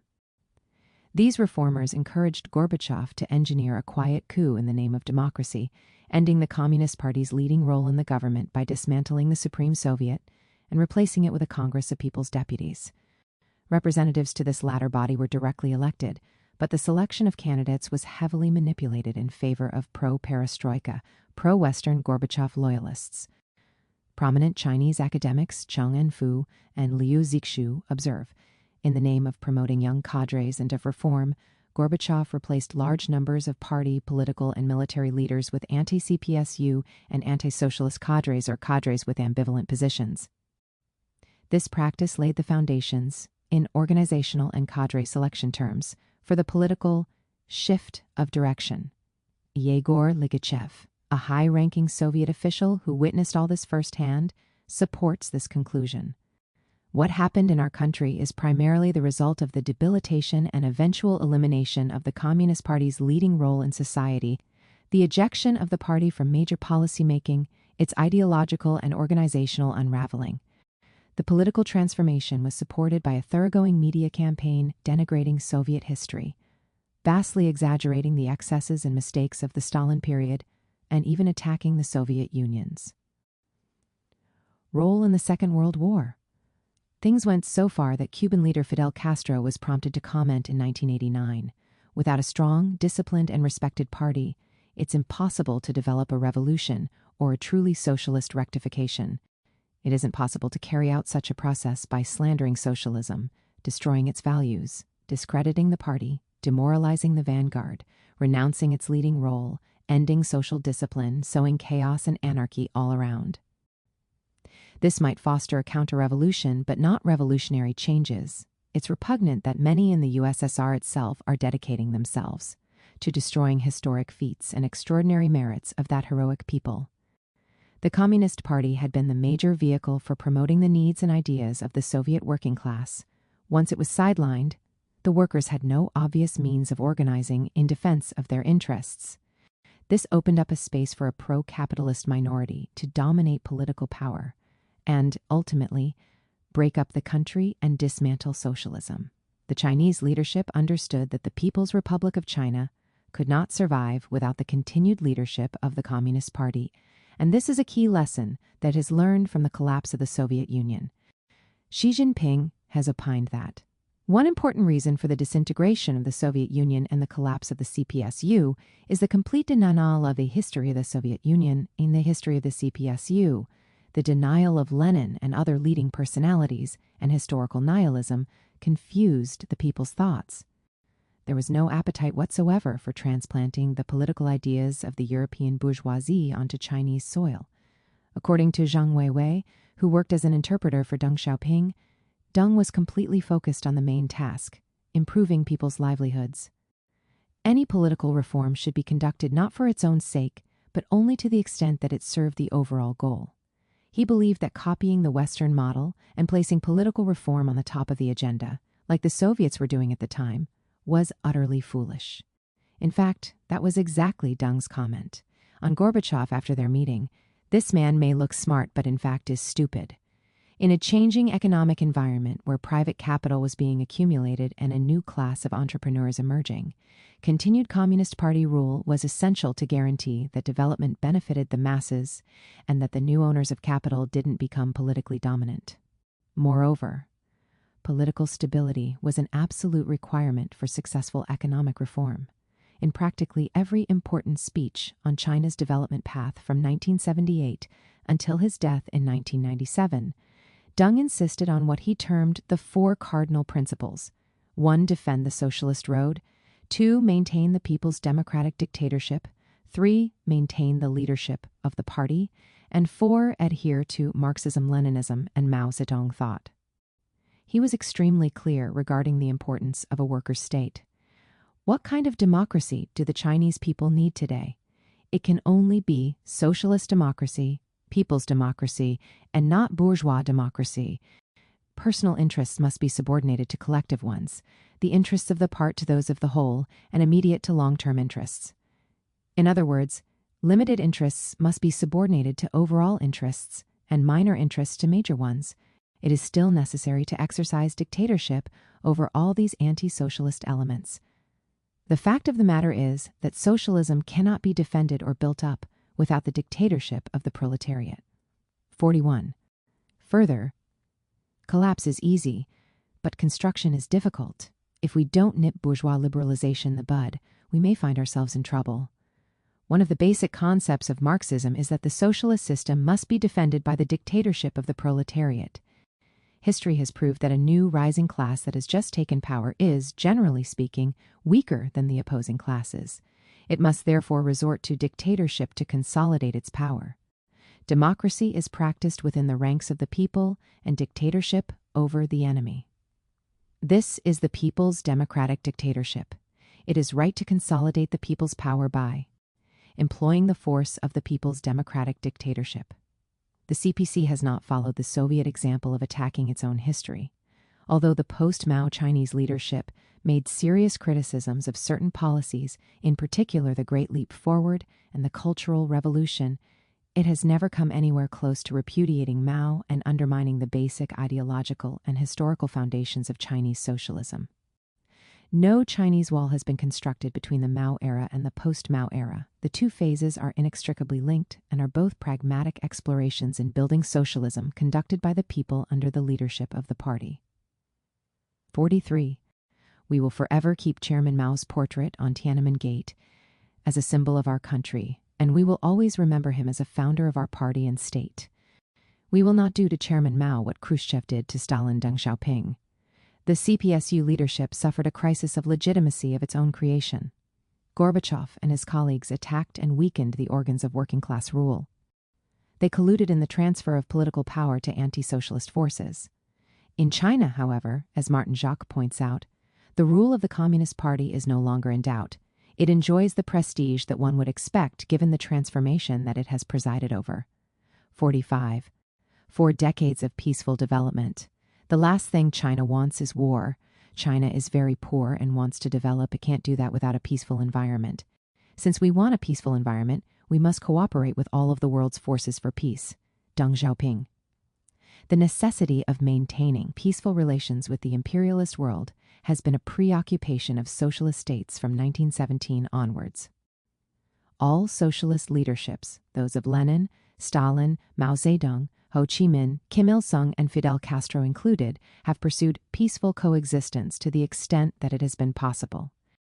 The importance of international peace for China's development was implicitly recognized by Mao in the early 1970s, when Henry Kissinger's visit to Beijing opened the way for normalization of ties, expansion of bilateral trade, and, in 1979, the establishment of diplomatic relations between China and the U.S. From that time until recently, China has managed to maintain peaceful and broadly cooperative, mutually beneficial relations with the capitalist world, albeit with the complexities and contradictions that form an inevitable part of such a relationship. Peaceful coexistence has required compromises, one of which has been China relinquishing a direct leadership role in the global transition to socialism.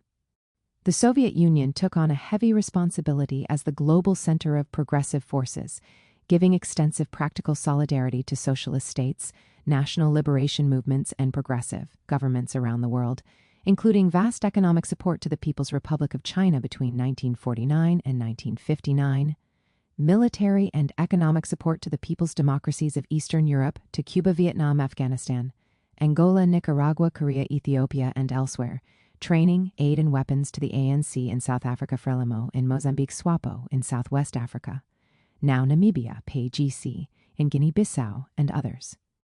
In addition to direct aid, the Soviet role as the protector of the progressive world and its position as one of 2 superpowers meant that it felt forced to devote an extraordinary portion of its resources to military development. The figures vary wildly, but Russian-American historian Alexander Pantsov estimates that at the start of Gorbachev's perestroika in 1985, the Soviets were spending 40% of their budget on defense. Indeed, Pantsov goes so far to conclude that the economy of the USSR collapsed under the burden of military expenditures. Certainly, this was the objective of Ronald Reagan's full-court press strategy in the early 1980s, vastly increasing U.S. military expenditure, forcing the USSR to follow suit, and thereby deepening its economic difficulties. Former U.S. Secretary of Defense Robert McNamara makes it clear that the U.S. was following a deliberate strategy of using an arms race to weaken the Soviet Union and to damage its reputation. The Soviet Union came out of the Second World War with a brilliant military victory. It had 3 priorities following the war. 1. Renewing the country's infrastructure completely so the Soviet people could reach the promise of communism. 2. Rebuilding and renewing the country's defense in the face of the stalking capitalist world. 3. Gaining new friends in the world, especially in Eastern Europe and the Third World. He gleefully predicts that if the United States succeeds in engaging the Soviet Union in an arms race, then all these plans would go out the window. If the Soviet Union is dragged into an arms race and a massive portion of its budget, 40% if possible, is allocated to this purpose, then a lesser amount would be left for improving the people's lives, and therefore the dream of communism, which so many people are awaiting around the world, would be postponed. 48. The Soviet Union had long stuck to a system of strategic parity in nuclear weapons development, sparing no effort to keep up with but not surpass the U.S. As long as it had the ability to retaliate against any U.S.-initiated nuclear strike, it could basically guarantee that such a strike wouldn't take place. But the economic burden was enormous. In a capitalist society, the arms industry is a highly profitable field of investment. Creating demand for weapons is a boon for private capital. In a socialist society with a primary accountability to working people, arms manufacturing means diverting human and material resources away from basic needs. This was not a situation of the Soviet Union's making, but one that was forced on it by a US-led imperialist bloc hell-bent on undermining the socialist world. Indeed, the Soviet leaders routinely proposed multilateral disarmament and a thawing of the Cold War. Boris Ponomarev, chief of the International Department of the CPSU's Central Committee from 1955 to 1986, wrote, "The U.S. has taken the initiative all along in developing and perfecting nuclear weapons and their delivery vehicles ever since the advent of the atom bomb. Each time the USSR was forced to respond to the challenge, to strengthen its own defenses, to protect the countries of the socialist community, and to keep its armed forces adequately equipped with up-to-date weaponry. But the Soviet Union has been, and remains, the most consistent advocate of the limitation of the arms race, a champion of disarmament under effective international control." Furthermore, by the late 1970s, the Western powers were engaged in a massive rollback operation, supporting rebellions against progressive governments in Angola, Afghanistan, Nicaragua, Mozambique, South Yemen, and elsewhere. Vijay Prashad writes that the CIA and the Pentagon abandoned the idea of the mere containment of communism in favor of using military force to push back against its exertions. All the states under attack had an urgent need for military and civilian aid, which the Soviet Union had little choice but to provide. The peak of this hot Cold War was in Afghanistan, where the leftist People's Democratic Party of Afghanistan (PDPA) government pleaded with the Soviet leaders to help them quell an Islamic fundamentalist rebellion that was generously funded and armed by the U.S. The first Soviet troops crossed the border into Afghanistan on December 25, 1979. The scope of their mission was limited: try to restore unity within the PDPA, help the Afghan army gain the upper hand against the uprising, and come home soon. The aim was not to take over or occupy the country. It was to secure the towns and the roads between them, and to withdraw as soon as the Afghan government and its armed forces were in a state to take over the responsibility for themselves. The intervention turned out to be much more difficult, complex, and prolonged than the Soviets had imagined.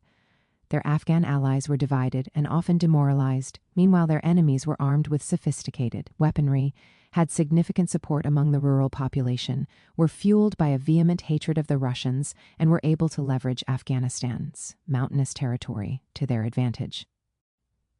The Red Army was not trained for a counterinsurgency war. The last major war it had fought was World War II. Norwegian historian Odd Arne Westad writes, "From 1981 onwards, the war turned into a bloody stalemate, in which more than 1 million Afghans died and at least 25,000 Soviets. In spite of well-planned efforts, the Red Army simply could not control the areas that were within their operational zones. They advanced into rebel strongholds, kept them occupied for weeks or months, and then had to withdraw as the Mujahideen concentrated its forces, or more often because its opponents attacked elsewhere.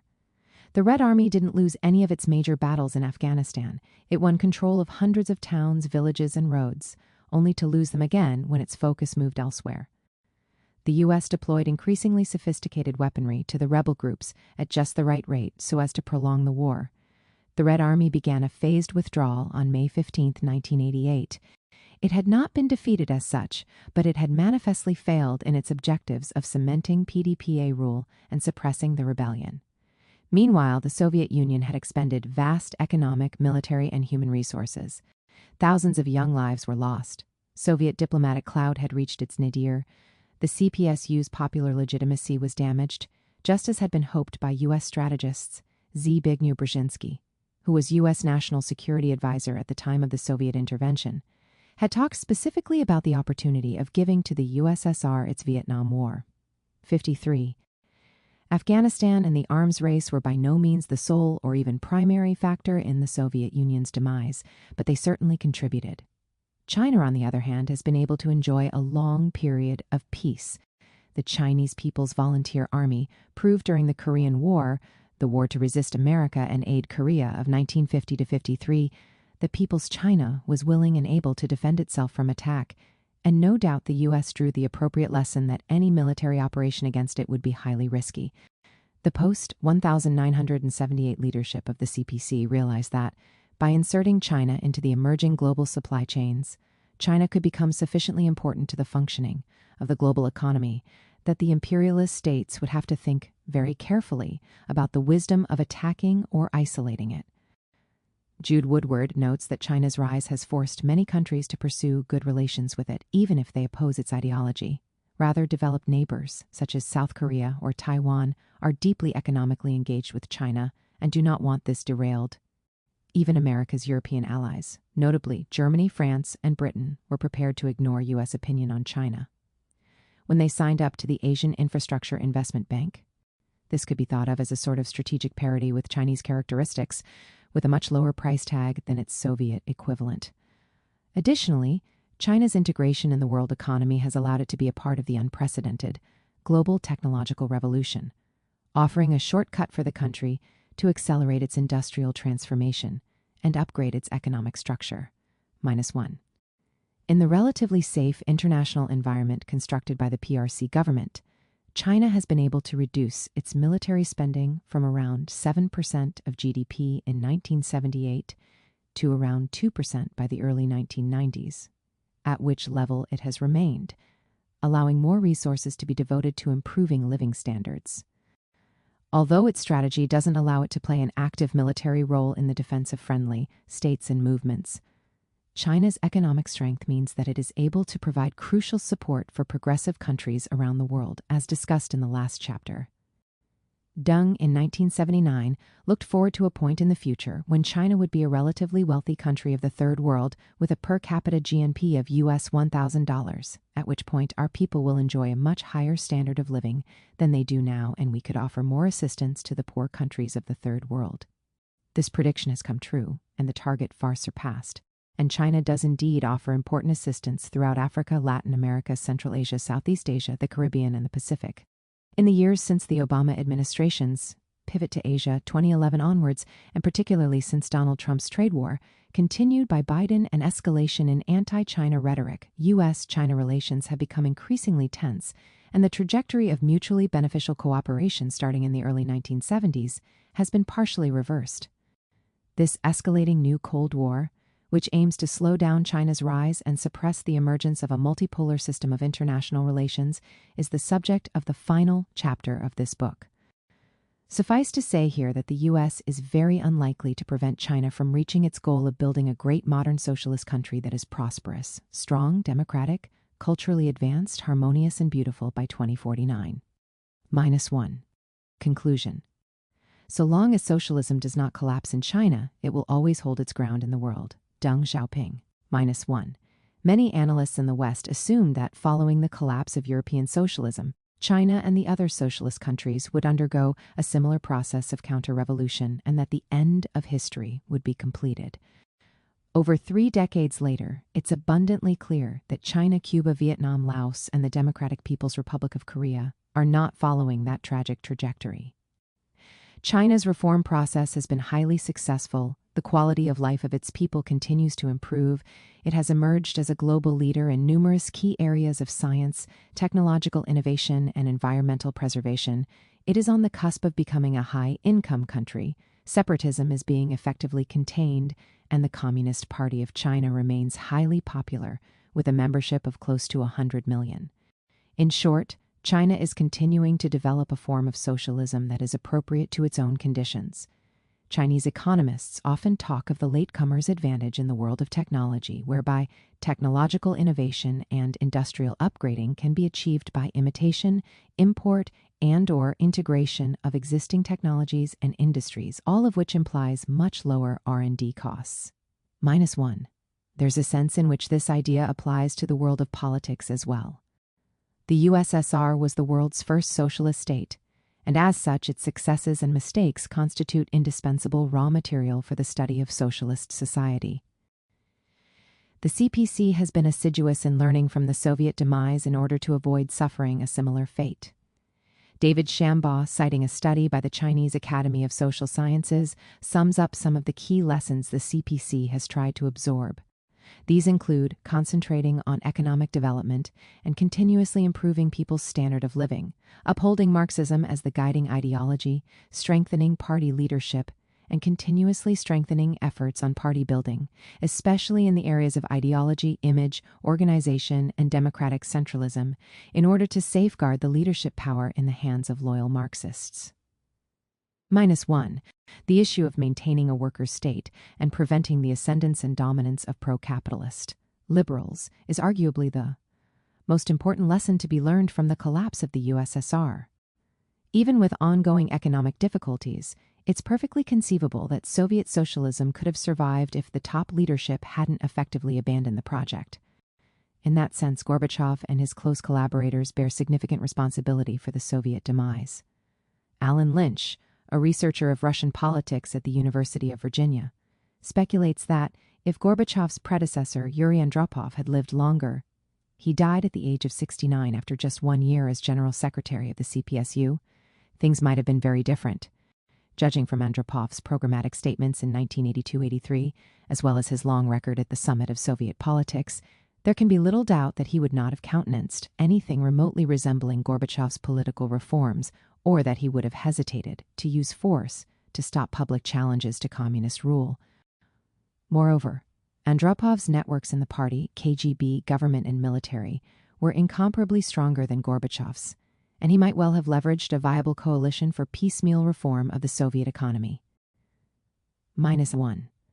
The lessons from the collapse of the Soviet Union must be thoroughly learned by the remaining and future socialist states, as well as the global working class as a whole. In the current stage of history, where these states constitute a minority, and where they face a powerful ideological enemy that is determined to undermine them, these lessons are broadly applicable. They form a key part of the great legacy that the Soviet experience leaves to the global working class. The Soviet project is by no means a historical relic. Its experience is relevant and even crucial to contemporary politics. The heroic feats of the Soviet people live on in China, Vietnam, Cuba, Laos, and Korea, in socialist-oriented and progressive states and movements around the world. Even in the territories of the former Soviet Union and the former socialist states in Europe, the memory of better times endures, not least in the considerable defense and retention of Soviet achievements, traditions, and forms in Belarus. Their populations are starting, as Fidel Castro predicted they would, to regret the counter-revolution, to miss those orderly countries where everybody had clothes, food, medicine, education, where there was no crime and no mafia. They are coming to understand en masse the historic crime they committed in destroying socialism.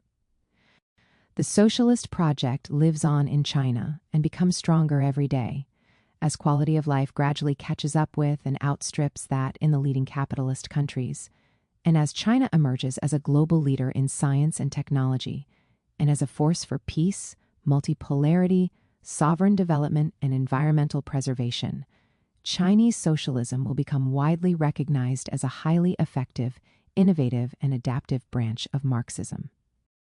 4. China's long war on poverty. In late 2020, the Chinese government announced that its goal of eliminating extreme poverty by 2021, the centenary of the founding of the Communist Party of China, had been met. At the start of the targeted poverty alleviation program in 2014, just under 100 million people were identified as living below the poverty line. 7 years later, the number was 0. To eradicate extreme poverty in a developing country of 1.4 billion people, which at the time of the founding of the People's Republic of China in 1949 was one of the poorest countries in the world, characterized by widespread malnutrition, illiteracy, foreign domination, and technological backwardness, is without doubt the greatest anti-poverty achievement in history, in the words of UN Secretary-General Antonio Guterres. What does it mean to not suffer extreme poverty in China? The most easily measurable aspect is having a daily income higher than the World Bank-defined international poverty line of $1.90 per day. But according to the Chinese government's definition, a person can be considered to have left extreme poverty only if the 2 assurances and 3 guarantees have been met. The 2 assurances are for adequate food and clothing. The 3 guarantees are for access to medical services, safe housing with drinking water and electricity, and at least 9 years of free education. Meanwhile, the land ownership system in China means that the rural poor have rent-free access to land and housing, putting them in a very different category to the rural poor elsewhere in the world. Hence, ending extreme poverty is far more than simply ensuring that everyone's income is greater than the international poverty line. It means their overall basic needs are adequately met, that they enjoy sufficient access to food, clothing, housing, clean water, modern energy, education, and healthcare. As Fudan University professor Zhang Weiwei has pointed out, the concept of poverty in most other developing countries means lack of basics for life like food, electricity, and housing. This is not the case with the poor or the poor regions of China. 3. While the achievements of the Targeted Poverty Alleviation Program are unprecedented, the Communist Party of China's preoccupation with poverty alleviation begins not in 2013, but in 1921. The pursuit of common prosperity and ensuring the fundamental human rights of the Chinese people is a thread that runs throughout the history of the Chinese Revolution and of the People's Republic of China. The Chinese Communists' first major steps towards poverty alleviation were taken in the liberated zones, starting with the Jiangxi Fujian Soviet in 1931. Under the prevailing social order, the Chinese peasantry, the vast majority of the population, endured atrocious conditions, regularly suffering famines. A century of foreign domination and warlord rule had only deepened the brutal inequality of the feudal system, with the peasantry having to provide both foot soldiers and grain surpluses.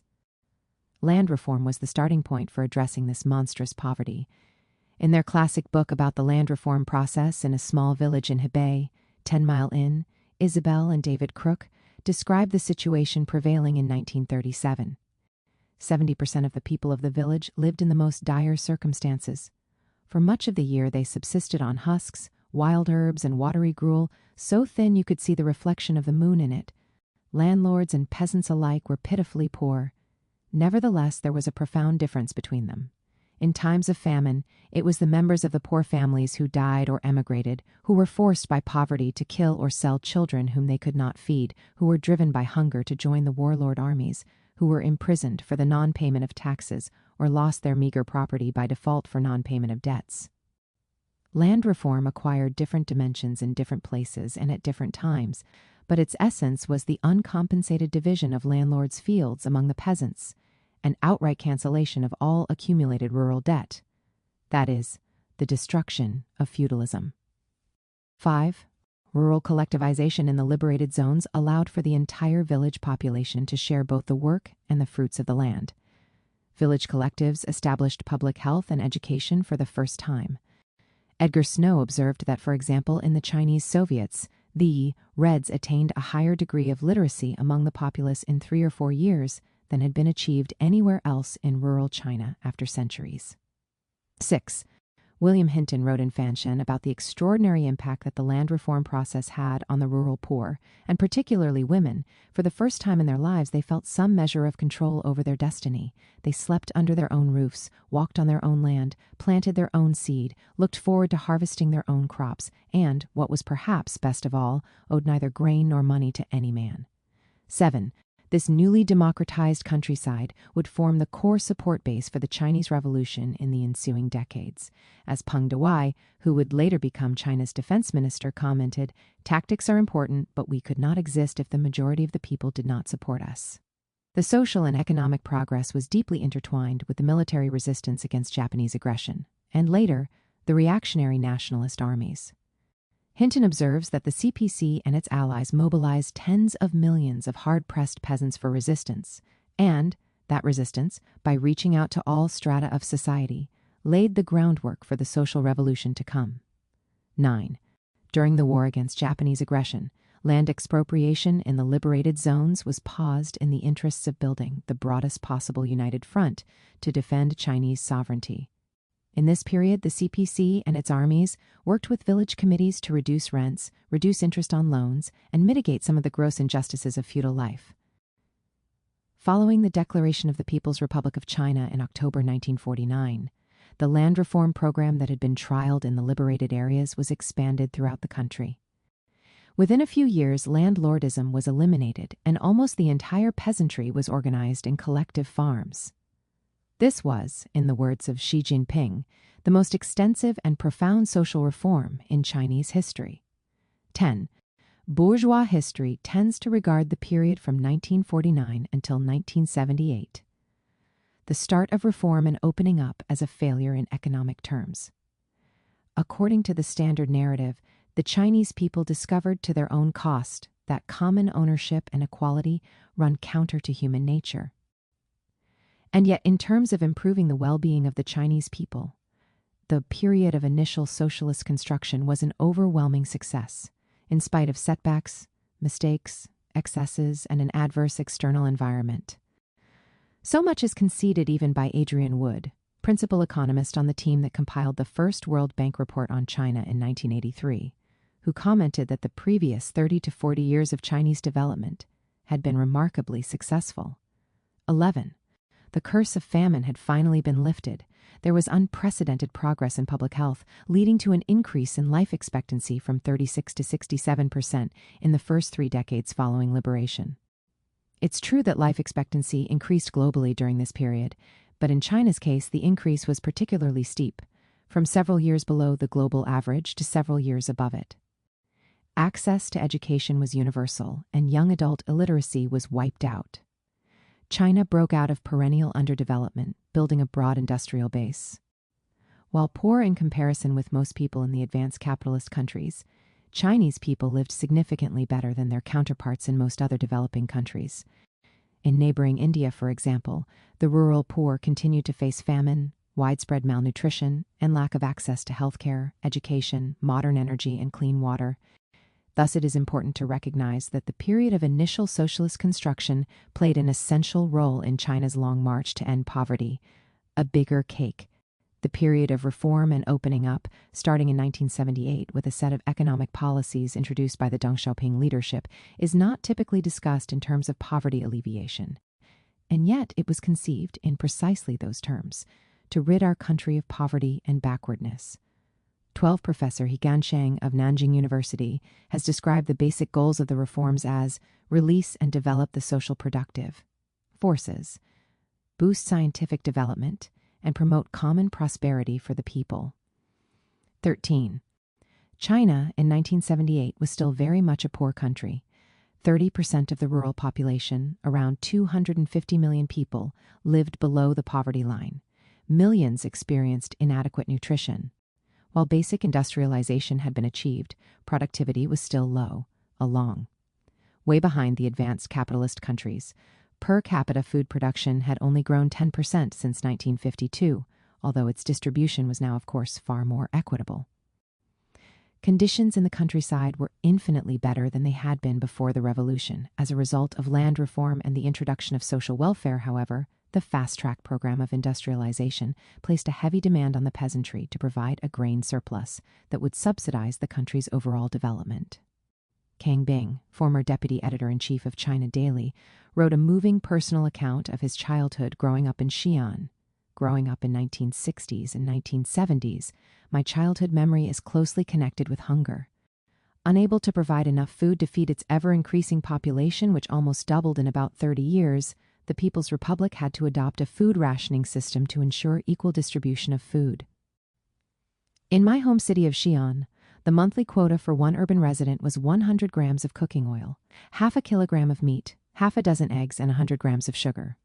As for milk, that was given only to families with newborns. Many families today consume the entire monthly quota of oil, meat, eggs, and sugar in one day. Although the ration system ensured everybody had a share of the available food and prevented starvation deaths, it led to malnutrition among children, adolescents, adults, and the elderly alike. Chen Yun, one of the CPC's foremost economic strategists from the early 1940s onwards, and a leading architect of reform and opening up, warned in 1979. Our country has more than 900 million people, 80% are peasants. The revolution has been won for 30 years, and the people are demanding improvements in their lives. Have there been improvements? Yes, but many places still do not have enough to eat. This is a big problem. Significant numbers in South China were migrating to Hong Kong in search of a better life. Prominent Chinese economist Justin Yifu Lin puts the case bluntly. By 1978, Japan had basically caught up with the United States, and South Korea and Taiwan, China, had narrowed the income gap with developed countries. China, although boasting a complete industrial system, an atomic bomb, and a man-made satellite, had a standard of living a far cry from that of the developed world. The new leadership had to improve national economic performance and make its people as rich as their neighbors, or it might lose support and its legitimacy for rule. the CPC leadership concluded that scientific and technological development was the crucial factor in pushing forward the evolution of the Chinese Revolution and raising the living standards of the people. To a considerable degree, then, reform and opening up was part of a longer-term strategy of catching up with the West. Mao himself placed great emphasis on the value of catching up. America has 170 million people. We have several times that number, plentiful resources, and a similar climate. Catching up is possible. Should we catch up? Of course we should. Or else what are you 600 million people doing? In another 50 or 60 years, we should be ahead of them. This is a responsibility. We have this many people, this much territory, this many resources, and a socialist society. If in 50 or 60 years you still can't catch up to America, what's the matter with you? You deserve to have your membership in the human race revoked. Lenin wrote in his 1918 article, The Immediate Tasks of the Soviet Government, that socialism calls for a conscious mass advance to greater productivity of labor compared with capitalism. 19, yet 3 decades after the establishment of the PRC, China's labor productivity remained far behind that of the U.S. Part of the reason for this is that China had been cut off from technological developments in the capitalist world as a result of a near-total blockade imposed by the Truman administration. In the same article, Lenin had opined that the possibility of building socialism depends exactly upon our success in combining the Soviet power and the Soviet organization of administration with the up-to-date achievements of capitalism. But these up-to-date achievements of capitalism were beyond China's reach during the 1950s and 60s. The improvement in relations with the U.S., starting with Henry Kissinger's secret visit to Beijing in 1971 and President Nixon's visit the following year, opened the way for China to acquire capital goods, attract investment, and learn from the West's scientific, technological, and managerial innovations. With the formal establishment of U.S.-China bilateral relations in 1979 and the initiation of normal trade relations in 1980, China also gained access to a global market. Concurrently, the Chinese leadership was developing a deeper understanding of the situation in the countryside and the need to urgently improve living standards. Isabella Weber writes in her 2021 book how China escaped shock therapy that, somewhat ironically, many of the young economists pushing for reform in the rural economy were urban intellectuals that had been sent down to the countryside during the Cultural Revolution. The experience of rural poverty was the starting point for a movement of young intellectuals who were dedicated to rural reform after their return to the urban centers. Xi Jinping, himself a sent-down youth in the 1970s, made a similar point in 1990. While working as party secretary in Ningde, Fujian, many party members are sent to extremely remote, impoverished areas where they learn about the people's suffering firsthand. Upon their return, party members always say that they have developed more empathy for the people, and they feel a stronger sense of responsibility to serve them. Solving the problem of rural poverty was therefore the starting point for the reform process, which emphasized productivity, science, and technology as means of generating greater social wealth. That process has been spectacularly successful in its poverty reduction aims. Indeed, the UN Development Program in 2010 described China as having achieved the most rapid decline in absolute poverty ever witnessed. 22. Between 1978 and 2013, the number of people living below the World Bank threshold of absolute poverty dropped from 80% to 9% of the population. While China's per capita GDP was approximately the same as India's in 1978, by 2020 it was 5 times higher. Per capita GDP figures are partially misleading here since, in the pre-reform era, many essential goods and services were provided freely to the population. Hence, the Chinese peasantry enjoyed a far higher standard of living than the Indian peasantry, in spite of having a similar income. Nonetheless, the vast majority of Chinese people experienced a dramatic improvement in living standards in the decades following the adoption of reform and opening up. Food production increased substantially, such that China finally produced enough grain to abolish grain rationing altogether. 24 people also benefited from a much more varied diet. In the 1980s, key consumer goods such as refrigerators and washing machines went from being relatively rare to being almost universal. The rate of access to clean water and modern energy also increased dramatically. British economist John Ross judges that The most comprehensive criteria for judging the overall impact of social and environmental conditions in a country is average life expectancy, as this sums up and balances the combined effect of all positive and negative economic, social, environmental, health, educational, and other trends. Average life expectancy in China in 1975 was 62, impressive for a large developing country at the time, certainly when compared with India's 49. However, in the US, it was 71. By 2022, China's average life expectancy had reached 78.2%, while in the US, it was 76.4. Having dropped from a peak of 78.8 in 2019, infant mortality rate is another important poverty indicator. Colin Macaris notes that infant mortality in China fell from 37.6 deaths per 1,000 live births around the late 1970s to 5.4 per 1,000 in 2020, just lower than the United States, where it was 5.69 per 1,000 live births the same year. 28. Arthur Kroeber writes that between 1988 and 2008, average per capita income in China grew by 229%, 10 times the global average of 24%, and far ahead of the rates for India, 34%. 29. Thus, it is beyond dispute that economic reforms have been tremendously impactful in terms of reducing poverty in China. What is also beyond dispute is that inequality has grown at a startling rate.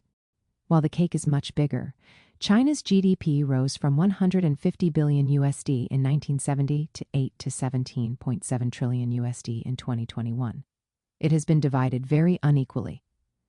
But even the smallest slices are much larger than they were.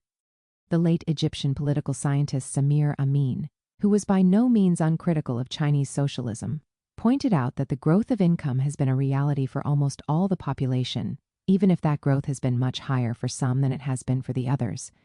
Therefore, in China, growing inequality has been accompanied by reduction of poverty, unlike in the vast majority of countries of the global south, where growth, and in some cases significant high growth, has benefited only a minority. 31. The Italian Marxist philosopher Domenico Losurdo made a profound analysis of the inequalities introduced as a result of China's market reforms. He pointed out that there are two types of inequality to consider. One, inequality existing on the global scale between the most and least developed countries, and two, the inequality existing within each individual country. Losurdo states that China's rise constitutes a most extraordinary contribution to the fight against global-scale inequality. He also points to the existence of an absolute inequality that exists between life and death, which Chinese socialism has addressed with extraordinary success, eliminating once and for all the absolute qualitative inequality inherent in starvation and the risk of starvation. 32. None of which is to say that inequality in China is not a problem. It is a serious problem and is recognized as such by China's government, which has been actively working to reduce inequality for the last 2 decades. Kroeber notes that since 2000, Beijing has launched a host of policies specifically designed to reduce urban-rural inequality and inequalities between poor and rich regions. Programs to boost rural incomes have included a relaxation of rules requiring farmers to grow grain, enabling them to increase production of more profitable cash crops, the easing and finally abolition of taxes and fees on agricultural production, a major push to build farm-to-market roads, helping farmers gain access to richer urban consumers, and stepped-up investments in food processing industries. All this has been combined with vast infrastructure development programs, particularly in the poorer western and central regions. Kroeber observes that the urban-rural income gap started to shrink from 2009. In addition to the urban-rural gap inequality between lower-income groups and higher-income groups has also been waning since 2010. Compulsory free 9-year education was established in 2007, and the Rural Cooperative Medical Insurance System was set up in 2003.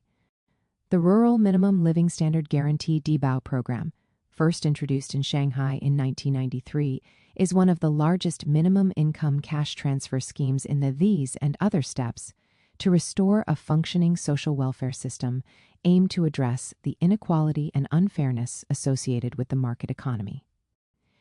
In sum, It should be clear that 4 decades of market reforms and the expansion of private capital, while introducing a level of inequality that would have been unimaginable in pre-1978 China, have nevertheless played an indispensable role in reducing poverty. Indeed, as mentioned above, eliminating poverty was the central motivating force of reform and opening up.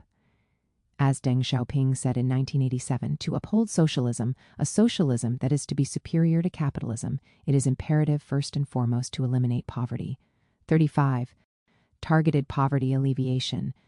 At the 18th National Congress of the CPC in 2012, General Secretary Xi Jinping announced the 2 centenary goals: realizing a moderately prosperous society by the centenary of the CPC in 2021 and turning China into a prosperous, democratic, culturally advanced, and harmonious modern socialist country by the centenary of the People's Republic of China in 2049. 36. The most important component of becoming a moderately prosperous society was to eliminate absolute poverty. Towards this goal, in 2014, China's government embarked upon the largest systematic poverty alleviation program in history. Researchers at the Tricontinental Institute have published a dossier about the targeted poverty alleviation program, Serve the People, the Eradication of Extreme Poverty in China, based on extensive research, case studies, and interviews carried out by a small team on the ground in China. The dossier describes the 4 questions that guided implementation of the program. Who should be lifted out of poverty? Who carries out the work? What measures need to be taken to address poverty? How can evaluations be done to ensure that people remain out of poverty? 37. To help answer the first question, that is, to identify those living in extreme poverty, the dossier notes that 800,000 CPC cadres, community workers, and volunteers were mobilized to visit and survey every household across the country, identifying 89.6% to million poor people, in 29.4%, 8 million households, and 128,000 villages. Having identified those living below the poverty line, the cadres worked with each family and community to identify specific measures to improve their situation. As noted in the introduction to this chapter, the Chinese government's definition of extreme poverty is not based solely on income level, but also includes the 2 assurances for adequate food and clothing, and 3 guarantees access to medical services, safe housing with drinking water and electricity, and at least 9 years of free education. As such, permanently ending extreme poverty is not a unidimensional problem that can be solved simply by transferring cash to poor families. To create family and community-specific solutions to poverty has required an extraordinary level of mobilization. 3 million carefully selected cadres were dispatched to poor villages, forming 255,000 teams that reside there. Living in humble conditions for generally 1 to 3 years at a time, the teams worked alongside poor peasants, local officials, and volunteers until each household was lifted out of poverty. By 2015, all poor villages had a resident team, and every poor household had an assigned cadre to help in the process of being lifted, and more importantly, of lifting themselves out of poverty. The targeted poverty alleviation campaign used a wide array of methods. Millions of jobs were created through the development of local production units, with the corresponding access to funding, training, equipment, and markets, and also through the innovative use of technology, for example, using e-commerce to connect small rural businesses with China's vast online market. A report by China's State Council Information Office discusses the launch of e-commerce projects throughout the countryside. All 832 poor counties have been included in the initiative. The number of e-businesses in these counties grew from 1.3%, 2 million in 2016, to 3.11 million in 2020. As part of the poverty alleviation program, many industries have been transferred from the urban coastal areas to the rural inland zones, with more than 300,000 industrial bases having been built in the last decade. The government has facilitated the transfer of food processing, clothes manufacturing, and other labor-intensive industries from the east to the west. With the growth of such specialty industries, poor areas have gained economic, thus, while working to eliminate poverty, China is also making progress towards the vision outlined by Marx and Engels 150 years ago of abolishing the antithesis between town and country. The poverty alleviation program is also connected to China's bid to create an ecological civilization, protecting ecosystems, reducing pollution, and getting to net zero greenhouse gas emissions. For example, millions of people have been employed in the restoration and protection of forests and grasslands. Education also plays an important role in poverty alleviation, and in recent years, several million teachers have been dispatched to the poorer central and western regions. In the decade from 2010 to 2020, the average number of years of education for Chinese adults increased from 9 to 10, and the number of people with tertiary education nearly doubled, from 8,930 to 15,467 per 100,000. Remote learning techniques have also been widely deployed in impoverished areas. Greatly aided by improvements in communications infrastructure, over 98% of poor villages now have access to optical fiber communications and 4G technology, up from less than 70% in 2017. The authors of the Tricontinental Dossier note that for families who are living in extremely remote areas or exposed to frequent natural disasters, it is near impossible to break the cycle of poverty without moving to more habitable environments. As such, almost 10 million people were voluntarily relocated from remote zones to newly built urban communities, which included schools, hospitals, childcare facilities, and cultural centers. As noted at the beginning of the chapter, the Targeted Poverty Alleviation Program succeeded in reducing the number of people living in absolute poverty from just under 100 million people to zero. As Xi Jinping observed, thanks to the sustained efforts of the Chinese people from generation to generation, those who once lived in poverty no longer have to worry about food or clothing or access to education, housing, and medical insurance. What's more, the goal of eliminating extreme poverty was fulfilled while the country was concurrently battling a pandemic which has driven millions into poverty throughout the world. The success of this campaign should be considered as testament to China's socialist system. No state with a capitalist ruling class has ever made such a comprehensive and systematic effort to provide people's most basic human rights. The orientation of government policy towards the needs of the poor, the strong institutional and infrastructural framework, and the willingness of millions of cadre to participate in the campaign, all these are reflections of a vibrant Chinese socialism. Towards common prosperity. With the completion of the Targeted Poverty Alleviation Campaign and the accomplishment of the first centenary goal, China has scored an important victory. But the long war on poverty continues, and the second centenary goal has now come into sharper focus. Building a great modern socialist country in all respects implies taking on relative poverty, improving per capita GDP, revitalizing rural areas, and reducing inequality between regions and groups. It is time for making the cake bigger and better and sharing it fairly through rational institutional arrangements. 47. In an article entitled Making Solid Progress Toward Common Prosperity, based on a speech at the 10th meeting of the Central Financial and Economic Affairs Commission on August 17, 2021, Xi Jinping explained that the success of the Targeted Poverty Alleviation Campaign had created conditions conducive to bringing about prosperity for all, and that China was now advancing into a historical stage in which we will make solid steps toward common prosperity. 48. In a detailed analysis of the concept of common prosperity, British academic Michael Dunford notes that the phrase first appeared in an article in People's Daily on September 2005, 1953, and was posed as a key goal of China's socialist construction. Deng Xiaoping talked frequently about common prosperity, highlighting that the principle of letting a few get rich first was only a means of accelerating the advance of the entire population, and that the basic aims and structures of socialism should not be thrown out with the introduction of certain elements of capitalism. Wealth in a socialist society belongs to the people. To get rich in a socialist society means prosperity for the entire people. The principles of socialism are, first, development of production, and second, common prosperity. We permit some people and some regions to become prosperous first, for the purpose of achieving common prosperity faster. Jiang Zemin also often invoked the idea of common prosperity. We will ensure that our people will reap the benefit of continued economic growth and gradually achieve common prosperity. 51%. In his report to the 18th National Congress of the CPC, Hu Jintao described common prosperity as the fundamental principle of socialism with Chinese characteristics, adding that the government must adjust the pattern of national income distribution, tighten its regulation by secondary distribution, and work hard to narrow income gaps so that all the people can share in more fruits of development in a fair way, and move steadily toward common prosperity.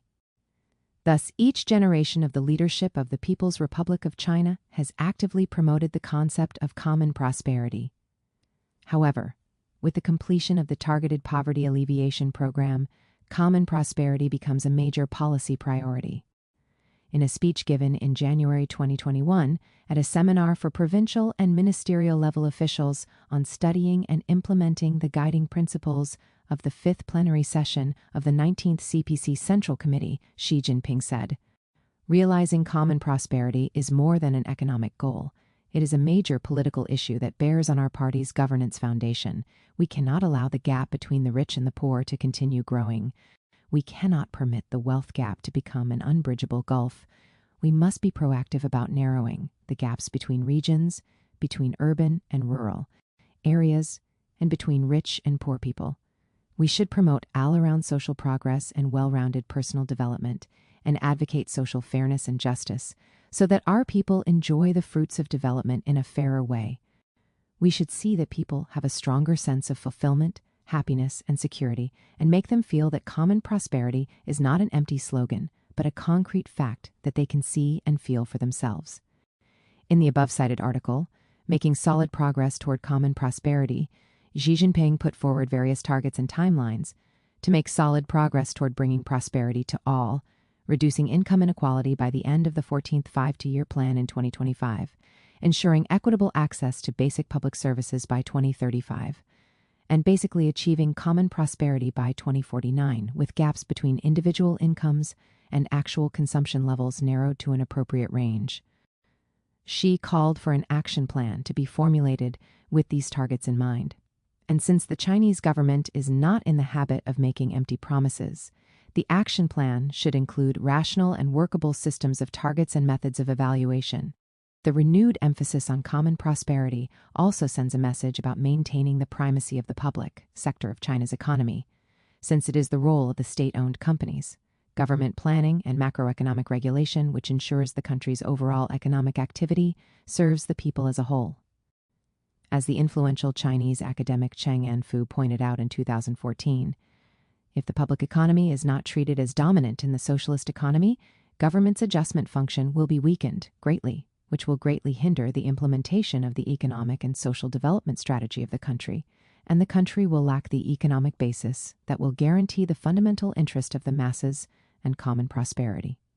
Hugh Lemming, Deputy Director of the Institute of Economics, Chinese Academy of Social Sciences, makes a similar point about the relationship between the public economy and the pursuit of common prosperity.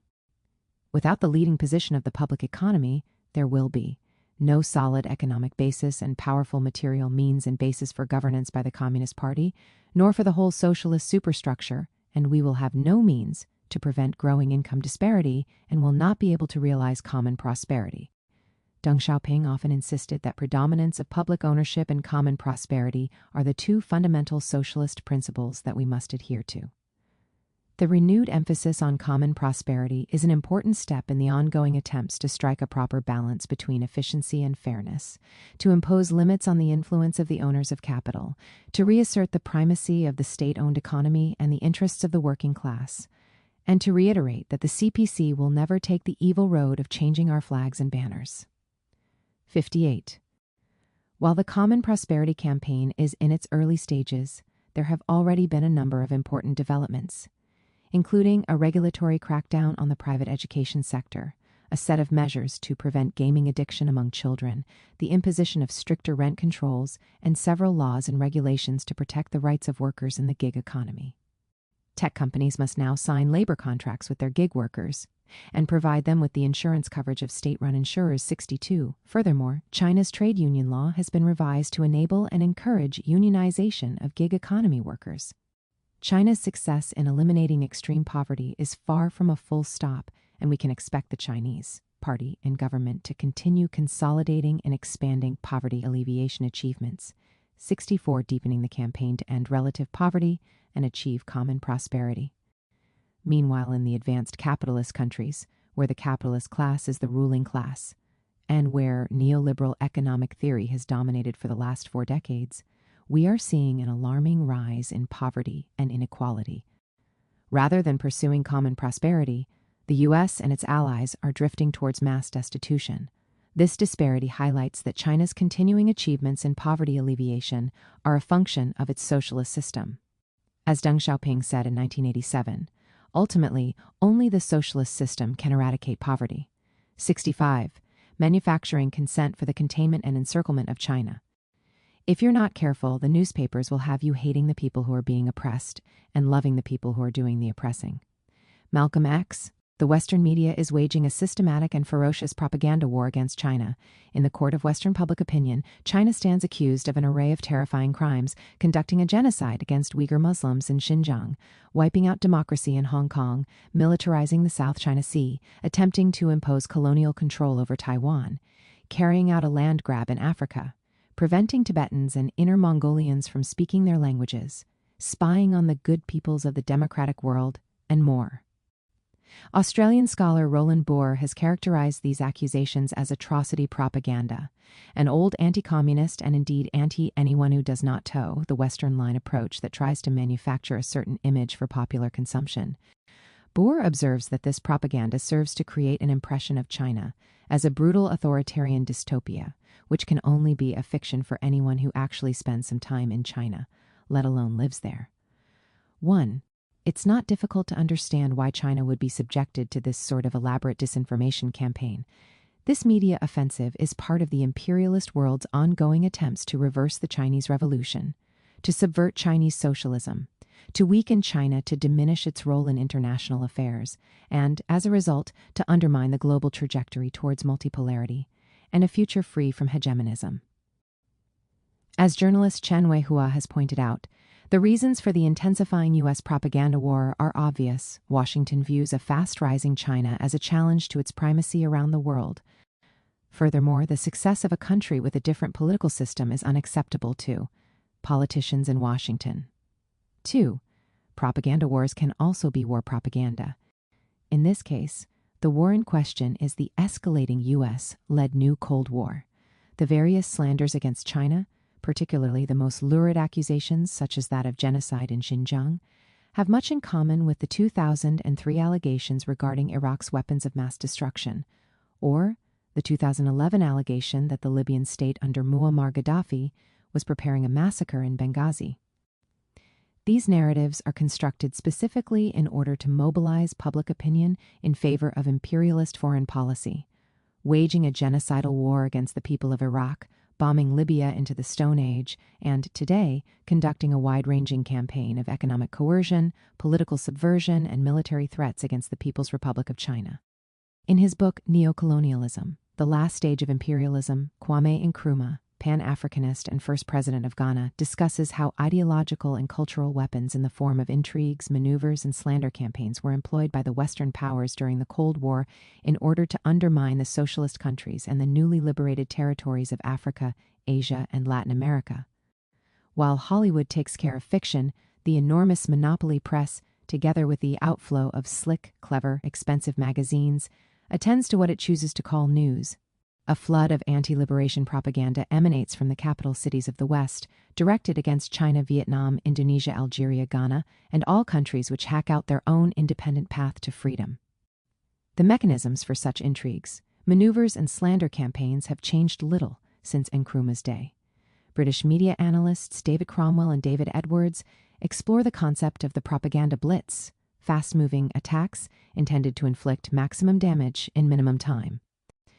These media attacks are communicated with high emotional intensity and moral outrage and, crucially, give the appearance of enjoying consensus support among experts, academics, journalists, and politicians. This consensus generates the impression that everyone knows that the claim is truthful. Such a consensus is most powerful when it includes not only right-wing ideologues but also prominent leftist commentators. If even celebrity progressive journalists, people famous for their principled stands and colorful socks and ties, join the denunciations, then there must be something to the claims. At this point, it becomes difficult to doubt it. When it comes to China, many such commentators are only too happy to oblige. British columnist Owen Jones, for example, writing for The Guardian, has asserted that, despite the denials of the Chinese regime, the brutal campaign against the Uyghurs in the Xinjiang region is real. Seven Jones backs his assertion up with links to two other Guardian articles, both of which rely on research provided by the Australian Strategic Policy Institute, ASPI, a hawkish anti-China think tank funded by the Australian government, the US government, and various multinational arms manufacturers, of which more below.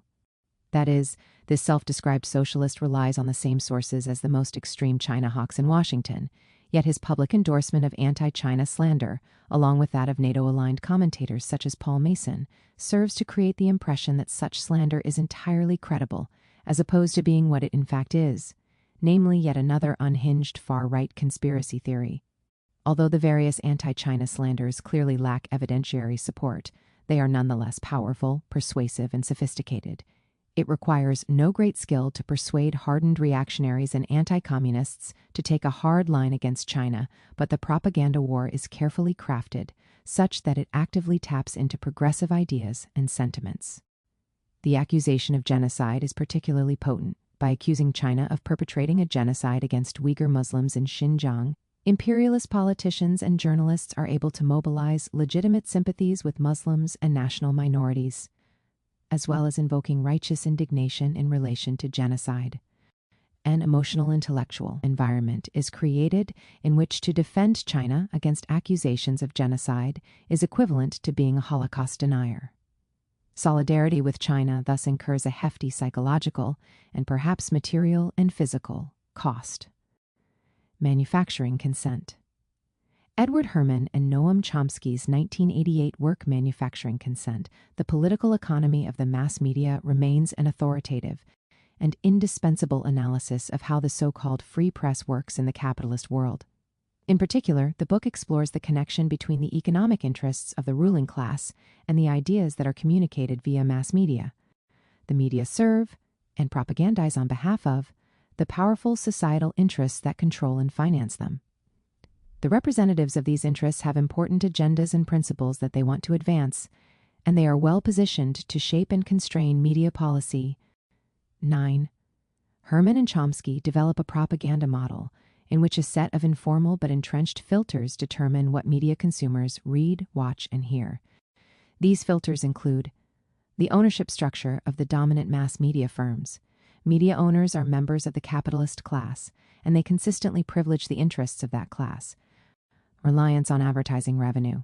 Since most media operations can only survive, meet their costs, and turn a profit if they carry advertising from large corporations, they must be sensitive to the political views of those corporations. Reliance on information provided by government, business, and experts, funded and approved by these primary sources and agents of power.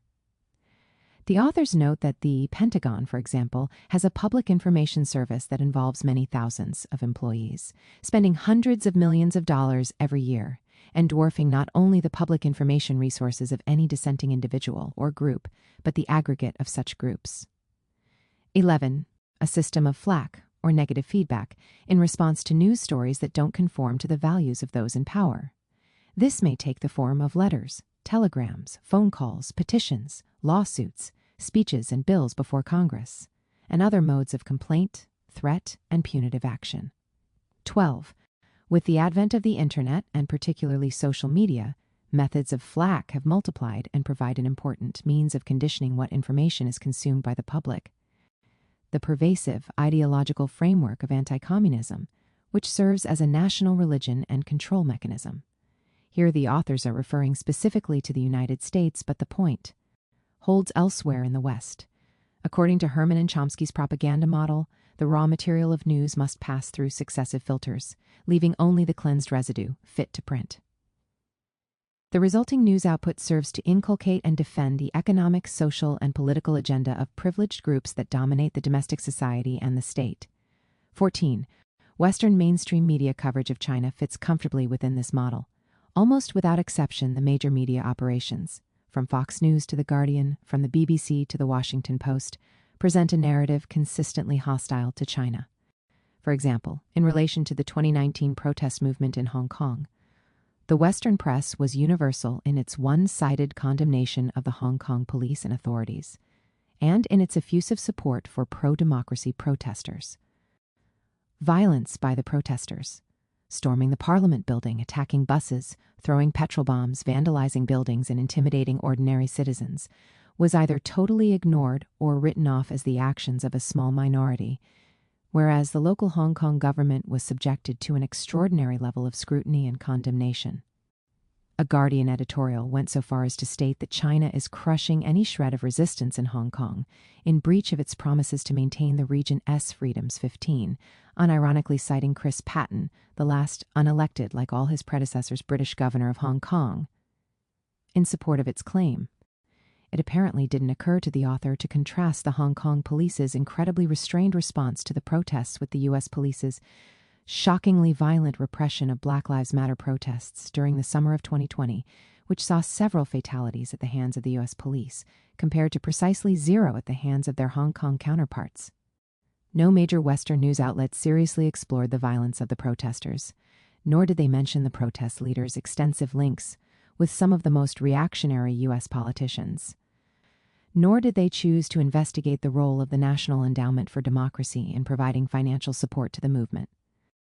Meanwhile, they shamelessly ignored the millions of Hong Kong residents who didn't support the protests, who saw that rioters and mobs were everywhere destroying public facilities, paralyzing railway systems, and so on. But they were called freedom fighters by Western countries. Conversely, what should be positive stories about China, for example in relation to poverty alleviation, or its progress in the field of renewable energy, or suppressing the COVID-19 pandemic, are either ignored or magically transformed into anti-China stories. The announcement that China had succeeded in its goal of eliminating extreme poverty was delivered with much bombast but few details, and the whole program was written off as part of a cunning strategy by Xi Jinping to cement his position as the country's most powerful leader since Mao Zedong. Literally millions of lives were saved as a result of China's dynamic zero-COVID strategy, and yet, according to the New York Times, the CPC is simply trying to use China's success in containing the virus to prove that its top-down governance model is superior to that of liberal democracies. While acknowledging that a policy of saving millions of lives unsurprisingly still enjoys strong public support, this is put down to a familiar trope that Chinese people have limited access to information and no tools to hold the authority accountable. Veteran political scientist Michael Parenti wrote in Black Shirts and Reds about the absurdity of Western propaganda against the socialist world during the Cold War, and how refraction through the lens of anti-communism could transform any data about existing communist societies into hostile evidence. He notes, if the Soviets refused to negotiate a point, they were intransigent and belligerent. If they appeared willing to make concessions, this was but a skillful ploy to put us off our guard. By opposing arms limitations, they would have demonstrated their aggressive intent, but when in fact they supported most armament treaties, it was because they were mendacious and manipulative. If the churches in the USSR were empty, this demonstrated that religion was suppressed, but if the churches were full, this meant that people were rejecting the regime's atheistic ideology. If the workers went on strike, as happened on infrequent occasions, this was evidence of their alienation from the collectivist system. If they didn't go on strike, this was because they were intimidated and lacked freedom. A scarcity of consumer goods demonstrated the failure of the economic system. An improvement in consumer supplies meant only that the leaders were attempting to placate a restive population and so maintain a firmer hold over them. Parenti's observation certainly resonates with the contemporary media consensus against China. For such a media consensus to be coincidental would be a statistical impossibility.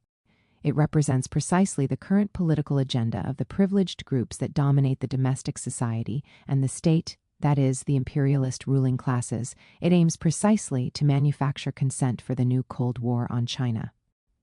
Xinjiang. Nowhere is the propaganda model more visible than in relation to the mainstream media coverage of Xinjiang. The accusation that China is committing a genocide or cultural genocide in Xinjiang has been repeated so frequently as to become almost an accepted truth in large parts of the West. Although the accusation is backed up with precious little evidence, the story has become a global media sensation and has led to the introduction of an escalating program of sanctions, plus a diplomatic boycott by various imperialist countries of the Beijing Winter Olympics in February 2022. Furthermore, it is filtered into popular consciousness, fueled by sophisticated social media campaigns. It has become the quintessential example of a propaganda blitz. As noted above, and consistent with Edwards and Cromwell's description, This propaganda blitz is represented across the corporate media's conservative liberal spectrum, from Fox News to the New York Times, from the Daily Mail to the Guardian. Herman and Chomsky's propaganda model explains how such a story picks up steam. For stories that are useful, the process will get underway with a series of government leaks, press conferences, white papers, etc. If the other major media like the story, they will follow it up with their own versions, and the matter quickly becomes newsworthy by familiarity. If the articles are written in an assured and convincing style, are subject to no criticisms or alternative interpretations in the mass media, and command support by authority figures, the propaganda themes quickly become established as true, even without real evidence. This tends to close out dissenting views even more comprehensively, as they would now conflict with an already established popular belief. This, in turn, opens up further opportunities for still more inflated claims, as these can be made without fear of serious repercussions. The mass media is supplemented by much of the radical left in the imperialist heartlands. Popular progressive news outlet Democracy Now! Has parroted every lurid accusation against China in relation to Xinjiang. Jacobin, in 2021, gave a sympathetic interview to Sean R. Roberts, author of The War on the Uyghurs, China's campaign against Xinjiang's Muslims, in which he claims that what we see right now in the Uyghur region is a lot like the process of cultural genocide elsewhere in the world from a century ago, but benefiting from high-tech forms of repression that are available now in the 21st century. Meanwhile, Britain's socialist worker claims that up to 1 million Uyghurs are locked up in internment camps.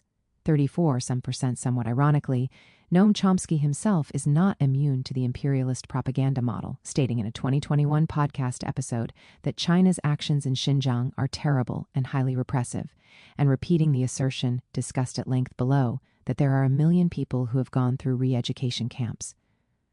Meanwhile, in the sphere of parliamentary politics, right and left have formed an unholy alliance in pursuit of the new Cold War on China. Besides right-wing fundamentalists such as Mike Pompeo, progressive Democratic Congresswoman Ilhan Omar has been hawkish regarding Xinjiang, calling on U.S. businesses to study an Australian Strategic Policy Initiative ASPI report condemning China and ensure that their companies are not connected to Uyghur forced labor. Omar said, "No American company should be profiting from the use of Gulag labor or from Uyghur prisoners who are transferred for work after their time in Xinjiang's concentration camps. What is China accused of in Xinjiang? Genocide." Of all the claims that are made in relation to China's treatment of Uyghur people, the most serious is that it is perpetrating a genocide.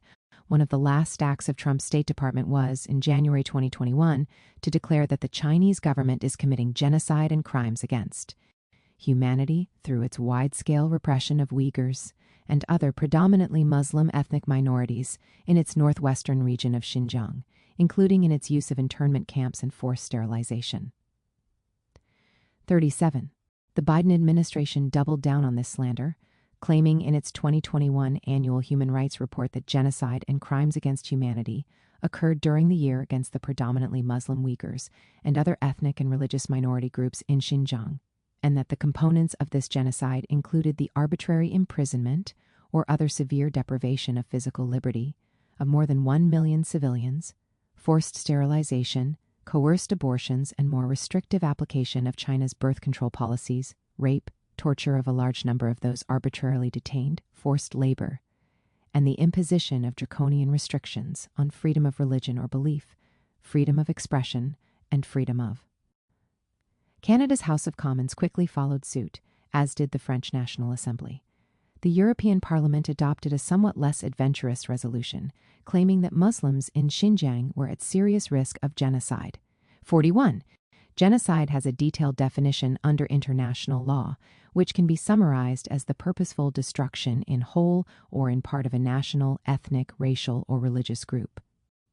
It is rightly considered to be one of the gravest crimes against humanity. As such, it is not the sort of accusation that should be thrown around carelessly and without evidence. And yet, imperialist ideologues routinely do exactly that. As Herman and Chomsky pointed out decades ago, genocide is an invidious word that officials apply readily to cases of victimization in enemy states, but rarely, if ever, to similar or worse cases of victimization by the United States itself or allied regimes. Prominent scholar and economist Jeffrey Sachs has written in relation to the Biden administration's accusations of genocide that it has offered no proof, and unless it can, the State Department should withdraw the charge. Continuing, Sachs writes that the charge of genocide should never be made lightly. Inappropriate use of the term may escalate geopolitical and military tensions and devalue the historical memory of genocides such as the Holocaust, thereby hindering the ability to prevent future genocides. It behoves the U.S. government to make any charge of genocide responsibly, which it has failed to do here. 44. What is the nature of the actual genocide charge? A 2021 report by a highly dubious Washington think tank, the New Lines Institute for Strategy and Policy, claims that the Chinese government has implemented comprehensive state policy and practice with the intent to destroy the Uyghurs as a group.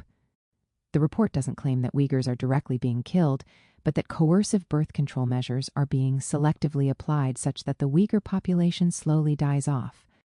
However, there is no credible data to support these claims. It is the case that the birth rate has been trending downwards in Xinjiang, but the same is true for every Chinese province. Meanwhile, the Uyghur population from 2010 to 2018 increased from 10.2 million to 12.7 million, an increase of 25%. During the same period, the Han Chinese population in Xinjiang increased by just 2%. Reflecting on the reasons for the marginal downturn in Uyghur birth rate, Pakistani-Canadian peace activist Omar Latif noted that the causes are the same as elsewhere: more women acquiring higher education and participating in the workforce, less necessity for parents to have more children to take care of them in old age, urbanization, lessening of patriarchal controls over women, increased freedom for women to practice birth control. China's one-child policy was first implemented in 1978, at a time when China was relatively insecure about its ability to feed a large population.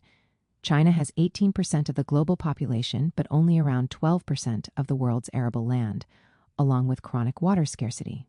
The policy was in place until 2015 and largely serves to explain the long-term decline in the birth rate in China. However, national minorities, including Uyghurs, were exempt from the policy. Indeed, the Uyghur population doubled during the period the one-child policy was in force. This pattern is replicated throughout China. According to the latest census data, the population of minority groups increased over the last decade by 10.26% to 125 million, while that of Han Chinese grew by 4.93% to 1.3 billion, less than half the rate.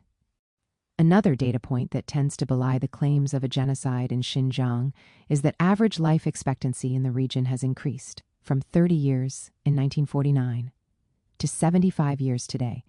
One question that the various anti-China think tanks have not addressed is if there were a genocide taking place in Xinjiang, including the slow genocide of discriminatory coercive birth control, would this not lead to a refugee crisis? There is certainly no evidence of such a crisis. No camps along the border with Pakistan or Kazakhstan and so on. Repression, war, poverty, and climate change have combined to produce numerous current refugee crises in Africa, Asia, and the Middle East. It is highly implausible that a full-blown genocide in Western China would not lead to any such issue. A Time article in 2021 confirmed that, in spite of both the Trump and Biden administration's outspoken criticisms of human rights abuses in Xinjiang, the U.S. had not admitted a single Uyghur refugee in the preceding 12 months. Given that, in the same time period, Biden offered a refuge to people fleeing Hong Kong crackdown, it's unimaginable that the U.S. would not offer refugee status to thousands of Xinjiang Uyghurs fleeing persecution, if they existed.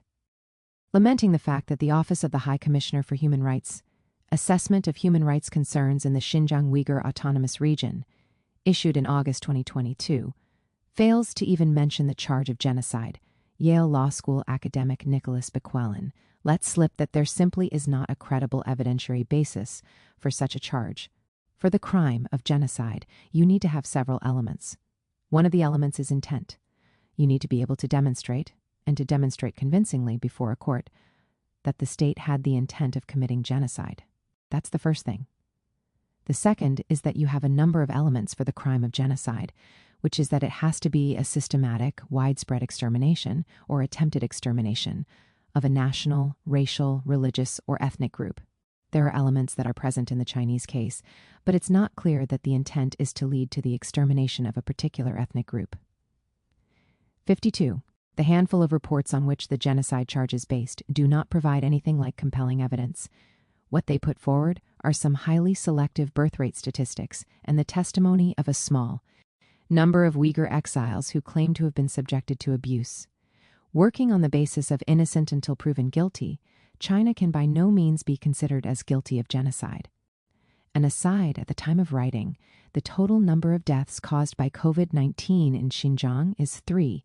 It is very difficult to believe that state forces conducting a genocide against a given ethnic group would fail to take advantage of a pandemic in support of their project. Indeed, that the regional health authorities would go to significant lengths to prevent the people of this group dying from COVID-19. Cultural genocide. A somewhat more sophisticated accusation against the Chinese government is that it is perpetrating a cultural genocide in Xinjiang, not wiping out the Uyghur population as such, but the Uyghur identity, Uyghur traditions, Uyghur beliefs. Although cultural genocide is not defined under international law, it apparently refers to the elimination of a group's identity through measures such as forcibly transferring children away from their families, restricting the use of a national language, banning cultural activities, or destroying schools, religious institutions, or memory sites. 54. While the accusation seems less extreme than the accusation of physical genocide, the claims of cultural genocide are nonetheless similarly lacking in evidentiary basis.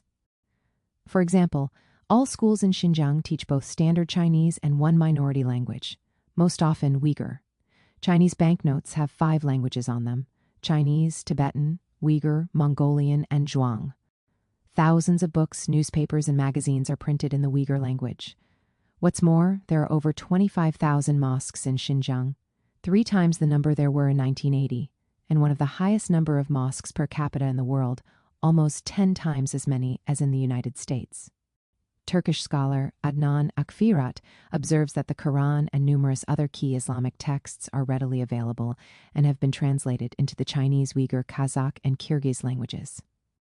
Further, the Xinjiang Islamic Institute, headquartered in Urumqi, has 8 branches in other cities such as Kashgar, Hotan, and Ili, and there are 10 theological schools in the region, including a Xinjiang Islamic school. These schools enroll 3,000 new students each year. 58 Akfirat states that Muslims in Xinjiang freely engage in their religious rituals, including prayer, fasting, pilgrimages, and celebrating Eid al-Fitr and Eid al-Adha. These details have been confirmed by a steady stream of diplomats, officials, and journalists that have visited Xinjiang in recent years. A diplomatic delegation in March 2021 included Pakistani ambassador to China, Moinul Haque, who explicitly rejected the accusations of religious persecution. The notable and important thing is that there's freedom of religion in China, and it's enshrined in the Constitution of China, which is a very important part. People in Xinjiang are enjoying their lives, their culture, their deep traditions, and most importantly, their religion. 59. Fariz Madawi, Palestinian ambassador to China, commented that there were a huge number of mosques, and one could see there was respect for religious and ethnic traditions, saying, the number of mosques, if you have to calculate it all, it's something like 2,000 inhabitants for one mosque. This ratio, we don't have it in our country. It's not available anywhere. It was put to Madawi that he could simply have been shown a Potemkin village. He replied, "Are we diplomats so naive that we could be maneuvered to believe anything? Or are we part of a conspiracy, that we would justify something against what we had seen? I think this is not respectful. There is no conspiracy here, there is facts. And the fact of the matter is that China is rising and developing everywhere, including Xinjiang. Since some people are not happy about that, they would like to stop the rise of China by any means." 60. Looking at different countries, voting records at the UN in relation to human rights in China, it's striking that the only Muslim-majority country that consistently votes in support of US-led slanders is NATO member Albania. During the 50th session of the Human Rights Council in 2022, members of the Organization of Islamic Cooperation overwhelmingly co-sponsored the statement supporting China's position by 37-1. This pattern is mirrored in Africa, 33-2, and Asia, 20-2. It is very difficult to believe that the vast majority of Muslim-majority countries, and countries of the global south would stay silent in the face of a cultural genocide committed against Uyghur Muslims in China. Given the lack of evidence for a cultural genocide, the data and reports concerning the protection of minority cultures in China, the large number of diplomatic missions to Xinjiang, and the near-consensus voice of Muslim-majority countries defending China against slander, the accusations of cultural genocide appear to be wholly insupportable. Concentration camps. The specific charge most frequently leveled against the authorities in Xinjiang is that they operate prison camps where Uyghur Muslims are locked up in huge numbers. The most oft-mentioned figure is 1 million, out of a population of 13 million. The alleged purpose of these prison camps is to eradicate Uyghur Muslim culture and to brainwash people into supporting the government, to breed vengeful feelings and erase Uyghur identity. The million Uyghurs in concentration camp story is a quintessential propaganda blitz. Through sheer repetition across the Western media, along with support from the U.S. State Department, this startling headline has acquired the force of a widely accepted truth. And yet the sources for this news are so spurious as to be laughable.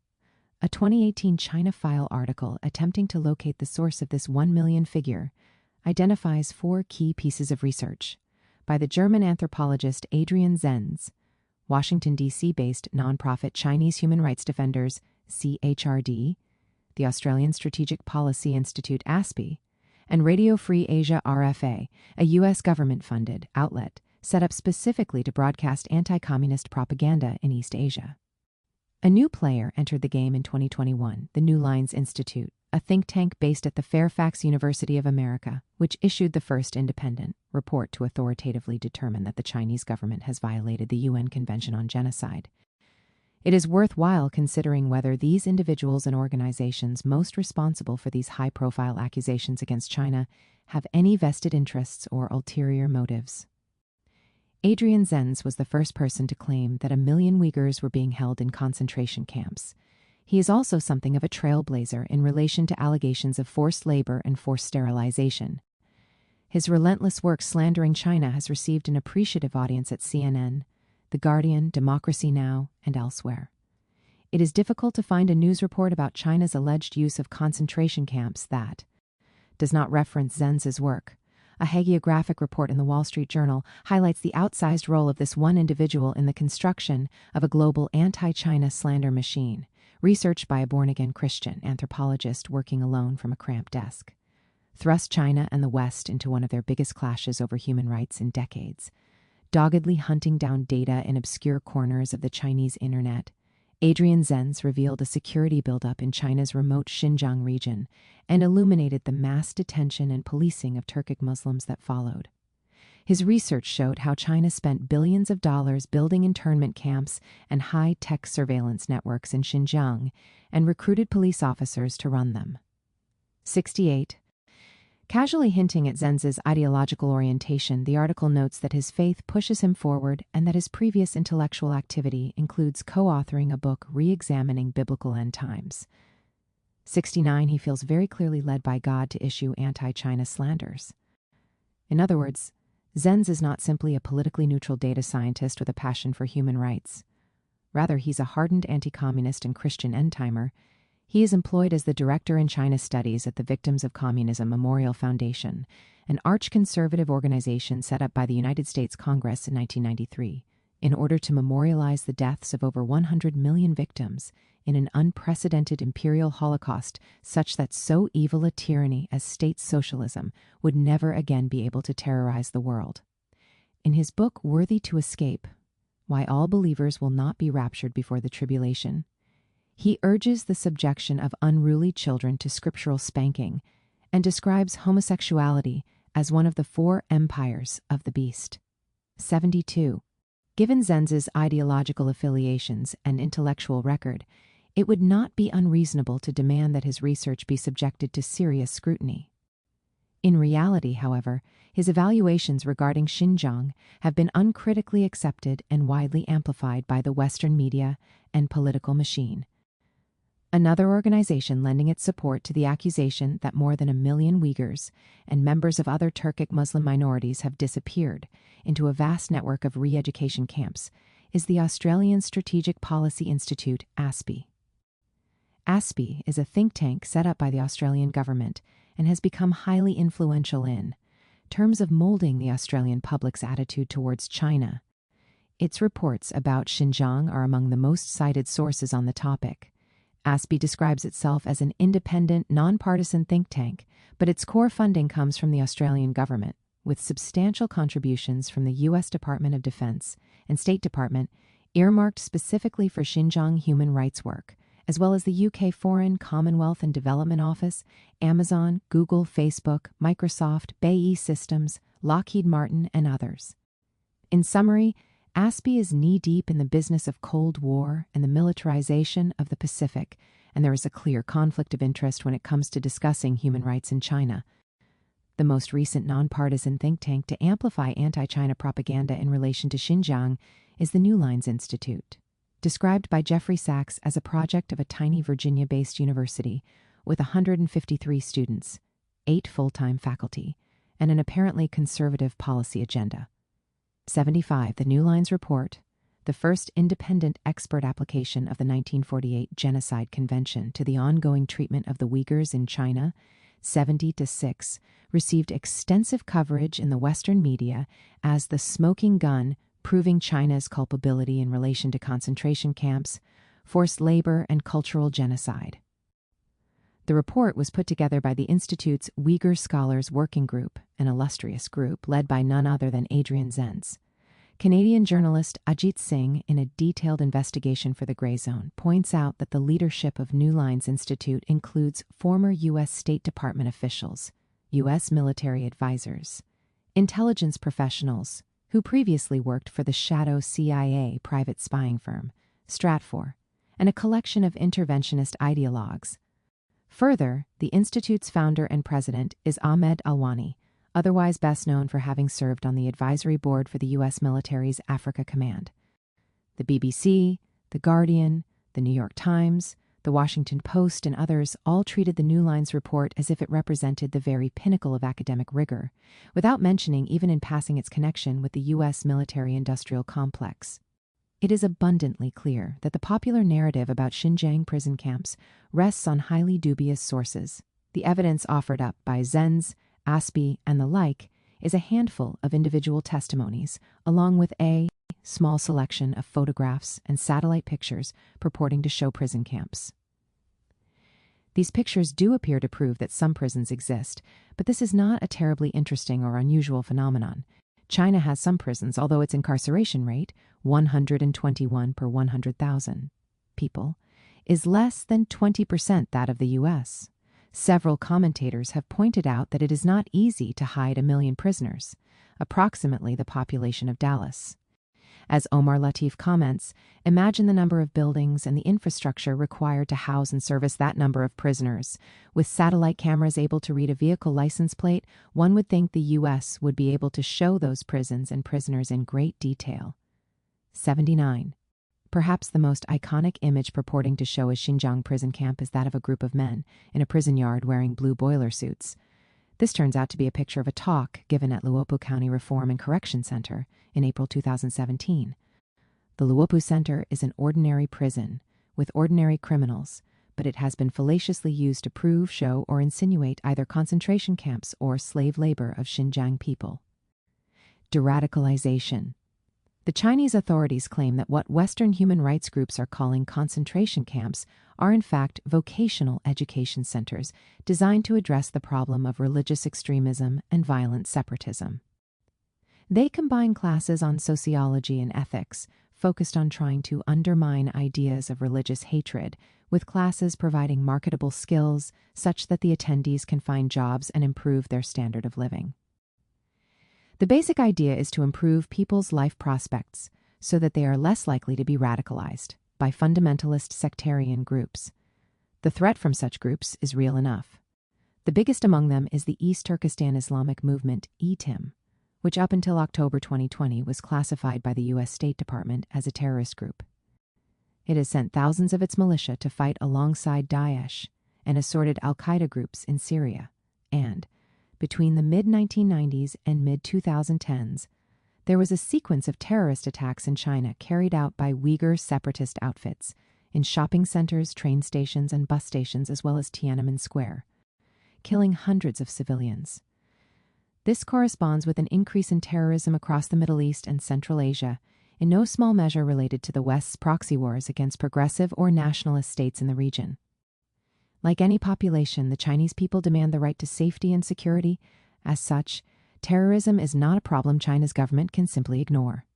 The vocational centers were therefore set up as part of a holistic anti-terrorism campaign aimed at increasing educational attainment and economic prosperity, thereby addressing the disaffection that is known to breed radicalization.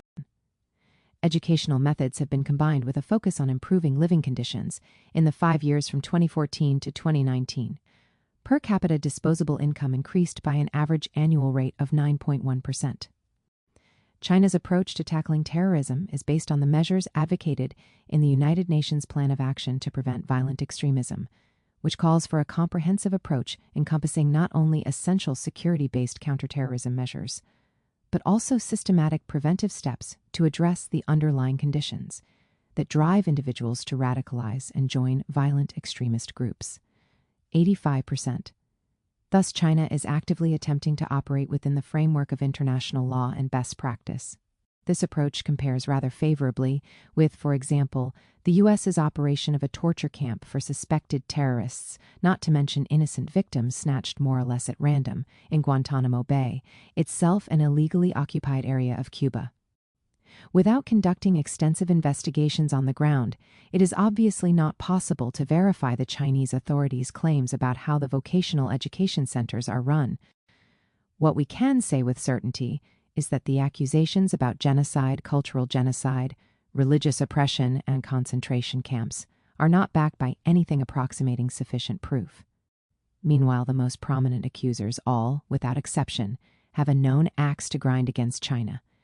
None of the foregoing is meant to deny that there are any problems in Xinjiang, that Uyghur people are never mistreated or ethnically profiled by the police, or that there has never been any coercion involved in the de-radicalization program. But these problems, which are well understood in China and which the government is actively addressing, are in no way unique to China. Certainly any discrimination against Uyghurs pales in comparison with, for example, the treatment of African Americans and indigenous peoples in the United States, or the treatment of Dalits, Adivasis, and numerous other minorities in India. Why Xinjiang? The perverse propaganda campaign around Xinjiang serves multiple purposes. It is a component of the U.S.-led New Cold War, a project of hybrid warfare designed to slow down China's rise to maintain U.S. hegemony and prevent the emergence of a multipolar world. It also connects to a century-old pattern of vicious anti-communism that aims to disrupt the natural solidarity the working classes in the capitalist countries and oppressed people generally might otherwise feel towards the socialist world. Lastly, Xinjiang's geostrategic importance means that it has a special role in any overall strategy of weakening China. Bordering Russia, Mongolia, Kazakhstan, Kyrgyzstan, Tajikistan, Afghanistan, and Pakistan, Xinjiang constitutes a key point along the major east-west land routes of the Belt and Road Initiative. It connects China to Central Asia and therefore also to the Persian Gulf, the Middle East, and Europe. Xinjiang is China's largest natural gas-producing region, is the center of China's solar and wind power generation, and is crucially important for China's security. British political scientist Jude Woodward noted that Xinjiang's location puts it at the heart of China's blossoming trade relationship with Central Asia, part of the world where the confrontation between China's win-win geoeconomics and the U.S.'s old-style geopolitics are playing themselves out with the starkest contrast. China has proposed that Central Asia should be at the crossroads of a reimagined Eurasia connected by oil and gas pipelines, high-speed trains, and continuous carriageways, with stability underpinned by growth and fueled by trade. China offers a vision of a world turned on its axis, placing not the Middle Kingdom, but the entire Asian continent at the center of the next phase of human development. 88. In order to disrupt this progress, the U.S. has resorted to destabilization and demonization. The maximum goal is to lay the ground for a pseudo-independent Xinjiang, which would in reality be a U.S. client state and a powerful foothold for further aggression against China and other states. In the region, the minimum, and far more likely, goal is to disrupt the value chains connecting China to the Eurasian landmass, thereby slowing down the Belt and Road Initiative and damaging China's trade relationships with Central Asia, the Middle East, and Europe. As an aside, the West's stoking of instability in Xinjiang and its imposition of sanctions expose the shallowness of its commitment to the fight against climate breakdown. In 2021, Xinjiang generated 2.48 trillion kilowatts of electricity from renewable sources, primarily solar and wind, nearly 30% of China's total electricity consumption. Around half of the world's supply of polysilicon, an essential component in solar panels, comes from Xinjiang. If the U.S. and its allies were serious about pursuing carbon neutrality and preventing an ecological catastrophe, they would be working closely with China to develop supply chains and transmission capacity for renewable energy. China's investment in solar and wind power technology has already led to a dramatic reduction of prices around the world. Instead, they are imposing blanket sanctions on China and attempting to cut Xinjiang out of clean energy supply chains. This indicates rather clearly that the imperialist ruling classes are prioritizing their anti-China propaganda war over preventing climate breakdown. It seems the slogan "better dead than red lives on" in the 21st century. Refuse consent. Malcolm X, the African-American civil rights leader and revolutionary, famously said that if you're not careful, the newspapers will have you hating the people who are being oppressed and loving the people who are doing the oppressing. 93. China is rising. Its life expectancy has now overtaken that of the U.S. Extreme poverty is a thing of the past, and people increasingly live well. China has established itself as a leading force in the fight against climate breakdown, in the fight to save humanity from pandemics, and in the movement towards a more democratic, multipolar system of international relations. It is now the standard-bearer of the global socialist movement, in the words of Xi Jinping. The U.S. and its allies are pursuing a new Cold War with the aim of weakening China, limiting its rise, and ultimately overturning the Chinese Revolution and ending the rule of the Communist Party. The barrage of anti-China propaganda provides the marketing for this new Cold War. The Western ruling classes want Chinese socialism to be associated with discrimination, authoritarianism, and prison camps, not with ending poverty and saving the planet. Readers in the imperialist countries should consider whether they want to have their consent manufactured in this way, whether they share the foreign policy objectives of their ruling classes. What would the likely repercussions be if the U.S. and its allies were successful in their aims and the People's Republic of China suffered the same fate as the Soviet Union?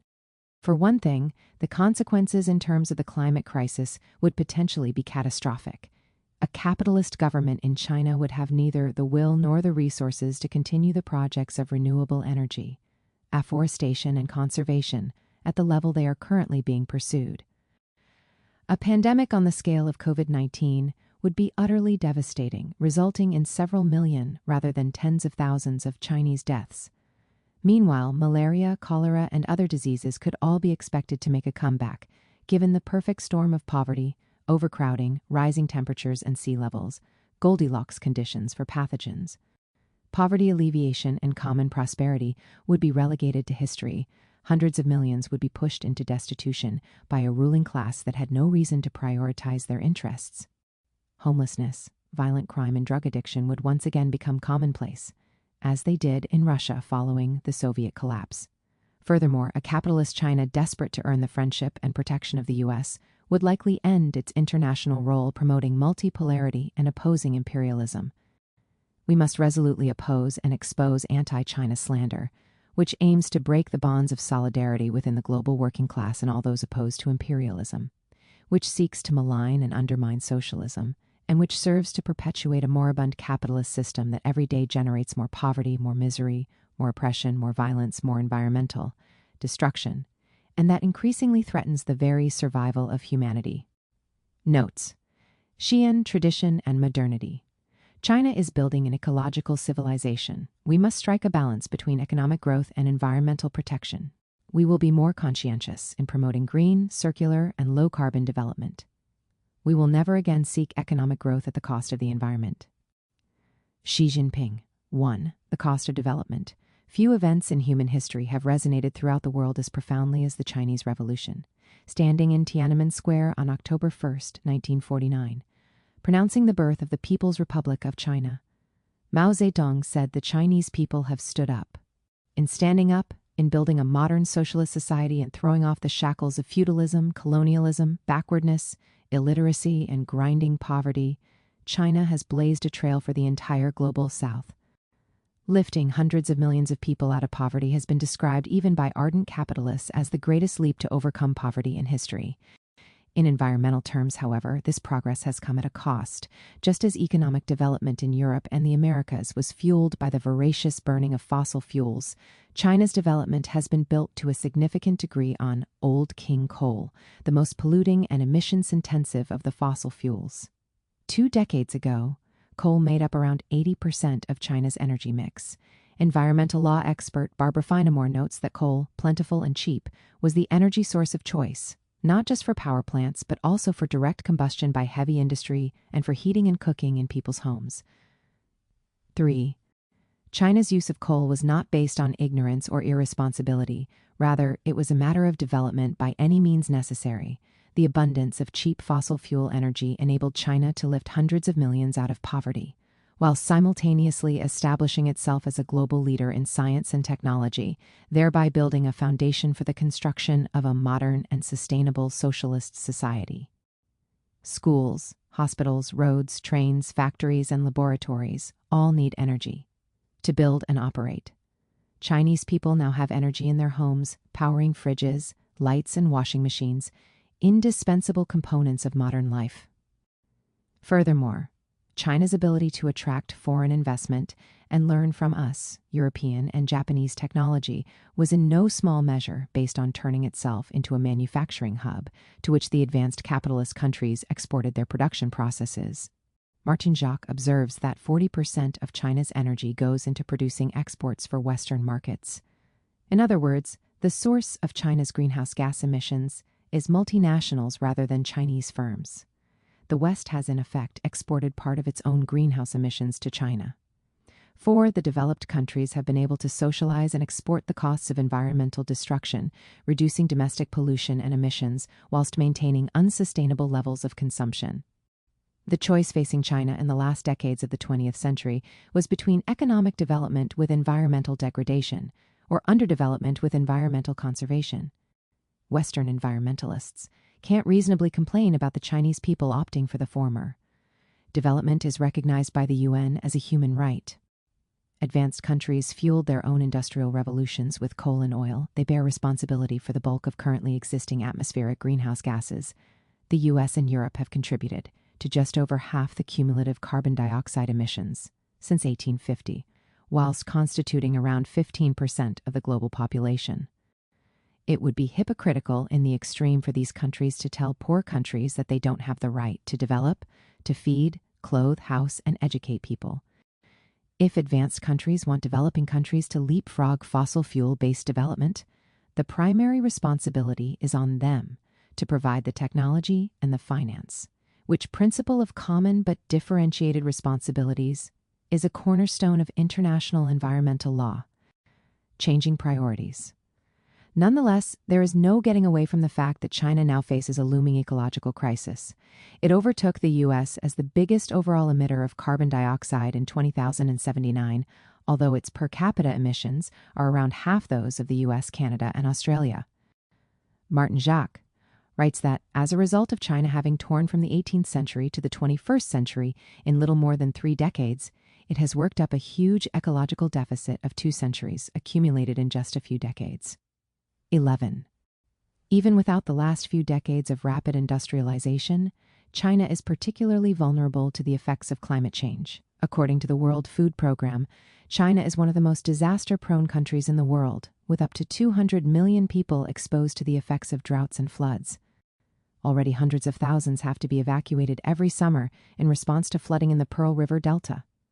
High levels of air pollution in the major cities are a major health issue for the population. U.S. environmentalist and China specialist Judith Shapiro observes, China is poorly endowed with farmable land, and its water resources are unevenly distributed both geographically and seasonally. It has nearly a quarter of the world's population, but only 5% of its water resources and 7% of its arable land. China's per capita water resources are already among the lowest in the world, at just 1/4 of the world average. Environmental issues have become a top priority for China. Over the last decade in particular, the Chinese political leadership has focused its attentions on transitioning to a green model of development in order both to contribute to the global fight against climate breakdown and immediately improve the well-being of the Chinese people. Barbara Feinamore notes that the CPC leadership has accelerated efforts to transform its economic structure from one reliant on fossil fuel-driven heavy industry and manufacturing to one based on services, innovation, clean energy, and environmental sustainability. 15 Chinese policymakers have started to de-emphasize GDP growth and to encourage green development, whereby living standards continue to rise, but in a way that is much less energy and carbon intensive.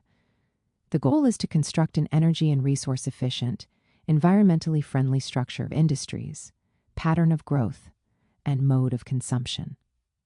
17 in her popular 2013 book, The Entrepreneurial State, economist Mariana Mazzucato notes approvingly that China, more than any other country, is prioritizing clean technologies as part of a strategic vision and long-term commitment to economic growth. 18%. In the first volume of The Governance of China, published in 2014, President Xi Jinping put forward a comprehensive outline of China's commitments in relation to the environment. China will respect and protect nature and accommodate itself to nature's needs. It will remain committed to the basic state policy of conserving resources and protecting the environment.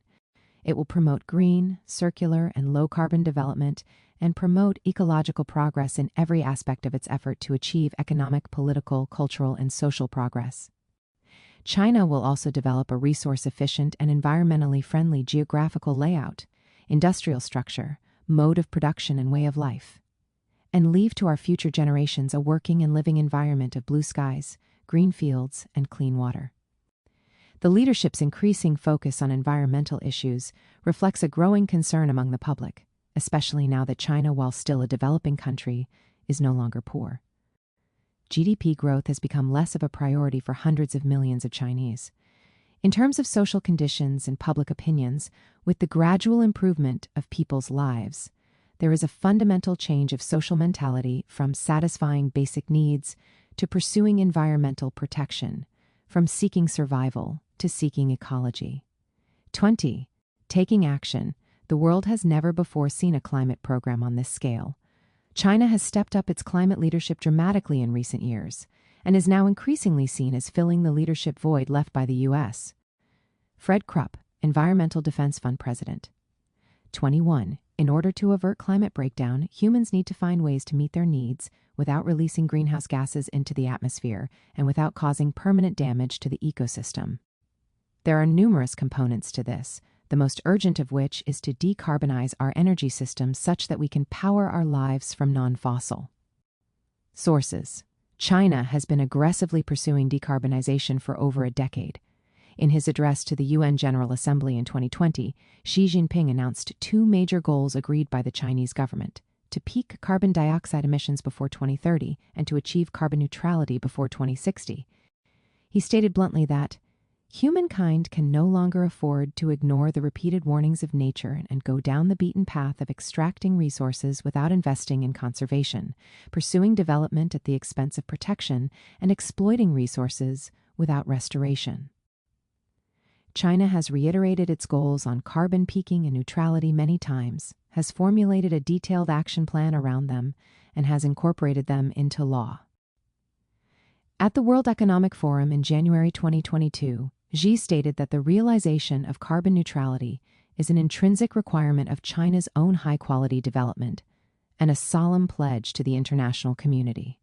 25. China's goals are of historic significance. Columbia University professor Adam Tooze enthused that, with Xi Jinping's 2020 announcement, China's leader may have redefined the future prospects for humanity. As the impact of his remarks sank in, climate modelers crunched the numbers and concluded that, if fully implemented, China's new commitment will by itself lower the projected temperature increase by 0.2 to 0.3 deg C.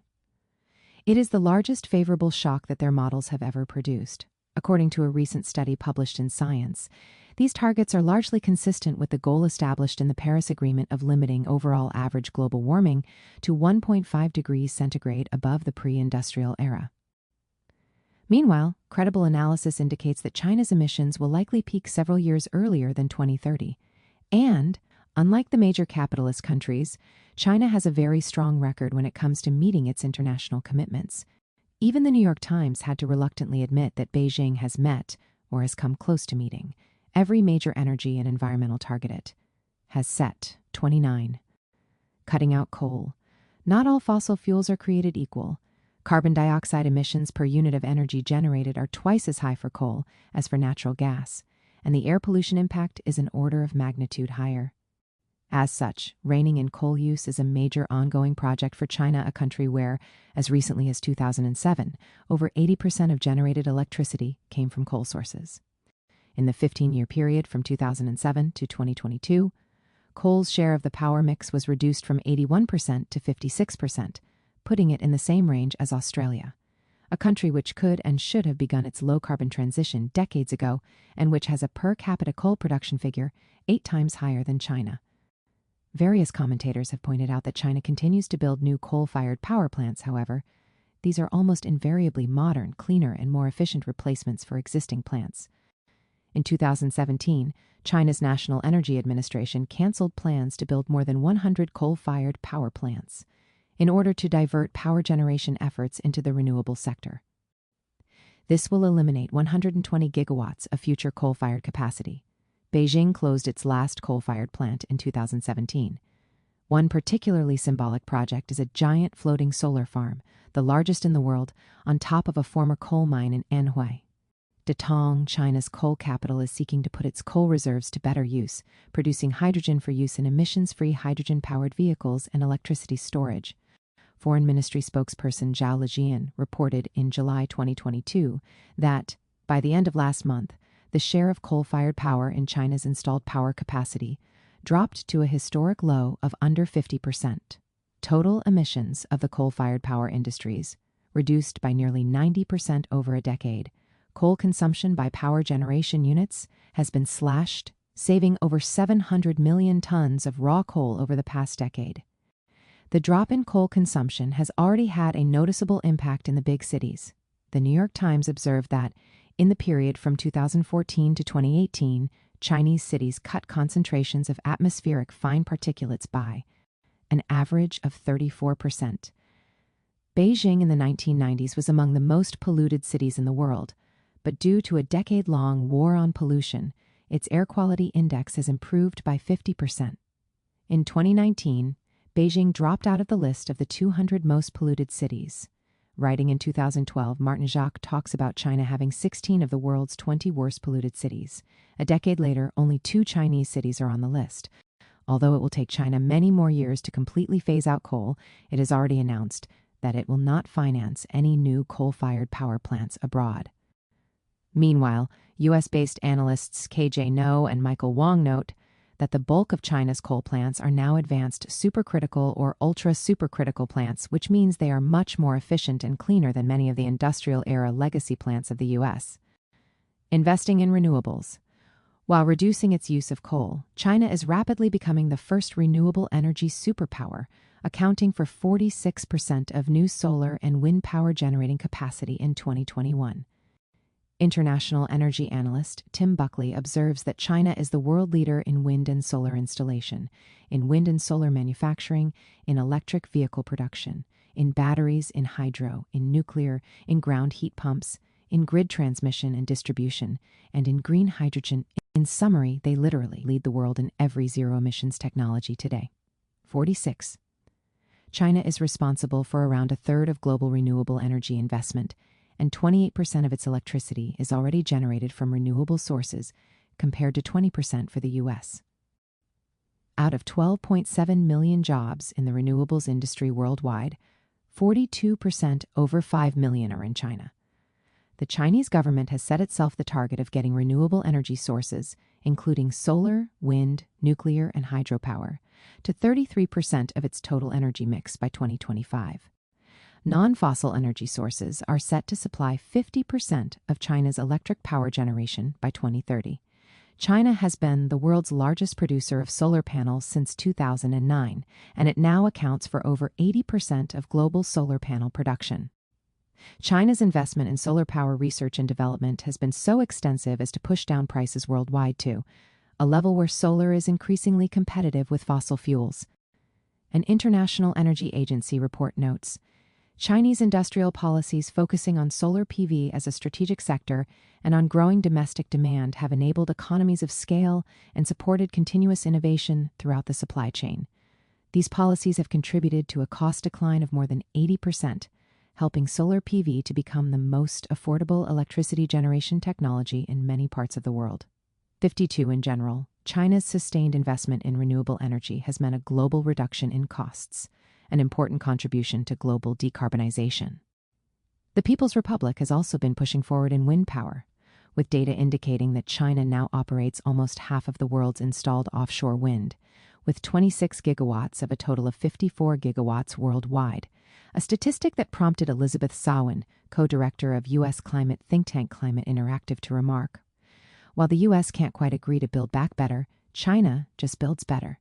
China's progress on renewables has been such that, in November 2022, the Nobel Sustainability Trust Foundation issued a letter or recommendation publicly commending China's carbon-neutral leadership. China's renewable energy installed capacity accounts for 1/3 of the world's, more than 50% of the world's wind power equipment, and more than 85% of the world's photovoltaic equipment components come from China. The cumulative investment in renewable energy has reached $380 billion, ranking first in the world. China's renewable energy capacity as of 2021 was 1,020 gigawatt, 3 times more than the second country on the list, the U.S. This is expected to reach around 1,500 gigawatt by 2030. 5 of the 10 biggest solar parks in the world are in China. Every hour, China now erects another wind turbine and installs enough solar panels to cover a soccer field. 58. Construction has begun on a series of hybrid wind and solar power bases in the northwestern part of the county, which by 2030 will contain about as much renewable capacity as currently in all of Europe. 59%. Alongside these bases is the construction of ultra-high voltage transmission lines to transport the energy to the densely populated southern and eastern zones. One of the most complex challenges facing widespread adoption of renewables is transmission of variable power from point of production to point of use. Environmental expert Mike Berners-Lee notes that China is investing in huge transmission lines to move electricity from one end of its country to the other. There are losses on the way, but it is an increasingly doable exercise. 61 Chinese scientists have recently developed the world's first prototype of a superconducting hybrid power line. The full-scale version will transmit energy from one side of the country to the other, with zero resistance. China is also innovating on green hydrogen production, converting solar or wind energy into hydrogen via electrolysis. Hydrogen can be used directly as a battery fuel and also has a potentially highly significant role in transmission, as it can be sent from point of production to point of use in existing gas pipelines. At the time of writing, construction of the world's largest green hydrogen factory is underway in Kuka, Xinjiang, nuclear power. China is also leading research into nuclear power, including fourth-generation reactors, the first of which was connected to the grid in December 2021. Fourth-generation reactors promise to be significantly safer and to produce far less radioactive waste than earlier nuclear technology. In 2021, China surpassed France in nuclear energy generation to become the second highest nuclear producer, behind the U.S. As part of its commitment to reaching carbon neutrality, China has plans to generate an eye-popping amount of nuclear energy, quickly, and at relatively low cost, with a view to building over 150 new reactors in the next 15 years, more than the rest of the world has built in the past 35. 67. Nuclear energy is, of course, highly controversial, especially in the wake of the 2011 Fukushima disaster. The question of whether nuclear power has a significant long-term role to play in meeting human energy needs is beyond the scope of this book. However, premature phasing out of nuclear power, as has happened in Germany and other countries, before it can be immediately replaced with solar or wind energy, seems decidedly short-sighted. As David Wallace Wells points out in The Uninhabitable Earth, already more than 10,000 people die from air pollution daily. That is considerably more each day than the total number of people who have ever been affected by the meltdowns of nuclear reactors. Nuclear power currently makes an important contribution to the energy mix in many countries, and in the words of Mike Berners-Lee, anyone taking a firm anti-nuclear stance needs to have a coherent plan for the low-carbon future without it. 70 nuclear power is the main source of electricity in France, and as a result, France has about half the carbon emissions per head of the OECD as a whole, 71. Nuclear power will likely continue to be one of the important non-fossil fuel energy sources for the medium-term future, and China's investment to make it safer, cheaper, and less contaminating is therefore a valuable contribution to the overall project of decarbonizing the world's energy systems. China is among the world leaders in the effort to generate energy through nuclear fusion, which has the potential to someday generate unlimited, safe, emissions-free, and radioactive waste-free power. There is a long-running joke that viable nuclear fusion reactors are always 30 years away, but Chinese scientists working in collaboration with their counterparts in Russia, the US, and elsewhere have made promising progress in recent years.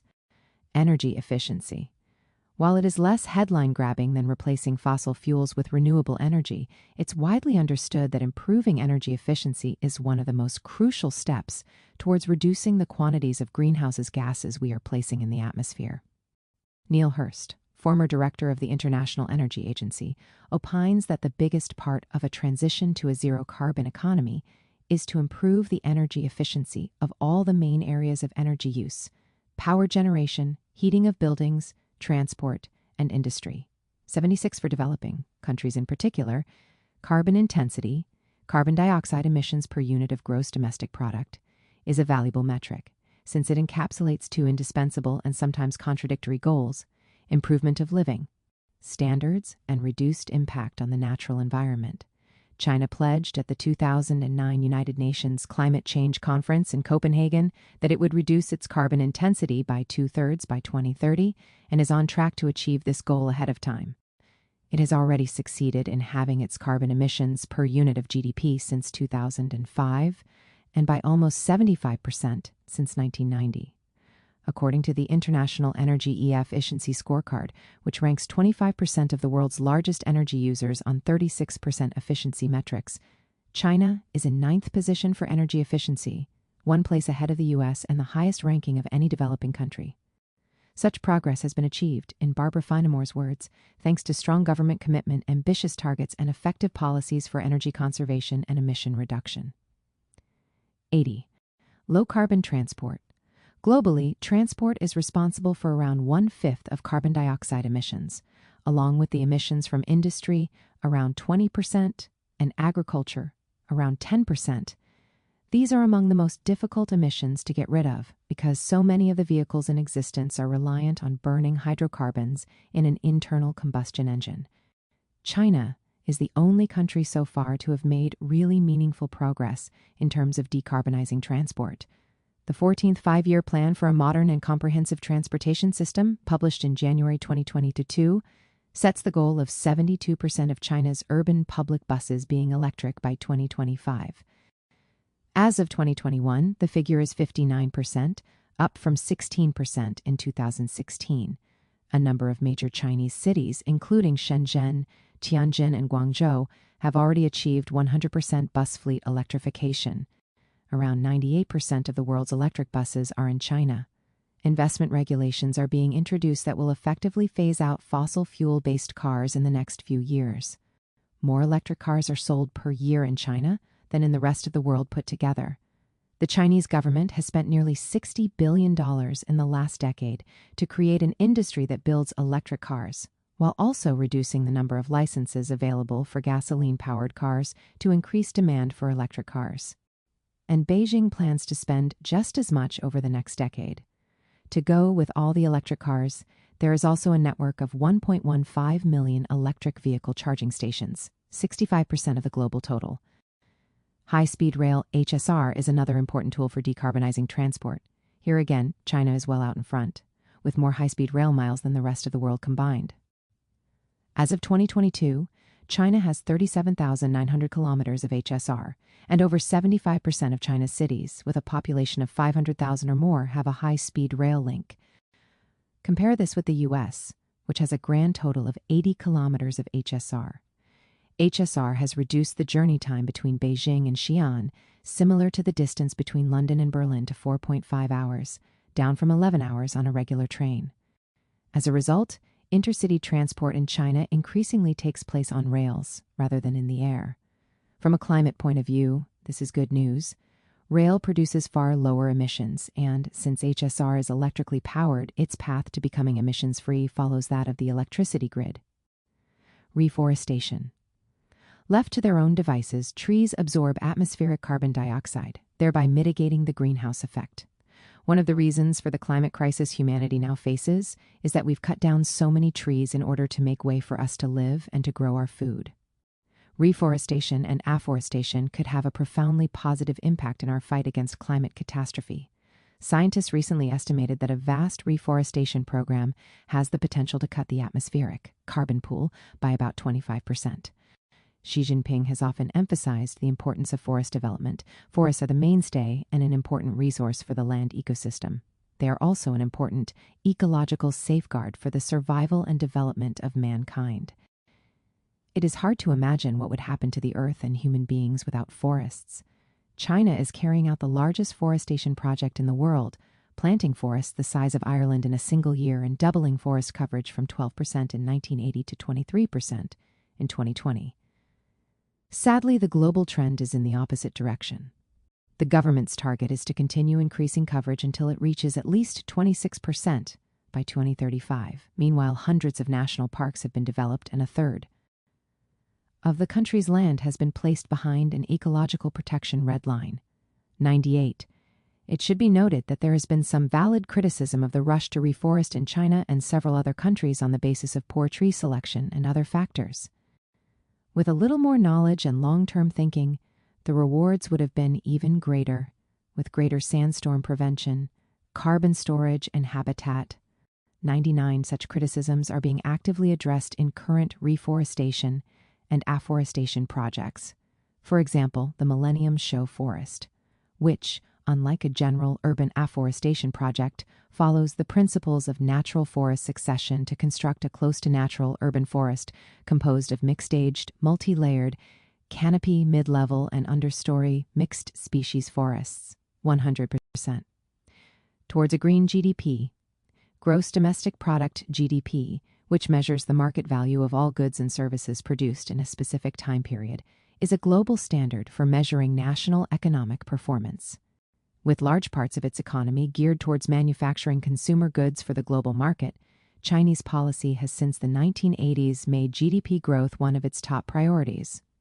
This was in the context of the CPC leadership having defined the principal contradiction in Chinese society as being between people's ever-growing material and cultural needs, and China's relatively backward social productive forces.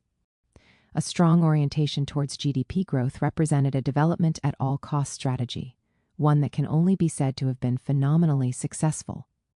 At the 19th Congress of the CPC in 2017, Xi Jinping announced that the party's definition of the principal contradiction facing Chinese society had changed, that it was now between unbalanced and inadequate development and the people's ever-growing needs for a better life. While China's overall productive forces have significantly improved, and in many areas our production capacity leads the world, our problem is that our development is unbalanced and inadequate. This has become the main constraining factor in meeting the people's increasing needs for a better life. Addressing unbalanced development means shifting emphasis from quantity of growth to quality of growth, pursuing high-quality development, a change from seeking growth to seeking better growth. Such growth is innovative, coordinated, green, open, and inclusive, and seeks to find development opportunities while preserving nature and achieve win-win in both ecological conservation and high-quality development. 102, it incorporates a new vision of green development and a way of life and work that is green, low-carbon, circular, and sustainable. 103, Such a vision shifts the development goal from maximizing growth to maximizing net welfare, in the words of the influential Chinese economist Huang Gang. Huang Gang proposes a green GDP that comprises nominal GDP, green investment measures, environmental protection, renewable energy usage, energy-saving measures, investment in human capital, education, health, research, alongside a subtractive component for greenhouse gas emissions, pollution, forest depletion, mineral depletion, and losses from natural disasters. Such a model encourages moderate consumption, low emissions, and the preservation of ecological capital as a fundamental economic goal. Its basic aim is the accumulation of green wealth and improved human welfare to achieve harmony between humanity and nature. 105. The concept of a green GDP is implicitly recognized in China's updated economic strategy and its de-emphasizing of traditional GDP as the central measure of economic performance. What's more, a number of major Chinese cities are experimenting with implementations of green GDP or a variant of it. Shenzhen is the first city in the world to have adopted an accounting system based on gross ecosystem product, GEP, the total value of final ecosystem goods and services supplied to human well-being in a region annually, measured in terms of biophysical value and monetary value. 106 Finamore observes that, since 2013, GDP growth has been deprioritized as a measure for evaluating the performance of regional officials. The evaluation criteria now also focus on the quality and sustainability of economic development, including progress in reducing emissions. 107. The West attempts to shift responsibility onto China. As early as 2015, China was being recognized by the UN's leading climate expert for its undisputed leadership. Unfortunately, as part of the West's escalating campaign of hostilities against China, and in order to deflect from their own shameful lack of progress in environmental protection, the U.S. and its allies have been conducting a coordinated campaign to shift responsibility for the climate crisis onto China. For example, U.S. President Joe Biden claimed on the eve of the COP26 summit in 2021 that China basically didn't show up in terms of any commitments to deal with climate change. 109, he further stated that meaningful progress on climate change negotiations is going to require us to continue to focus on what China's not doing. 110. The "it's all China's fault" narrative rests on two key themes. First, that China has for the last few years been the world's largest emitter in absolute terms of greenhouse gases. Second, that China has committed to achieving carbon neutrality by 2060, whereas the U.S. and Britain have said they will bring all greenhouse gas emissions to net zero by 2050. Such a narrative is flawed in several ways. First, China is the world's most populous country. With a population of 1.4 billion, measured on a per capita basis, China's emissions are very ordinary, around the same level as Austria and Ireland. The per capita emissions figure for the U.S. and Australia is almost twice as high. Second, the comparison of current annual emissions distorts the overall picture. Greenhouse gases don't suddenly disappear from the atmosphere. Carbon dioxide hangs around for hundreds of years. In terms of cumulative emissions, the quantity of excess greenhouse gases in the atmosphere right now, the U.S. is responsible for 25%, although it contains just 4% of the world's population. As agrarian sociologist Max AJL puts it, North Atlantic capitalism enclosed the atmosphere as a dump for its waste eons ago. 112 China, with 18% of the world's population, is responsible for 13% of cumulative emissions. Over the course of 200 years, Europe, North America, and Japan have become modern industrialized countries, burning enormous quantities of assorted fossil fuels and creating an environmental crisis. Now it seems they want to both shift the blame onto others and pull up the ladder of development. Third, the reason China's emissions have gone up in recent decades while the West's emissions have gone down has nothing to do with people in the rich countries compromising on their lifestyles, and very little to do with governments making impressive progress on decarbonization. Rather, it's that the advanced capitalist countries have exported their emissions to the developing world. Chinese emissions are not to any significant degree caused by luxury consumption. Average household energy consumption in the U.S. and Canada is 9 times higher than in China. Canadian eco-socialist Ian Angus writes that while more greenhouse gas is now produced in China than in any other country, a great deal of those emissions are generated to produce goods that are destined for the global north. Rich countries have outsourced a significant part of their environmental destruction to the global south. 115. Fourth, and related, is the fact that China is a developing country. The leading capitalist countries of Europe, North America, and Japan reached peak greenhouse gas emissions in the 1980s, after nearly 2 centuries of industrialization. If they succeed in achieving net zero emissions by 2050, their journey from peak carbon to net zero will have taken 6 or 7 decades. Before the founding of the People's Republic in 1949, China's economy was based overwhelmingly on small-scale agriculture. There was very little industry, very little transport infrastructure. Only a tiny fraction of the population had access to modern energy.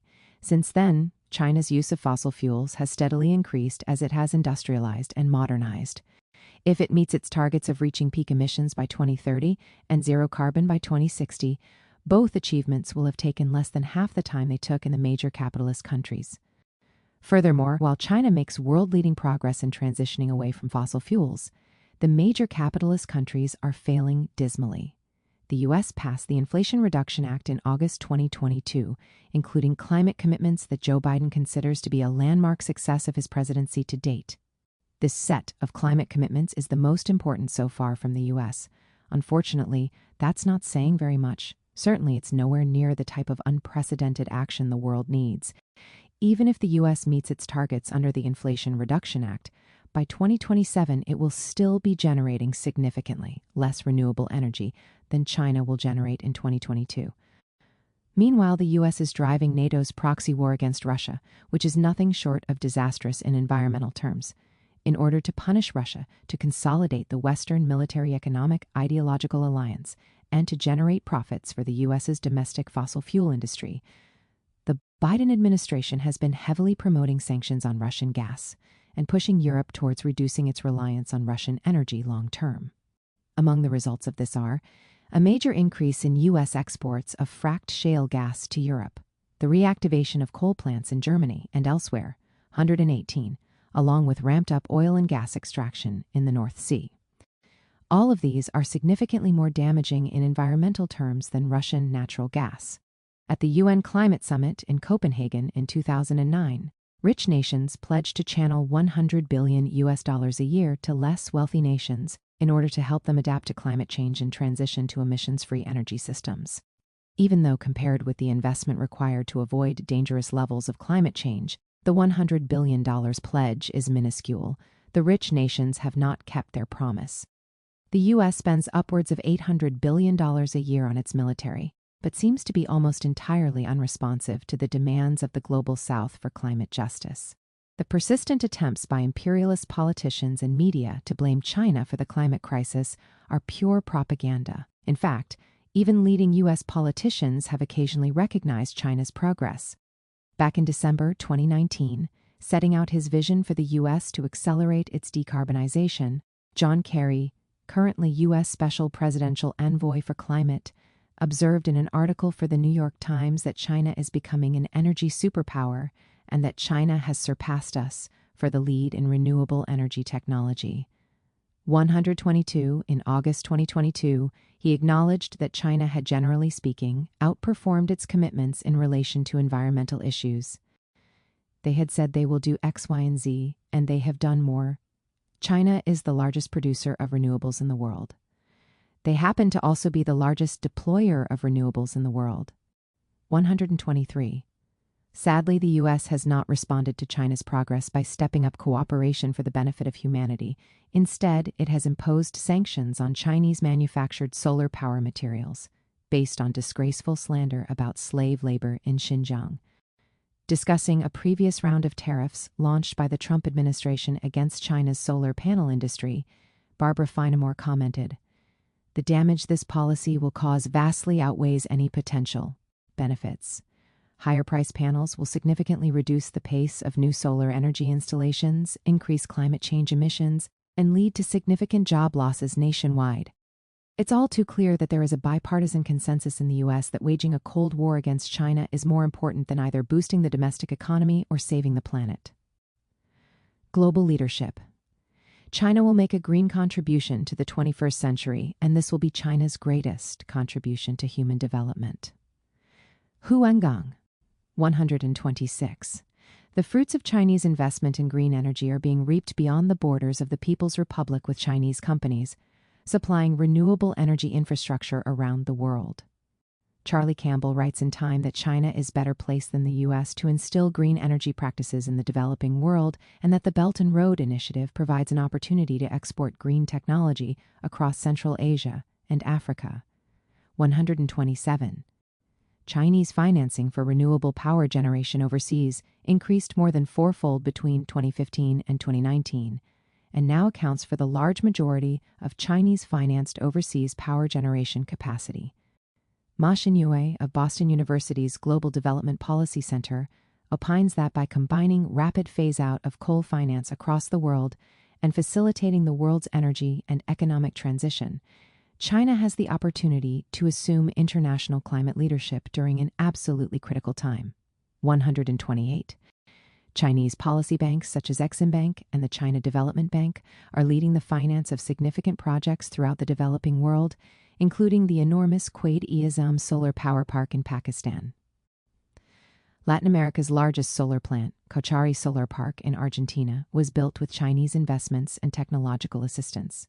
The world's highest altitude facility provided power to 160,000 families and turned into a poverty alleviation and social welfare effort when it hired local residents after providing technical training and was projected to generate $400 million in net profits for the province, widening fiscal space for establishing new schools.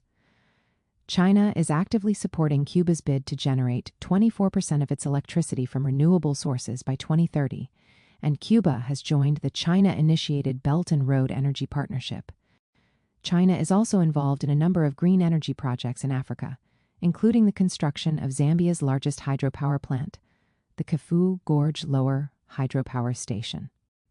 Nigerian journalist Otiado Opali writes, "From the Sakai photovoltaic power station in the Central African Republic and the Garissa solar plant in Kenya, to the Aisha wind power project in Ethiopia, and the Kafue Gorge hydroelectric station in Zambia, China, has implemented hundreds of clean energy, green development projects in Africa supporting the continent's efforts to tackle climate change." 133.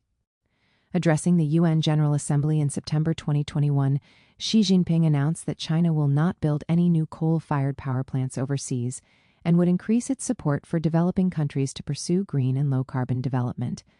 The announcement didn't come out of the blue.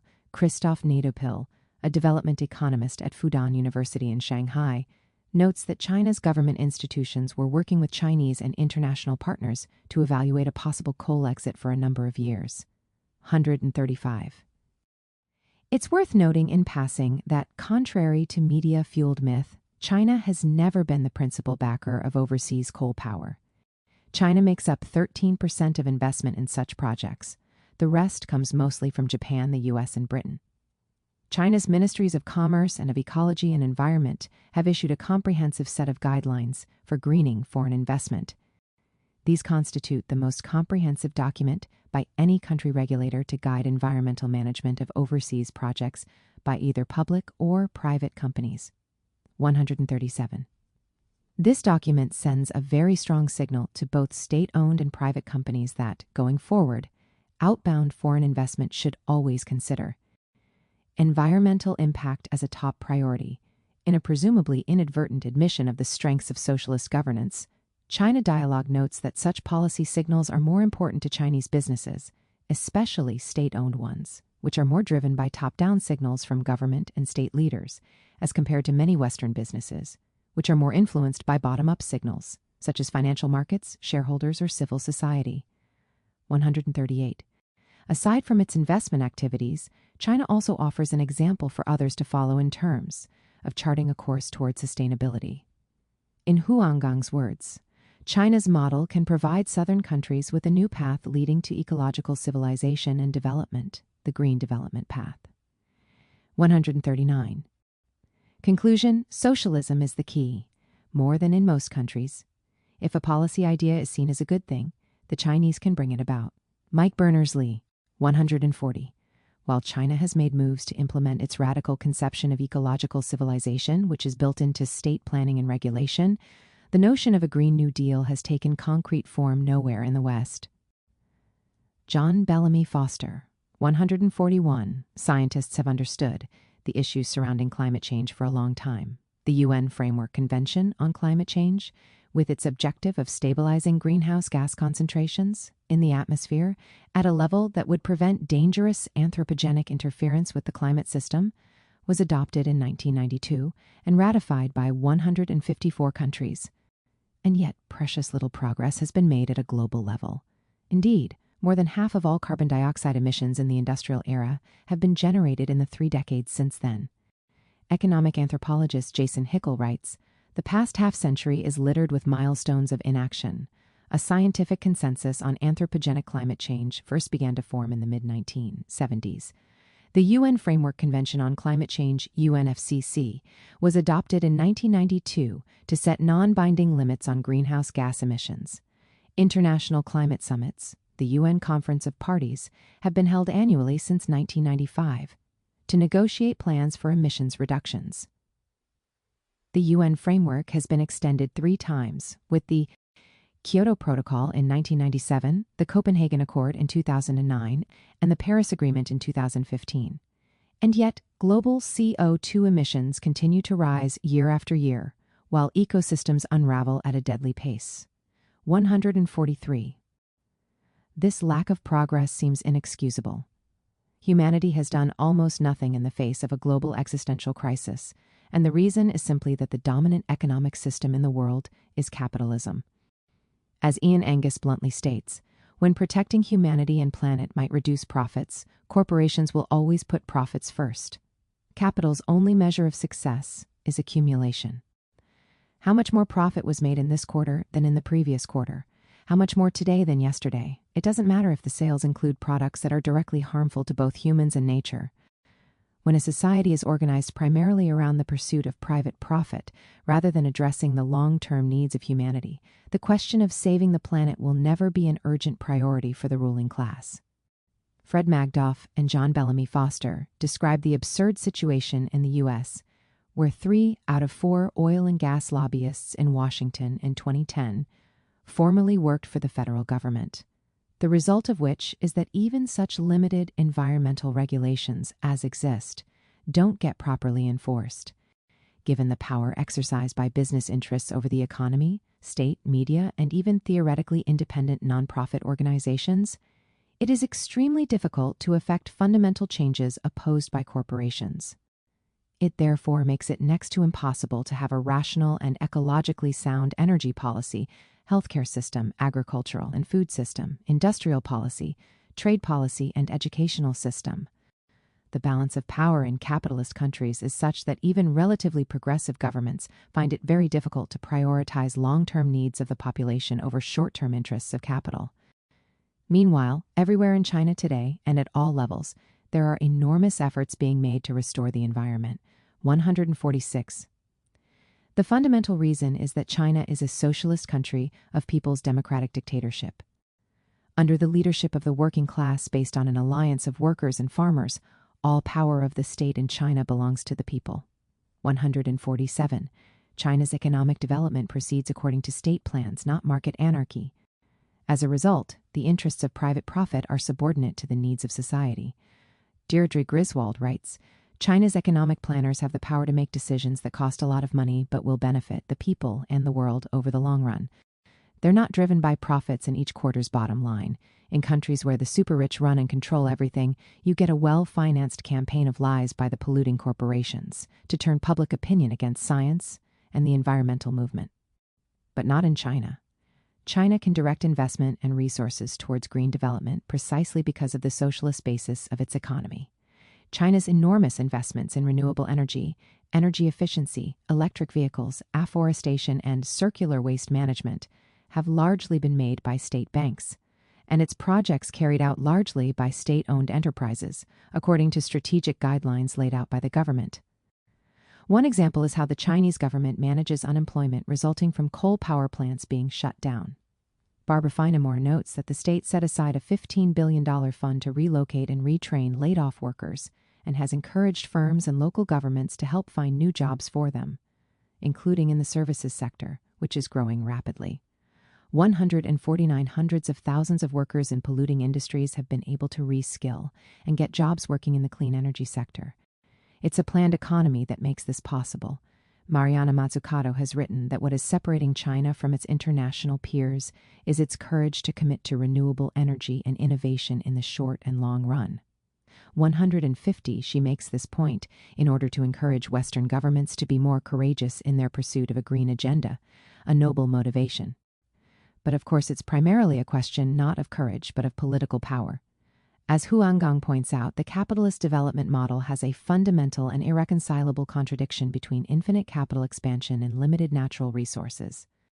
China still faces an intimidating array of obstacles on its path to realizing an ecological civilization.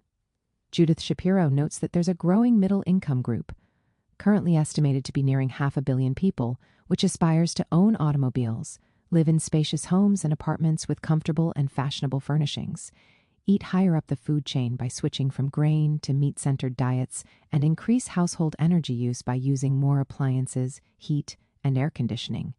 152 local officials struggle with conflicting goals of economic growth and environmental protection, tending through habit to privilege the former over the latter.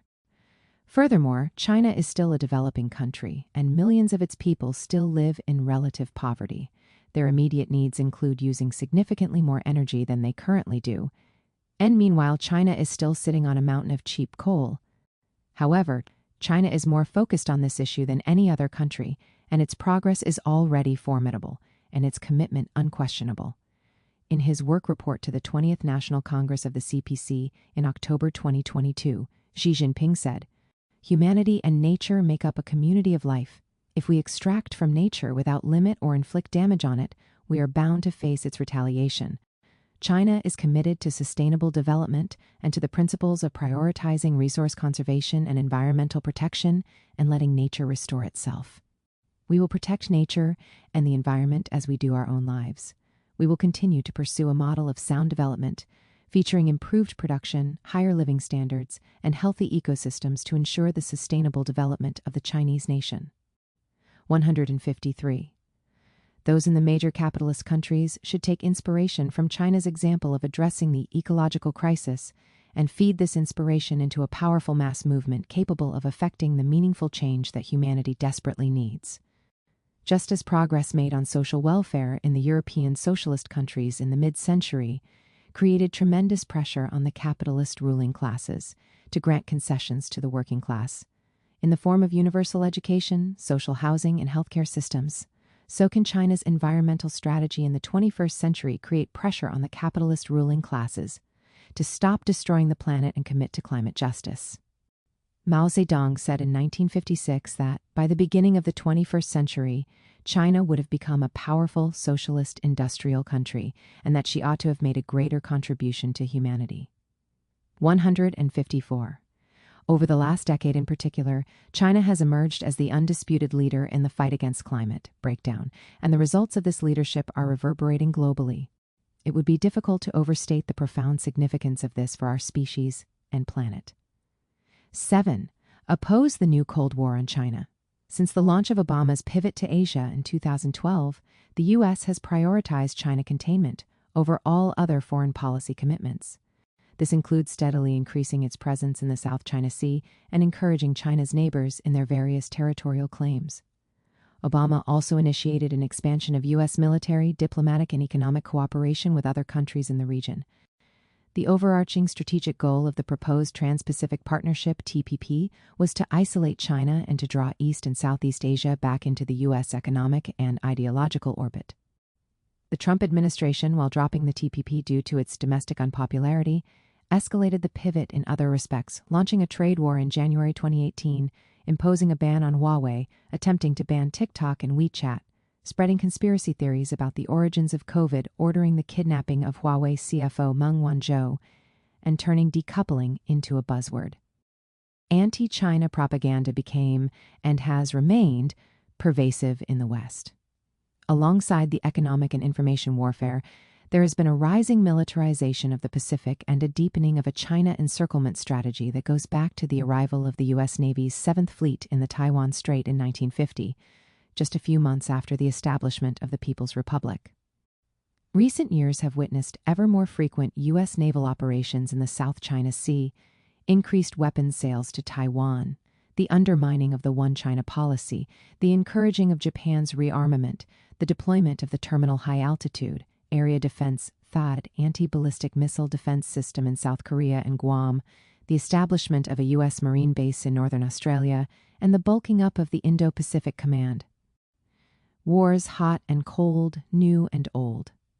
The term Cold War was originally coined by U.S. financier Bernard Baruch in 1947 to describe the increasingly tense post-war relationship between the capitalist world and the socialist world. Let us not be deceived. We are today in the midst of a Cold War. Our enemies are to be found abroad and at home. Let us never forget this. Our unrest is the heart of their success. 1.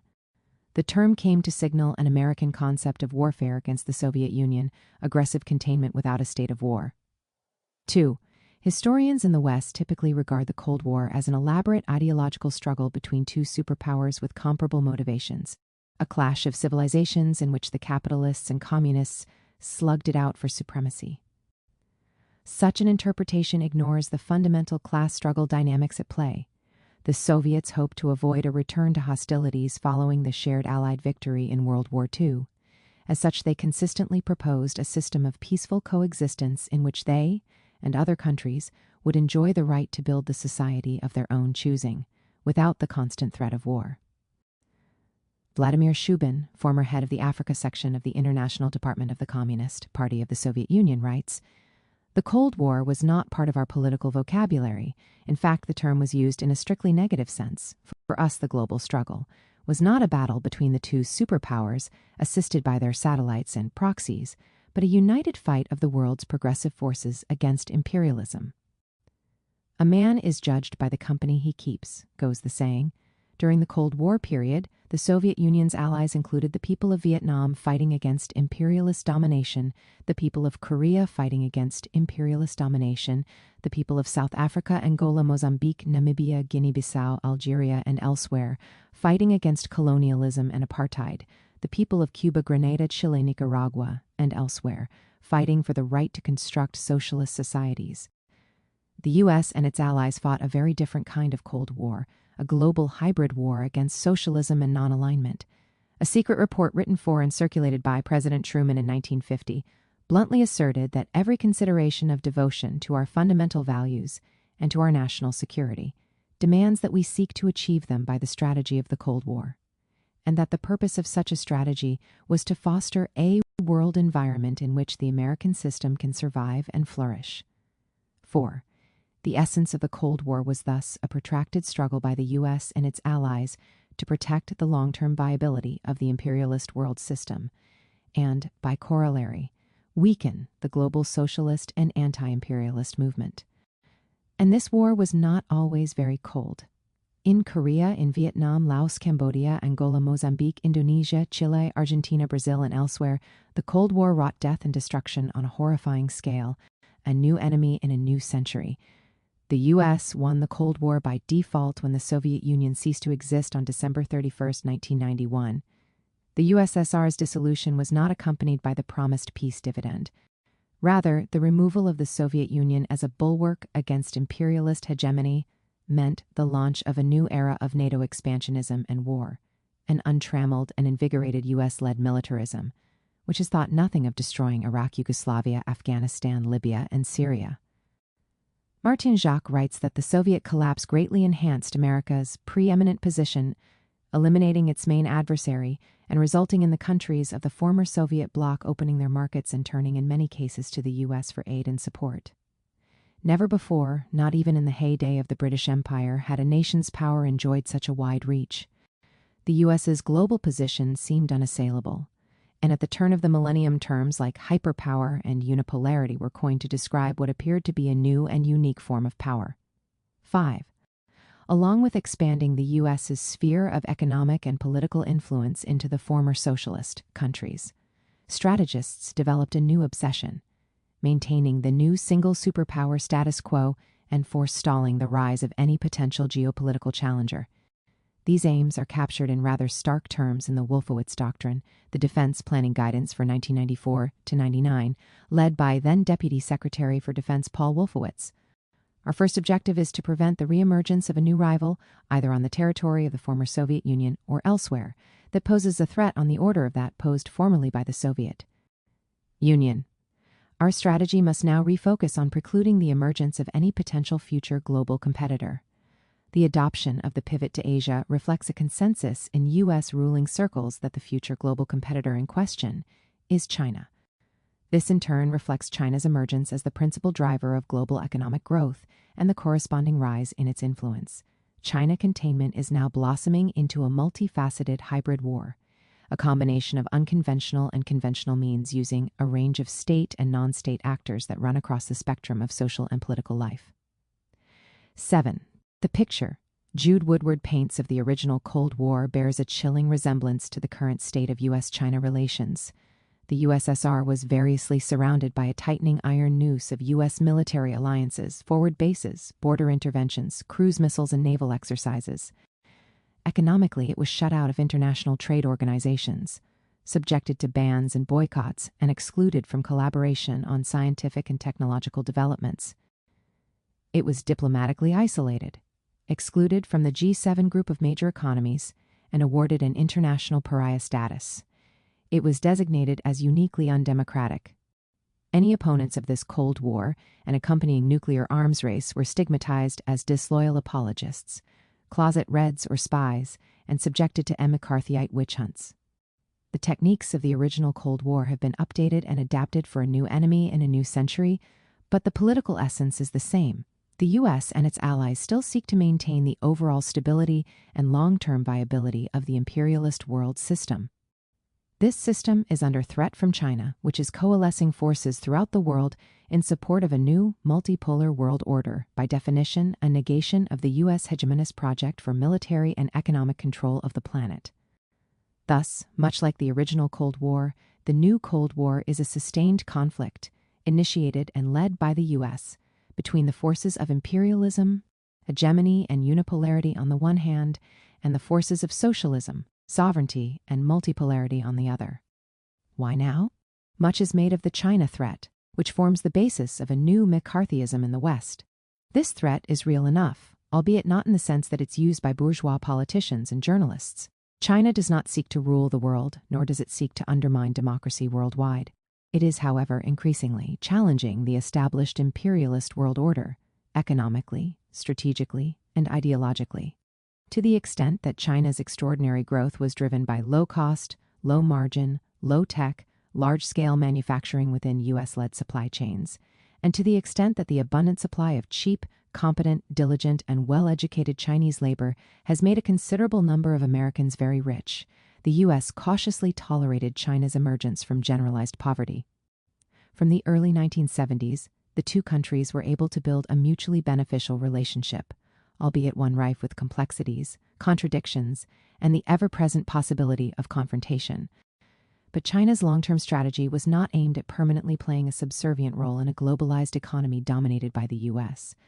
As Yang Weiman, a senior economist in the Chinese government, said in 2018, discussing the nascent trade war, "You can't let China only make T-shirts while the U.S. does high-tech.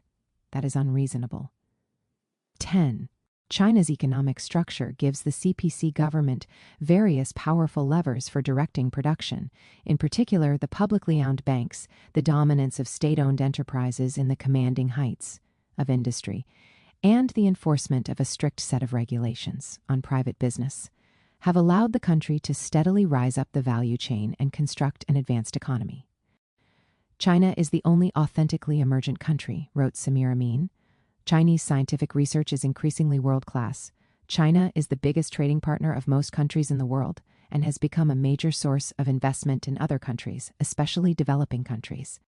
It's leading the way in the battle against climate breakdown, the sort of thing the West expects to dominate, that feeds into a pervasive, albeit largely subconscious, assumption that the predominantly white nations of Western Europe and North America are fundamentally more civilized and enlightened than the rest of the world. If China's progress were occurring within a framework of U.S.-led imperialism, if U.S. finance capital were able to exercise meaningful control over the process, it would be less of a problem. Japan, Germany, South Korea have all become significant players in the global economy in the post-war era.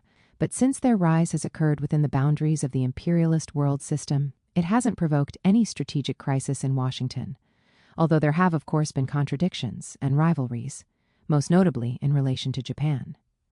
These countries largely play by the U.S.'s rules and are to a greater or lesser degree militarily and politically beholden to the U.S. As a non-white country, a country that consistently aligns itself and identifies with the global South, a country with a communist party-led government, a country that rejects the neoliberal consensus, a country where the capitalist class does not dictate policy, China represents a substantial threat in the battle of ideas. Furthermore, particularly over the last decade, China has become proactive in global politics, promoting a multipolar model of international relations. China's unprecedented increase in economic strength and geopolitical influence has provoked a renewed resolve in the U.S. ruling class to contain China, to apply the methods of Cold War against it in order to limit its rise and to secure a new American century. Trump to Biden, plus CA change. Barack Obama was explicit that the purpose of his pivot was to preserve U.S. hegemony. We have to make sure America writes the rules of the global economy, because if we don't write the rules for trade around the world, guess what? China will. 12. Nonetheless, Obama's overall anti-China strategy was accompanied by some level of sensible cooperation with Beijing, particularly around environmental issues. The Paris Climate Agreement came about in no small part due to the coordination between the U.S. and China. The Trump administration maintained Obama's overall anti-China stance, but dropped the sophistication and cooperation. Trump came to power with a promise to stop China raping the U.S. economy. Key members of his top team included such fanatical China hawks as Mike Pompeo, John Bolton, Stephen Bannon, Robert Lighthizer, and Peter Navarro. Their approach was characterized by threats, bluster, blackmail, demagoguery, and racism.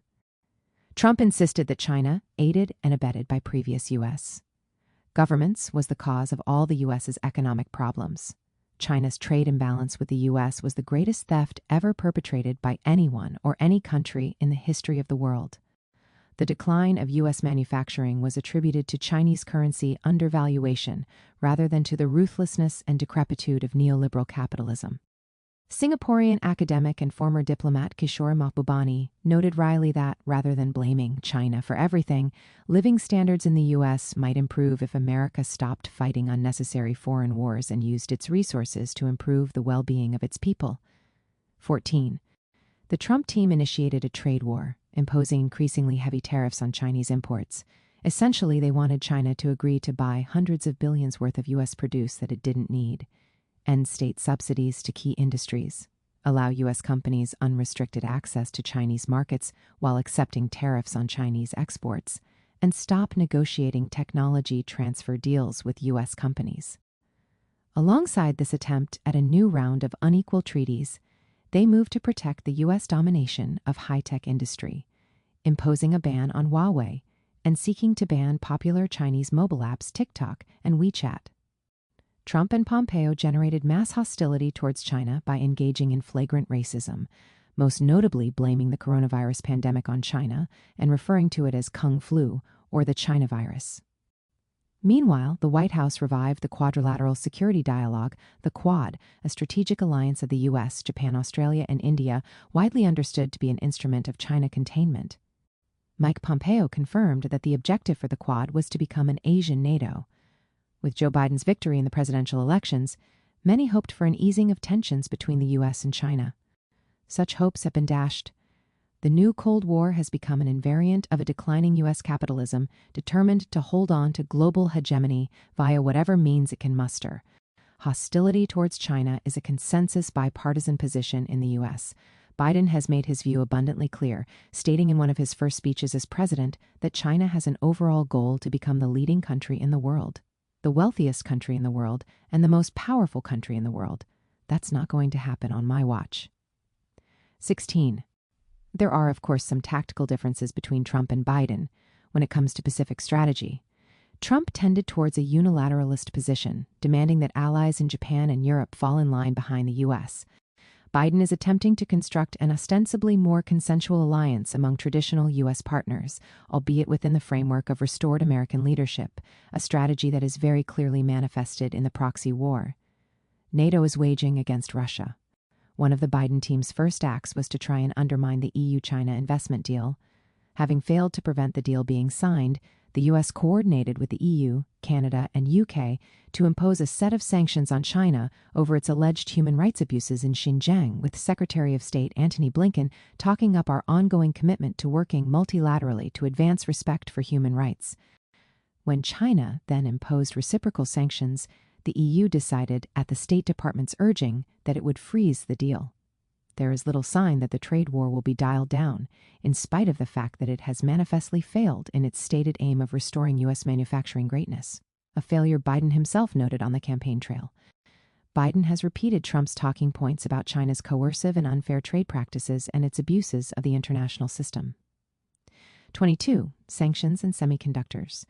The Biden administration has launched a chip war against China, imposing wide-ranging and unprecedented restrictions on the export of semiconductors, which are core to the functioning of electronic devices.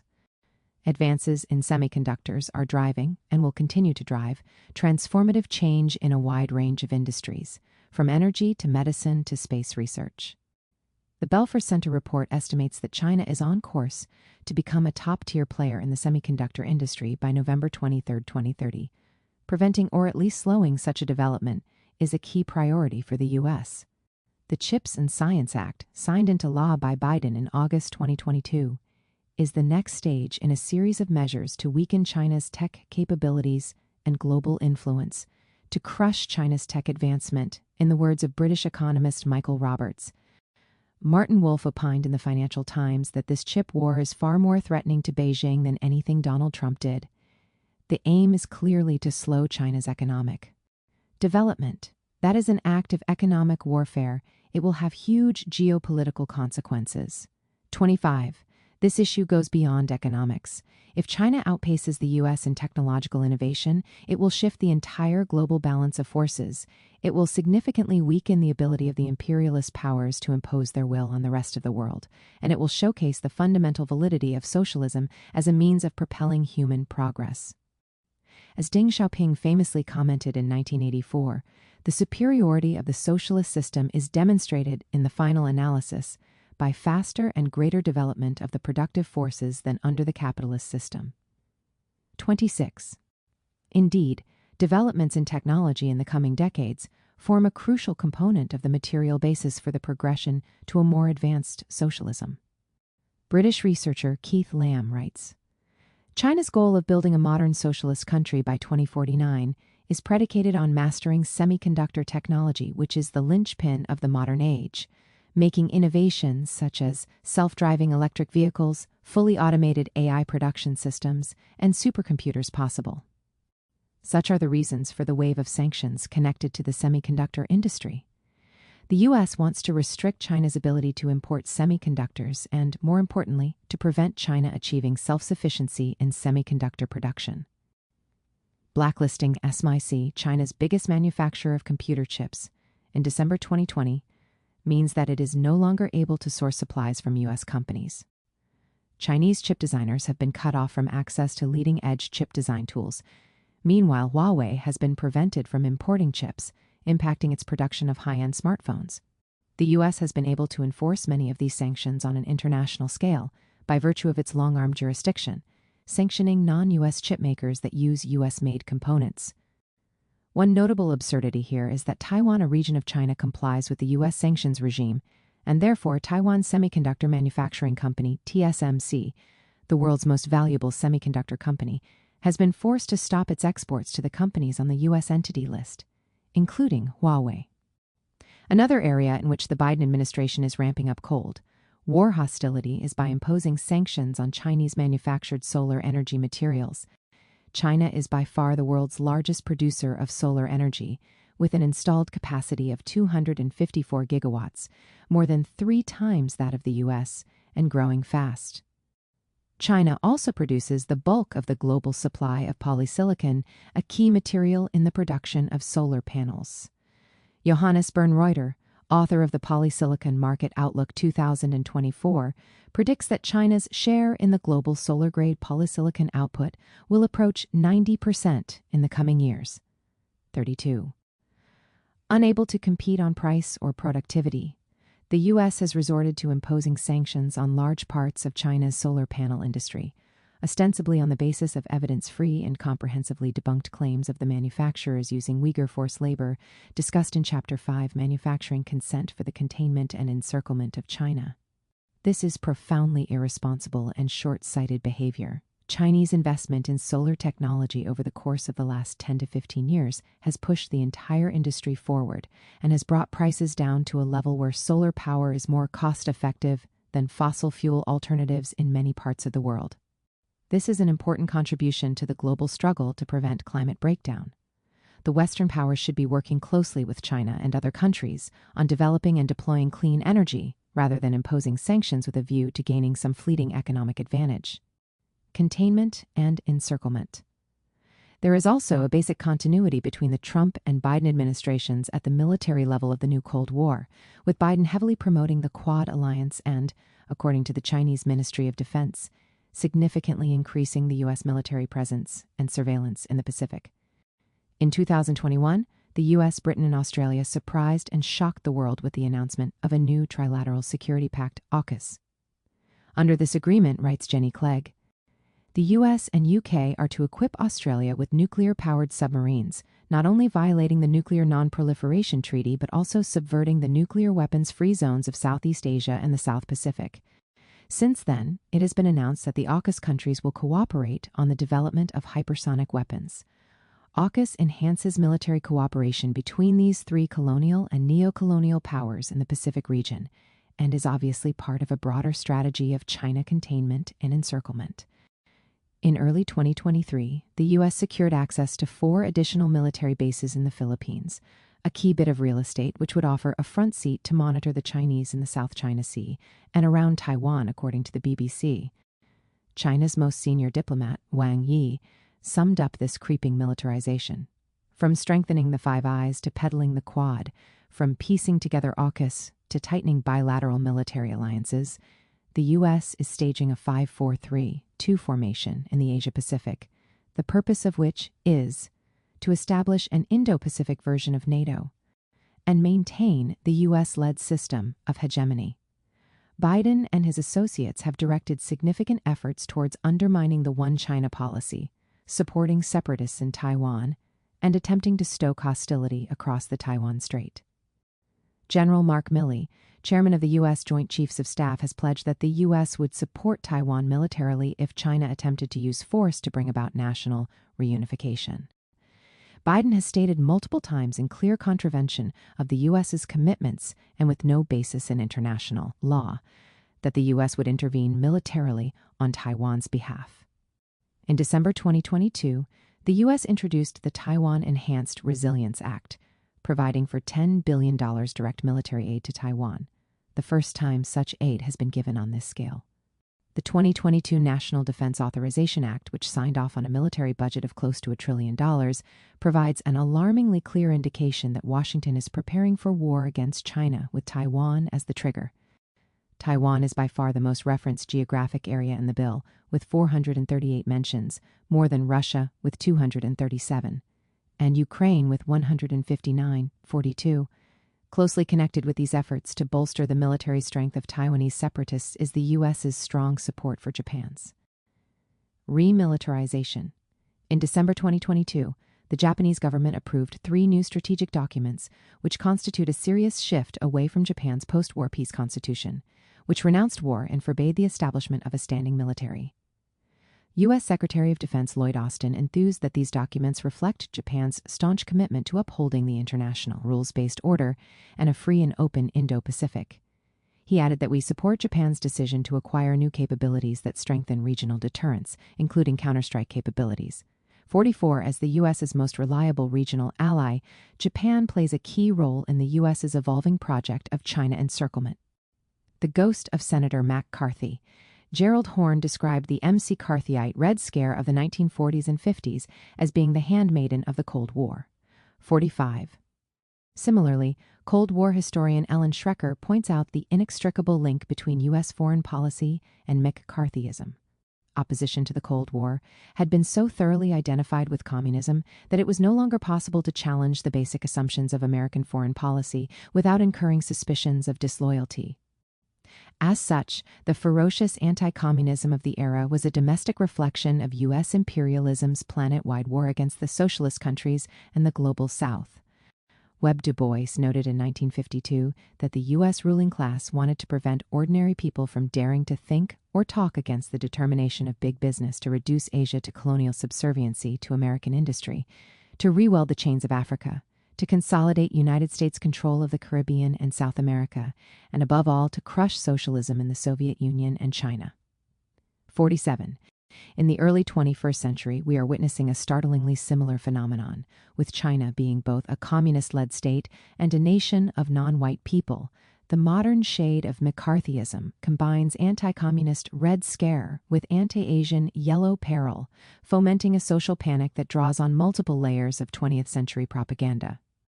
During the Trump era, China was accused in Newsweek of attempting to transform our prized academic institutions into a system that is submissive to the objectives of China's totalitarian dictatorship. 48. China was apparently cultivating relationships with county school boards and local politicians, with Chinese groups practicing their nefarious actions in the shadows, and worst of all, groups loyal to Communist China are operating out in the open. 49. The FBI opened up extensive investigations into Chinese scientists, for example, hounding cancer researcher Wan Tang for her alleged links to the Chinese military. The National Institutes of Health fired dozens of scientists for receiving funding from Chinese institutions, and over 1,000 Chinese researchers have had their visas revoked. In the realm of entertainment, U.S. Attorney General William Barr has accused companies, including Disney and Apple, of enabling the government in Beijing to amass influence and wealth at the expense of the U.S. and Western democratic values. 53. Biden and his team have at least dialed down the racist rhetoric a few notches. However, anti-China fear-mongering has continued to gain pace via relentless propaganda, as well as investigation into Chinese academics and the shutting down of Confucius Institutes. U.S.-based professor of East Asian history Ken Hammond writes, "The U.S. government has been pursuing several efforts to further restrict any flow of information about China not under its control. The Confucius Institutes, which had brought opportunities for Chinese language study to tens of thousands of young people across the country, have almost all been forced to close by pressure on their host universities from the Department of Defense and the State Department. The Department of Justice has been launching high-profile investigations of both Chinese scholars working at American research universities and of other American scholars and scientists who have research contacts or connections with Chinese academic institutions. Many of these cases fall apart before they reach the courts, but they generate scare headlines and serve to intimidate the broader academic community. Tragically, but predictably, this McCarthyite propaganda has led to an alarming rise in incidents of anti-Asian hate crimes, including the horrific Atlanta spa massacre in 2021. No winners. A crucial difference between the original Cold War and the current one is that the U.S. is very unlikely to win the new Cold War. Compared to the Soviet Union in the 1980s, China is much stronger economically, much more integrated into the global economy, has much stronger political leadership, and has learned several crucial lessons from the Soviet collapse. See Chapter 3, Will China Suffer the Same Fate as the Soviet Union? Soviet GDP never exceeded 40% of U.S. GDP, but China will surpass the U.S. in absolute GDP terms in the coming few years. Its deep integration into global value chains and the fact that it is the largest trading partner of the majority of the world countries mean that stability in China is crucial for the global economy. The Regional Comprehensive Economic Partnership, RCEP, signed in November 2020, puts China at the center of the largest trade bloc in history, comprising 30% of the world's population. It includes Australia, Brunei, Cambodia, China, Indonesia, Japan, Laos, Malaysia, Myanmar, New Zealand, the Philippines, Singapore, South Korea, Thailand, and Vietnam. China is not at meaningful risk of becoming isolated. Decoupling from China would be highly detrimental to the U.S. economy, as it would mean losing access to a Chinese market of 1.4 billion people and increasing the production cost of a vast array of commodities. Tariffs on Chinese goods have a direct and immediate impact on U.S. businesses that rely on these products. Most are intermediate goods used in the production process for consumer goods. Even Foreign Affairs magazine, published by the Council on Foreign Relations, has described the trade war as unwinnable, noting that tariffs have hit U.S. consumers harder than their Chinese counterparts. The U.S. will also likely be unsuccessful in its attempt to deny China access to markets and components it needs to further upgrade its economy. As Peter Frankopan has observed, if, as seems likely, necessity is the mother of invention, then it may well prove that attempts to strangle technological developments by starving other states of components and knowledge will only serve to accelerate them. 58. The outlook for the new Cold Warriors is not promising.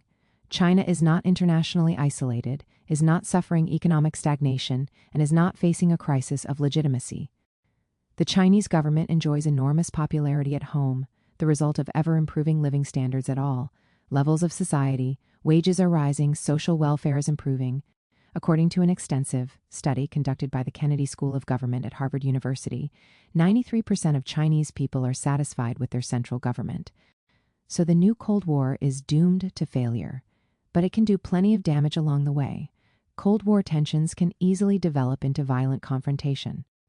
As noted above, millions of people in Africa, Asia, Latin America, and the Caribbean experienced the Cold War as being decidedly hot, and history indicates that the U.S. and its allies are not above using military means in order to maintain their sphere of influence intact. Meanwhile, climate change presents an unprecedented global threat. If humanity is to avoid triggering any of the several planetary tipping points, it will have to address its environmental challenges with the utmost coordination and cooperation. Mahbubani puts it pithily, if climate change makes the planet progressively uninhabitable, both American and Chinese citizens will be fellow passengers on a sinking ship. 60. Much the same logic applies to the major public health threats faced by humanity, pandemics, and antimicrobial resistance. At an economic and cultural level, the new Cold War means a reduced global division of labor, reduced productivity, reduced learning, reduced cross-pollination of knowledge and ideas. In terms of geopolitics, it threatens to slow down and complicate the process of creating a more multipolar and democratic system of international relations. Militarily, it increases tensions and the risk of war, including nuclear war. In summary, this new Cold War poses enormous danger to humanity. Unite to oppose the U.S.-led new Cold War on China. The original Cold War was waged by the U.S. and its allies not just against the Soviet Union, but against the forces of socialism and national sovereignty worldwide. It was a protracted and multifaceted struggle to ensure the preservation of an imperialist status quo. The same is true of the new Cold War. It's being waged by the U.S. and its allies, not just against China, but the entire global South against the very notion of multipolarity, against the possibility of a democratic system of international relations and the end of hegemony. China is a strong and consistent supporter of multipolarity, an international order in which there are multiple centers of power, creating an equilibrium that increases the costs of war and conflict, and promotes peaceful cooperation and integration, discussed in detail in Chapter 2. Neither Washington nor Beijing. Multipolarity provides a path for the defeat of modern imperialism. It involves weakening the forces of polarization of wealth and power. It deprives the imperialist bloc of its power to determine the fate of the rest of the world through military action, sanctions, and destabilization. Because it enhances the sovereignty of the non-imperialist countries, it also by corollary helps to create appropriate conditions for those countries to pursue socialist experiments. Thus, Samir Amin, multipolarity will provide the framework for the possible and necessary overcoming of capitalism, or as Xi Jinping put it in Moscow in 2013. All countries, irrespective of size, strength, and wealth, are equal. The right of the people to independently choose their development paths should be respected, interference in the internal affairs of other countries opposed, and international fairness and justice maintained. Only the wearer of the shoes knows if they fit or not. Only the people can best tell if the development path they have chosen for their country suits or not. A multipolar, multilateral world order, based on the principles of the UN Charter, is precisely what the U.S. ruling class is trying to avoid. This is the most powerful driver of the new Cold War. The imperialist powers, particularly the U.S., but generally supported by Canada, Western Europe, Australia, and Japan, seek to maintain a status quo which provides maximum benefit to the U.S., with some crumbs to its allies, at the expense of the rest of the world. All those that oppose imperialism must resolutely and consistently oppose the U.S. led new Cold War in all its manifold forms. Notes: Terracotta Warriors, Sheehan. Appendix: The Universalization of Liberal Democracy, Carlos Martinez and Danny Haiphong. The following article, co-authored by Danny Haiphong and Carlos Martinez, was published in the academic journal International Critical Thought in 2022. The word democracy on S connected to a large and diverse body of meaning. In the broadest sense, it simply refers to the exercise of power, directly or indirectly, by the people. However, in the leading capitalist countries, its meaning is much more specific. It has become synonymous with the system of liberal democracy, characterized by a multi-party parliament, universal suffrage, the separation of powers, and a strong emphasis on the protection of private property. This narrow definition is widely considered in the West as a universal and absolute truth. Indeed, in the dominant Western narrative, adherence to the principles of liberal democracy constitutes the fundamental dividing line in global politics. On one side, there is a group of democracies, including the US, Canada, Australia, New Zealand, most of Europe, Japan, India, and South Korea. And on the other side, a group of non-democracies or authoritarian regimes, including the People's Republic of China, the Democratic People's Republic of Korea, Vietnam, Laos, Cuba, Iran, Russia, Venezuela, and most of the countries of Asia, Africa, and Latin America. The obvious weakness of this definition is that it makes no reference to social class. It presents democracy as a purely procedural phenomenon and masks the underlying political and economic structure. In contrast, Mao Zedong considered that the particulars of governance in any given society reflect nothing more than the form in which one social class or another chooses to arrange its apparatus of political power to oppose its enemies and protect itself. The important question, therefore, wholly obscured in Western discourse, is which social class dominates political power? Which class is the ruling class? There is a conspicuous intersection of liberal democracies and developed capitalist countries. That is to say, those states that conform to the precepts of liberal democracy also operate an economic system based on the private ownership of the means of production, distribution, and exchange. A society whose basic contradiction is between the social character of production and the private character of ownership. A society where the accumulation of vast wealth by a small group of capitalists has as its parallel the accumulation of misery, the torment of labor, slavery, ignorance, brutalization, and moral degradation. For among the lowest layers of society, clearly the correlation between liberal democracy and capitalism cannot be coincidental. Indeed, it reflects a truth described by Vladimir Lenin over a century ago, that a democratic republic is the best possible political shell for capitalism. The purpose of any state, democratic or otherwise, is to uphold an economic status quo, a particular form of class rule. Liberal democracy should therefore be considered as a euphemism for capitalist democracy, the democratic limits of which are strictly defined by the need to reinforce capitalist production relations. The economic core of capitalism is a division of society into, on the one hand, those that own and deploy capital, and, on the other, those that must earn a living by selling their labor power. The essential role of the capitalist state is to preserve this relationship, the exploitation of the majority by the minority. In ordinary times, this takes place quite naturally as a result of tradition, culture, routine, but in case of less ordinary times, a capitalist state always has recourse to a police force, secret services, and an army, special bodies of armed men, to use Frederick Engels' expression. Liberal democracy allows people to vote for one or other capitalist party, but it does not allow for substantive changes to the economic system. In the face of a conflict of interests between the ruling class and the working classes, the capitalist state invariably comes down the side of the ruling class. As such, it is incapable of meeting the basic needs of the majority, ending poverty, ending unemployment, divesting from the military-industrial complex, ending wars of aggression, suppressing COVID-19, providing good quality housing, taking meaningful steps to decarbonize the economy, all these should be possible in an advanced, modern society, and all reflect the needs and demands of ordinary people, yet capitalist states consistently fail to deliver them. Engels made a profound observation on the limits of capitalist democracy, discussing the issue of homelessness. He pointed out that, since there are already enough buildings for dwellings in the big towns to relieve immediately the real housing shortage through a rational utilization of these buildings, a government representing the public interest would simply expropriate the empty buildings and transfer them to homeless workers or to workers presently living in excessively overcrowded apartments.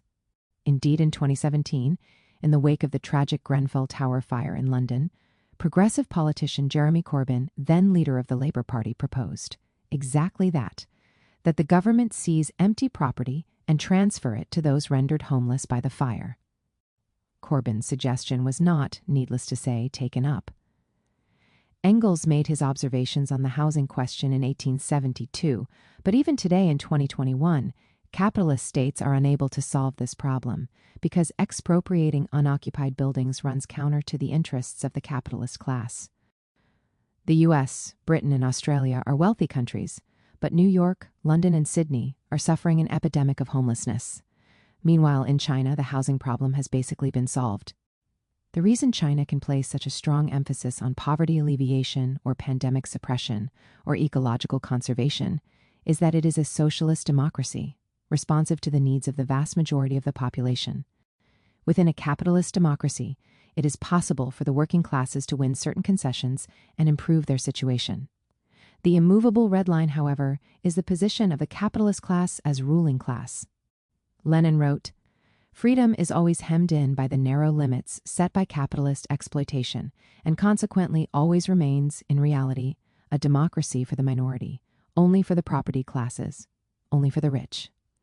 Freedom in capitalist society always remains about the same as it was in the ancient Greek republics, freedom for the slave owners. Owing to the conditions of capitalist exploitation, the modern wage slaves are so crushed by want and poverty that they cannot be bothered with democracy. They cannot be bothered with politics. In the ordinary peaceful course of events, the majority of the population is debarred from participation in public and political life. Occasionally, there is some disruption to this ordinary peaceful course of events, and the true nature of the capitalist state is exposed. The treatment of the U.S. Communist movement and the radical organizations of oppressed minorities in the late 1960s and early 1970s provides an instructive example.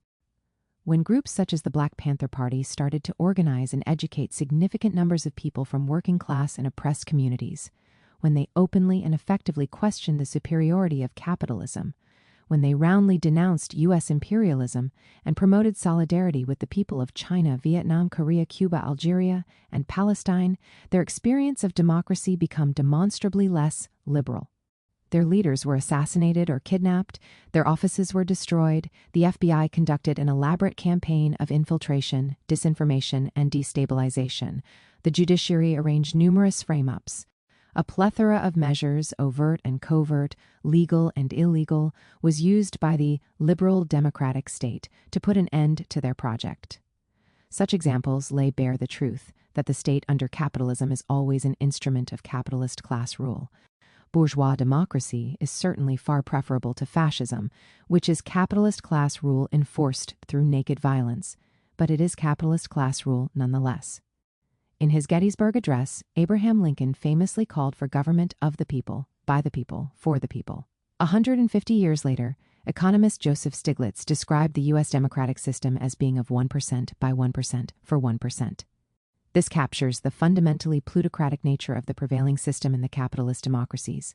In spite of this, the West's dominance in the realms of media and academia has been leveraged to universalize capitalist democracy, to conceal from the people the bourgeois character of modern democracy, to portray it as democracy in general or pure democracy.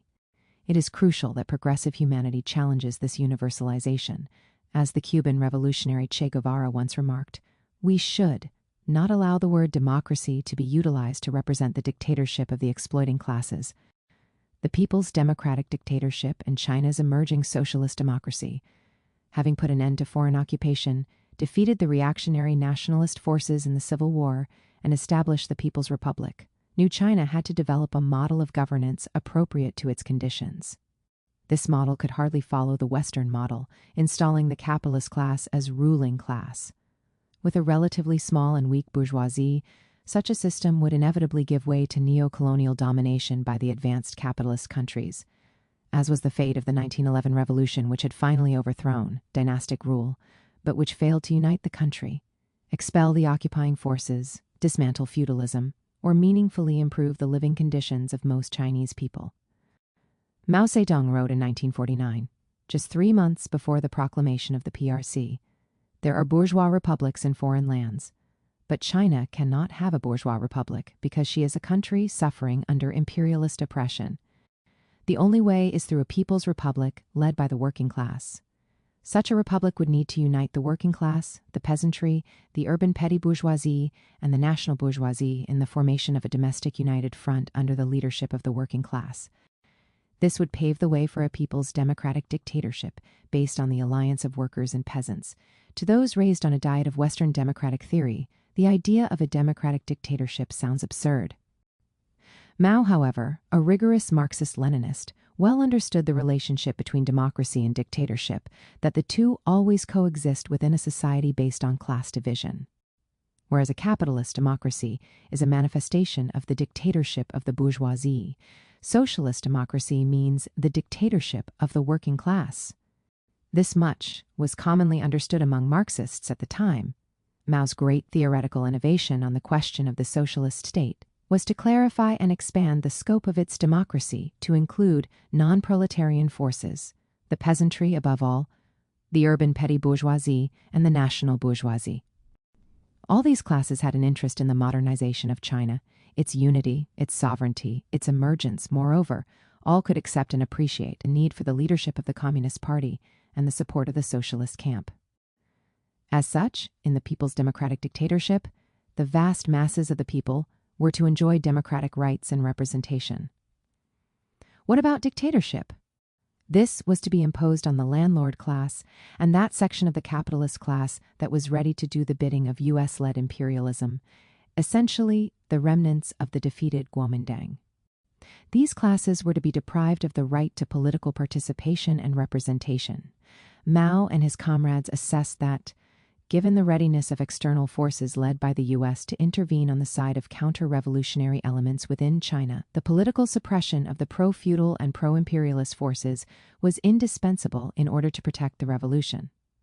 Without that suppression, a coalition of domestic and foreign reactionary forces would overthrow people's democracy, and disaster will befall the revolutionary people. U.S. intellectual Michael Parenti gives a brief summary of the need for the dictatorship component of socialist democracy. For a people's revolution to survive, it must seize state power and use it to break the stranglehold exercised by the owning class over the society's institutions and resources, and B, withstand the reactionary counterattack that is sure to come. The great Cuban revolutionary leader Fidel Castro put it even more succinctly. Within the revolution, everything; against the revolution, nothing. Thus, the system of governance established from 1949 was a people's democratic dictatorship. This continues to be enshrined in China's constitution and is the basis for the numerous mechanisms of government that operate in China today. While Chinese socialism has continued to evolve, each generation of the CPC leadership has been clear about upholding the basic structure of socialist democracy.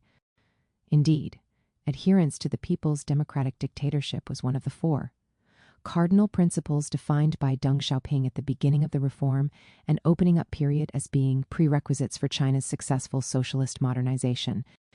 Recently, in order to expand the discussion both inside and outside China about the nature of China's democratic system, the CPC leadership has theorized whole process people's democracy. Addressing a central conference on work related to people's congresses, Xi Jinping made a powerful observation about the limitations of liberal democracy. If the people are awakened only at voting time and dormant afterward, if the people hear big slogans during elections but have no say after, if the people are favored during canvassing but are left out after elections, this is not true democracy. This echoes Marx's comment that, in a capitalist democracy, the oppressed are allowed once every few years to decide which particular representatives of the oppressing class shall represent and repress them in parliament.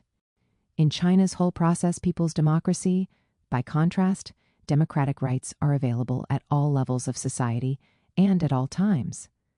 Ongoing participation in governance is strongly encouraged. The legislative system is based on electoral representation and operates at the national level, the National People's Congress, NPC, the highest organ of state power, as well as at provincial, city, county, and village levels.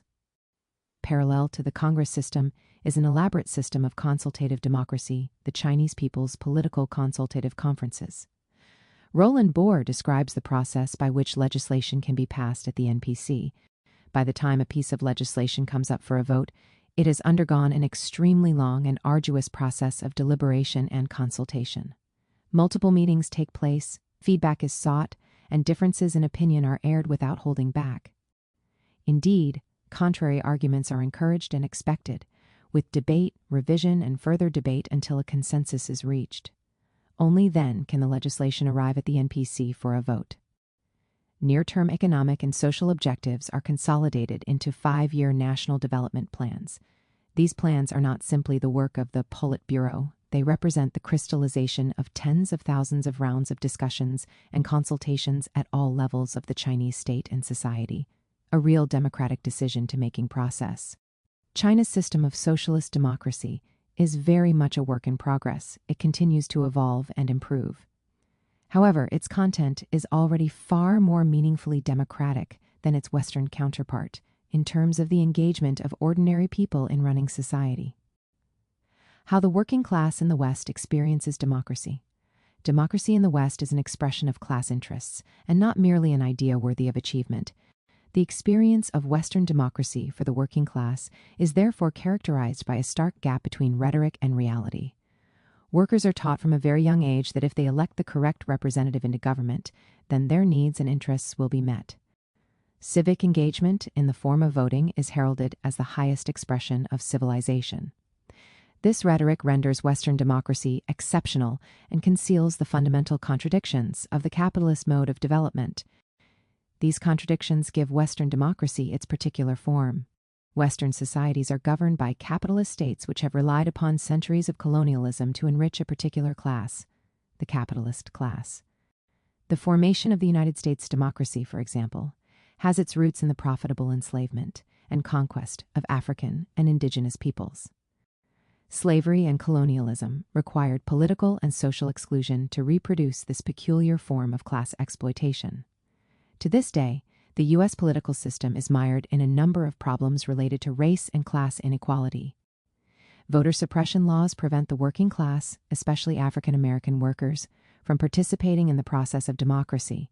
The United States still uses the Electoral College to determine the presidency, despite the fact that the process is rooted in the historic struggle of slave owners to exert disproportionate influence and deny African slaves the right to vote. However, even when participation is possible, the working class is without a mechanism for addressing their material problems. The United States provides the starkest example of how the structure of the capitalist state serves the interests of the wealthy. Democracy in the United States is defined by a choice between two political parties, the Democratic Party and the Republican Party, that compete for what Karl Marx described as the right to repress the interests of the working class. The choice, however, is a narrow one. Each political party appeals to different voting blocs. The Democratic Party's most active support base among the population resides in the urban, northern, and coastal areas of the United States, while the Republican Party derives much of its support from the southern and rural regions of the country. Despite significant rhetorical differences, efforts to achieve bipartisanship are viewed as essential to the upkeep of democracy. Disagreement, or what U.S. experts call gridlock, is denounced as an impediment to political progress.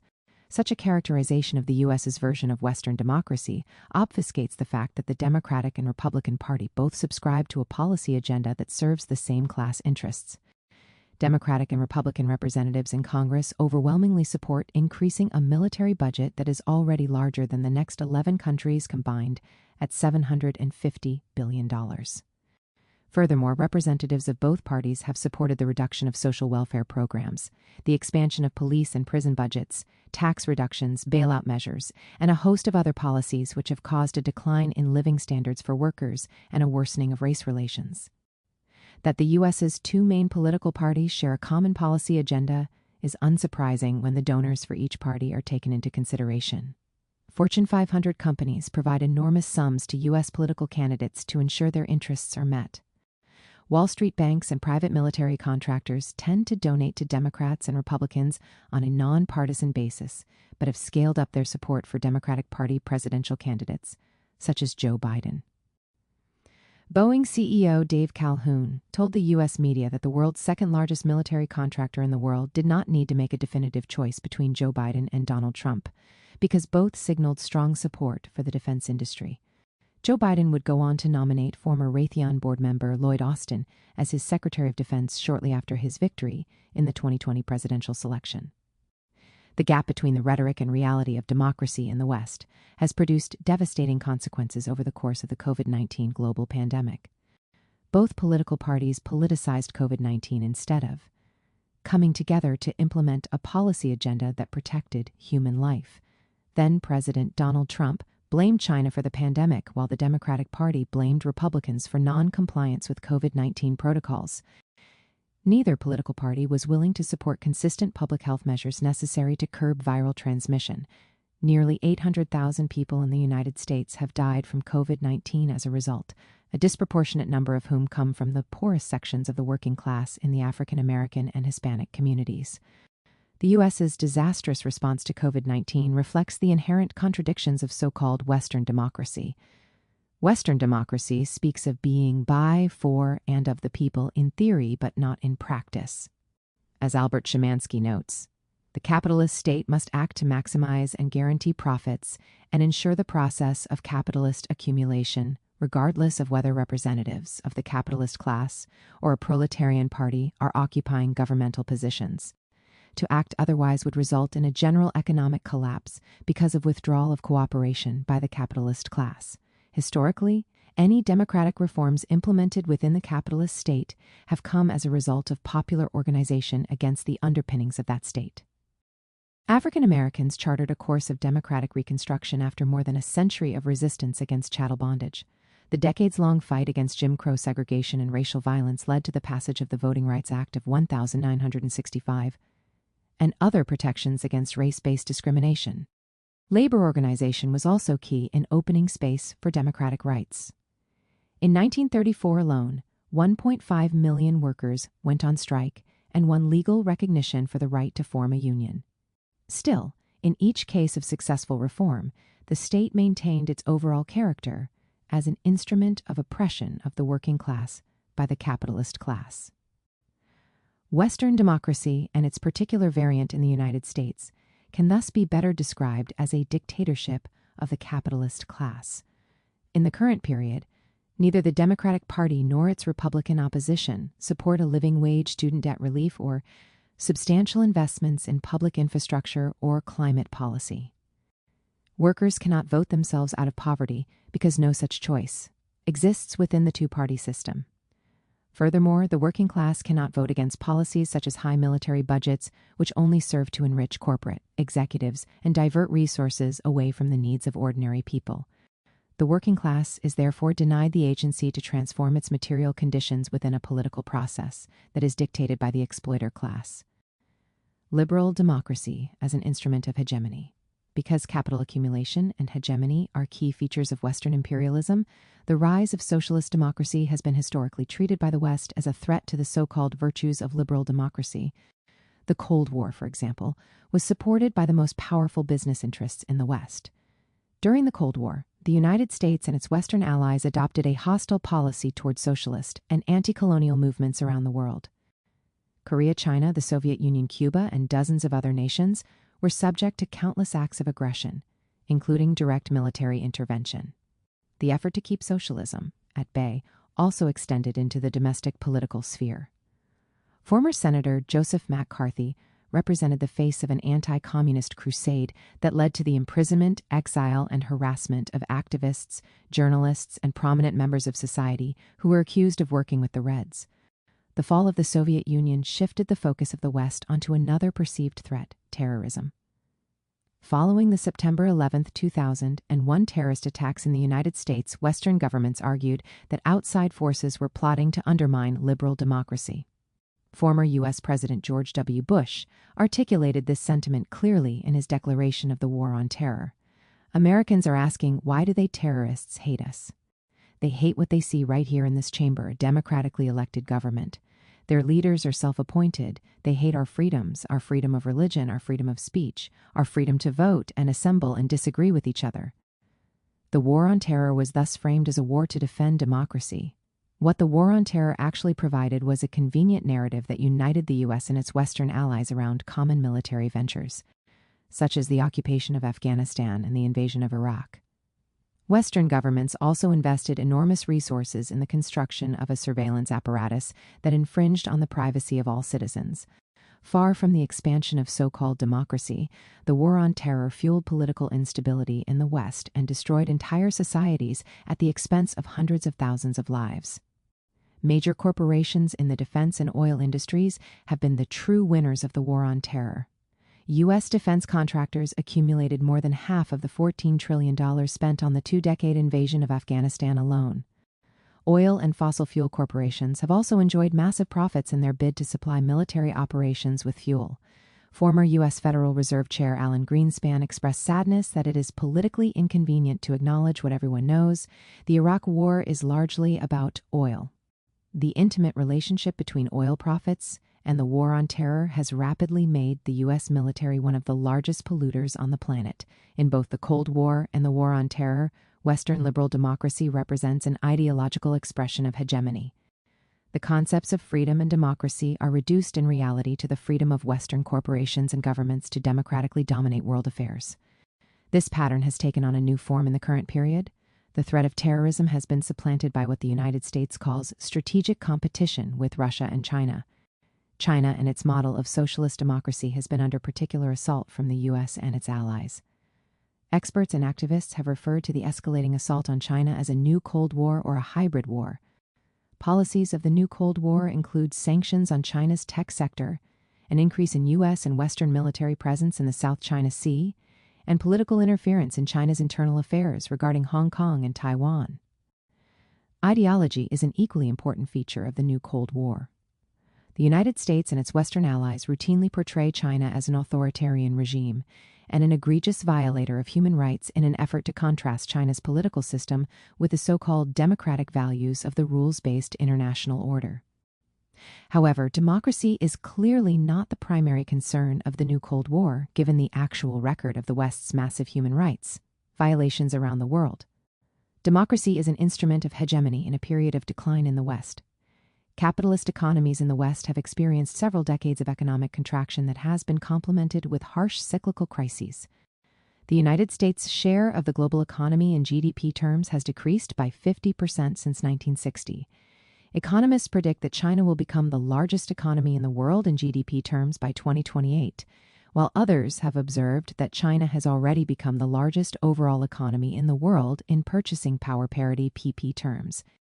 Anxieties over China's economic rise were made clear in March 2021 when U.S. President Joe Biden explained his belief that China has an overall goal to become the leading country in the world, the wealthiest country in the world, and the most powerful country in the world. That's not going to happen on my watch. However, Western anxiety is not purely economic in reasoning. The possibility of a socialist democracy such as China becoming the world's foremost economy also signals the end of the unipolar global order led by the United States and the West. A major goal for China, as President Xi Jinping explains, is the development of a community with a shared future for humankind.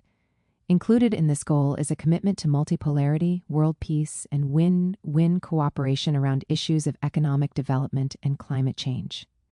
China's foreign policy therefore aligns with its national commitment of improving living standards alongside robust participation of the people, a key component of socialist democracy. Socialist democracy thus runs counter to the West's record of championing procedural democracy to obscure the hegemony and exploitation inherent in its governance system. The West vision for democracy is monopolistic and incongruent with the current global situation. Development models possess a definite life course, and the Western model liberal democracy is behaving as if it has reached the end of life. Instead of adjusting to the reality of a rising socialist democracy in China and the demand for a more egalitarian and multipolar world order, the West, led by the United States, is attempting to reassert its historic claim of holding monopoly over democracy and the trajectory of global politics. This article demonstrates that Western Muslim Food Street, Shan, recommended reading. For those wanting to deepen their understanding of Chinese socialism, it's obviously important to read the classics of the genre, starting with Mao Zedong, the preeminent leader of the Chinese Revolution. On contradiction, on practice, on new democracy, on protracted war, combat liberalism, the Chinese Revolution, and the Chinese Communist Party, on the people's democratic dictatorship, and on the correct handling of contradictions among the people, constitute a reasonable selection of pamphlets and speeches to get going with. The selected works of Deng Xiaoping are crucial for understanding the evolution of Chinese socialism from the late 1970s. The selected works of Zhou Enlai and Liu Shaoqi also offer valuable insight, as do those of Chen Yun, Jiang Zemin, and Hu Jintao. The 4 volumes of Xi Jinping's The Governance of China are, in my view, indispensable. There are numerous brilliant accounts of the early decades of the Chinese Revolution written by foreign friends of China.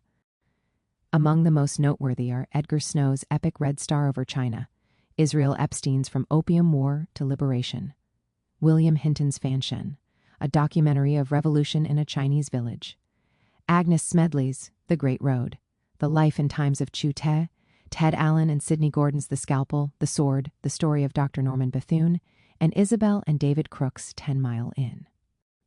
In terms of a general overview of modern China, Roland Bohr's Socialism with Chinese Characteristics, a guide for foreigners, is extremely useful. Martin Jacques' best-selling When China Rules the World, although more than a decade old, contains a great deal of valuable insight, and the same is true of Zhang Weiwei's books China Wave and China Horizon. On China's Modern Economy, Delving into the Issues of the Chinese Economy and the World by Marxist Economists by Cheng Anfu, Demystifying the Chinese Economy by Justin Yifu Lin, and China's Great Road, Lessons from Marxist Theory and Socialist Practices by John Ross are all very helpful. Peter Nolan has written a number of important books on China's development, including his groundbreaking 1995 study, China's Rise, Russia's Fall. Although it's not written from a Marxist perspective, Arthur Krober's China's Economy, what everyone needs to know is packed with valuable information. Isabella Weber's How China Escaped Shock Therapy, the market reform debate, is also interesting and relevant. On foreign policy and the new Cold War, China's Global Strategy Towards a Multipolar World by Jenny Clegg is essential, as is the U.S. versus China, Asia's New Cold War, by Jude Woodward. Kishore Mahbubani's Has China Won? The Chinese Challenge to American Primacy is a thought-provoking challenge to the Cold War mania that pervades Washington. The Dragon's Gift by Deborah Brodigan and the China Triangle, Latin America's China Boom, and The Fate of the Washington Consensus by Kevin Gallagher are essential for understanding the nature of China's engagement with Africa and Latin America, respectively. Han Suyin's eldest son, Zhou Enlai, and the Making of Modern China provides an abundance of historical information. And although basically unsympathetic to their subjects, Alexander Pantzoff and Stephen Levine's biographies of Mao and Deng Mao, The Real Story and Deng Xiaoping, A Revolutionary Life, are very much worth reading, as is Graham Hutchings' China 1949, Year of Revolution. On China's approach to ecological issues, Barbara Feinemore's Will China Save the Planet? Is unsurpassed. For up-to-date English-language news related to China, visit the Friends of Socialist China website, socialistchina.org, and Chinese media such as Xinhua, China Daily, CGTN, and Global Times.